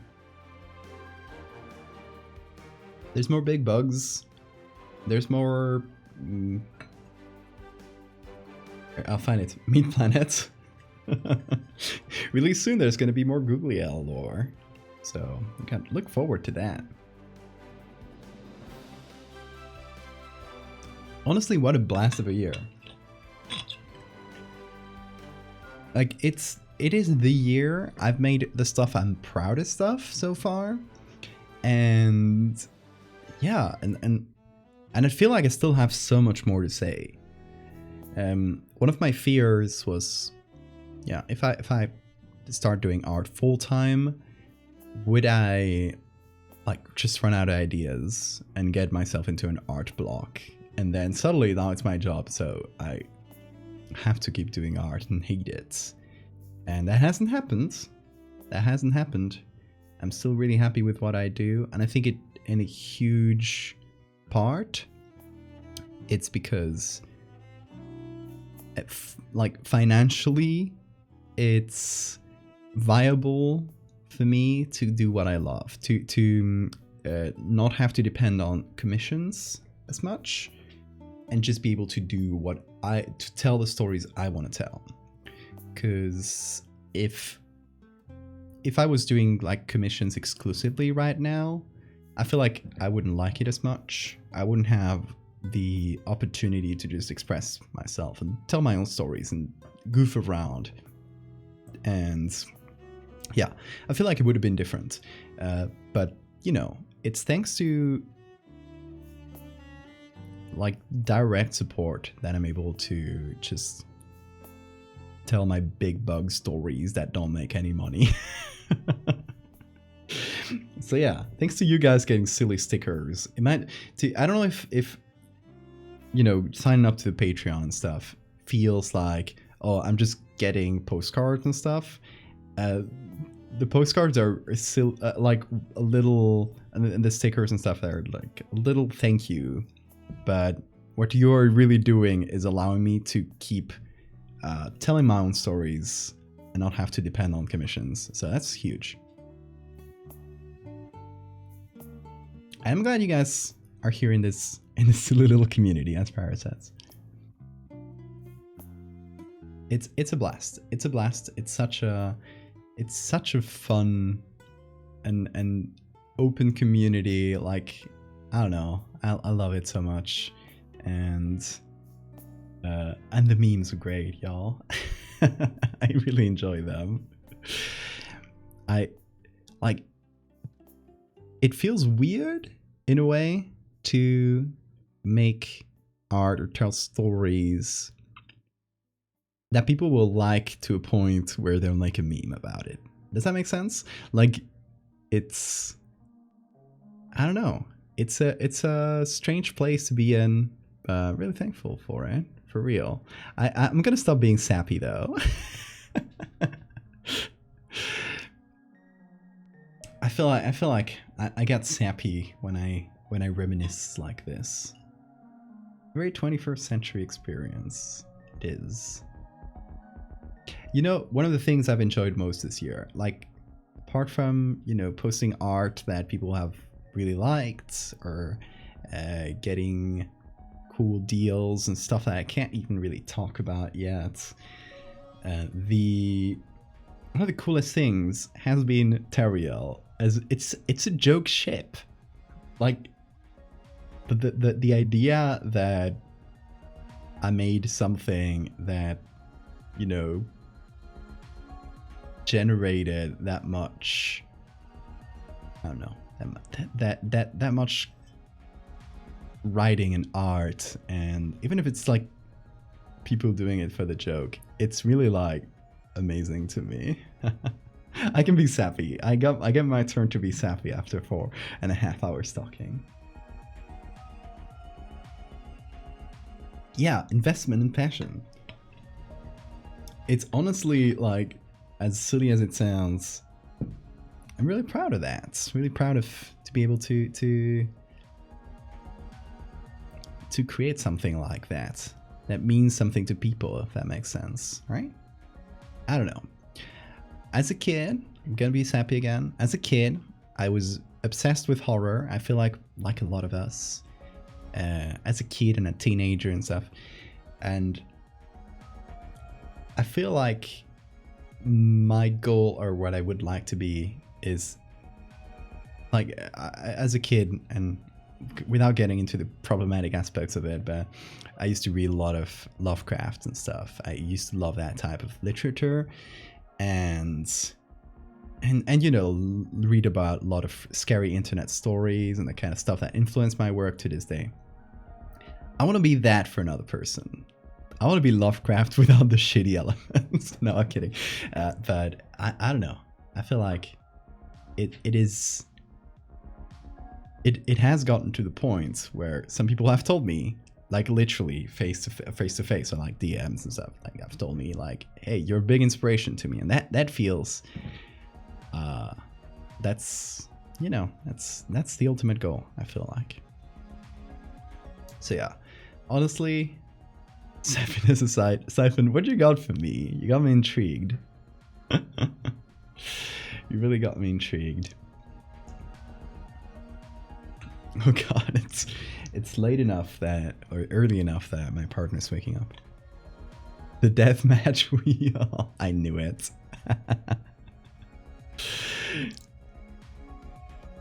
It had to be a wheel. Okay. Okay, is there any special rules to this one? Let me put the browser screen.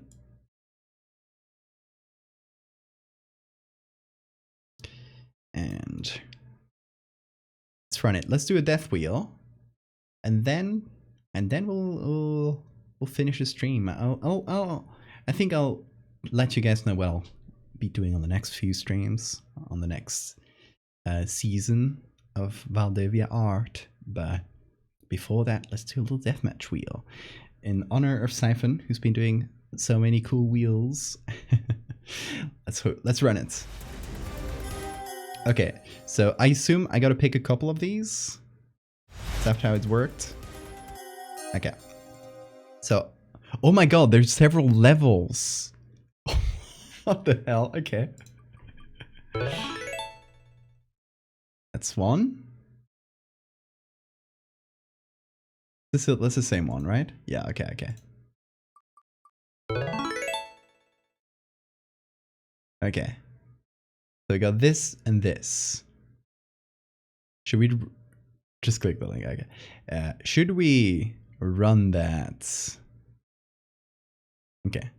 At the same time. We'll run them both at the same time. And be invaded by the sounds. Okay. Who shall win? Oh my god, the bugs under the skin? The ancient Aztec god Tezcatlipoca. Oh my god, the deep cut with his art. Who would win? An ancient Aztec god that is now left jobless, or bugs under the skin? New to the concept of death wheels, we just run two random things from all the edits I've done, including the very old ones, and we choose who wins. I mean, clearly the Aztec god, but I think even the Aztec god would not be immune to bugs under the skin. I think the bugs win. Gods are not immune to skin disease. Especially not this magical skin disease that I made up. Or the bugs are under the god's skin. It's the bugs. The bugs got this one. I'm sorry to override chat here. The bugs win. No contest. Even against ancient gods this time. Ancient gods got no chance. They would itch all the same.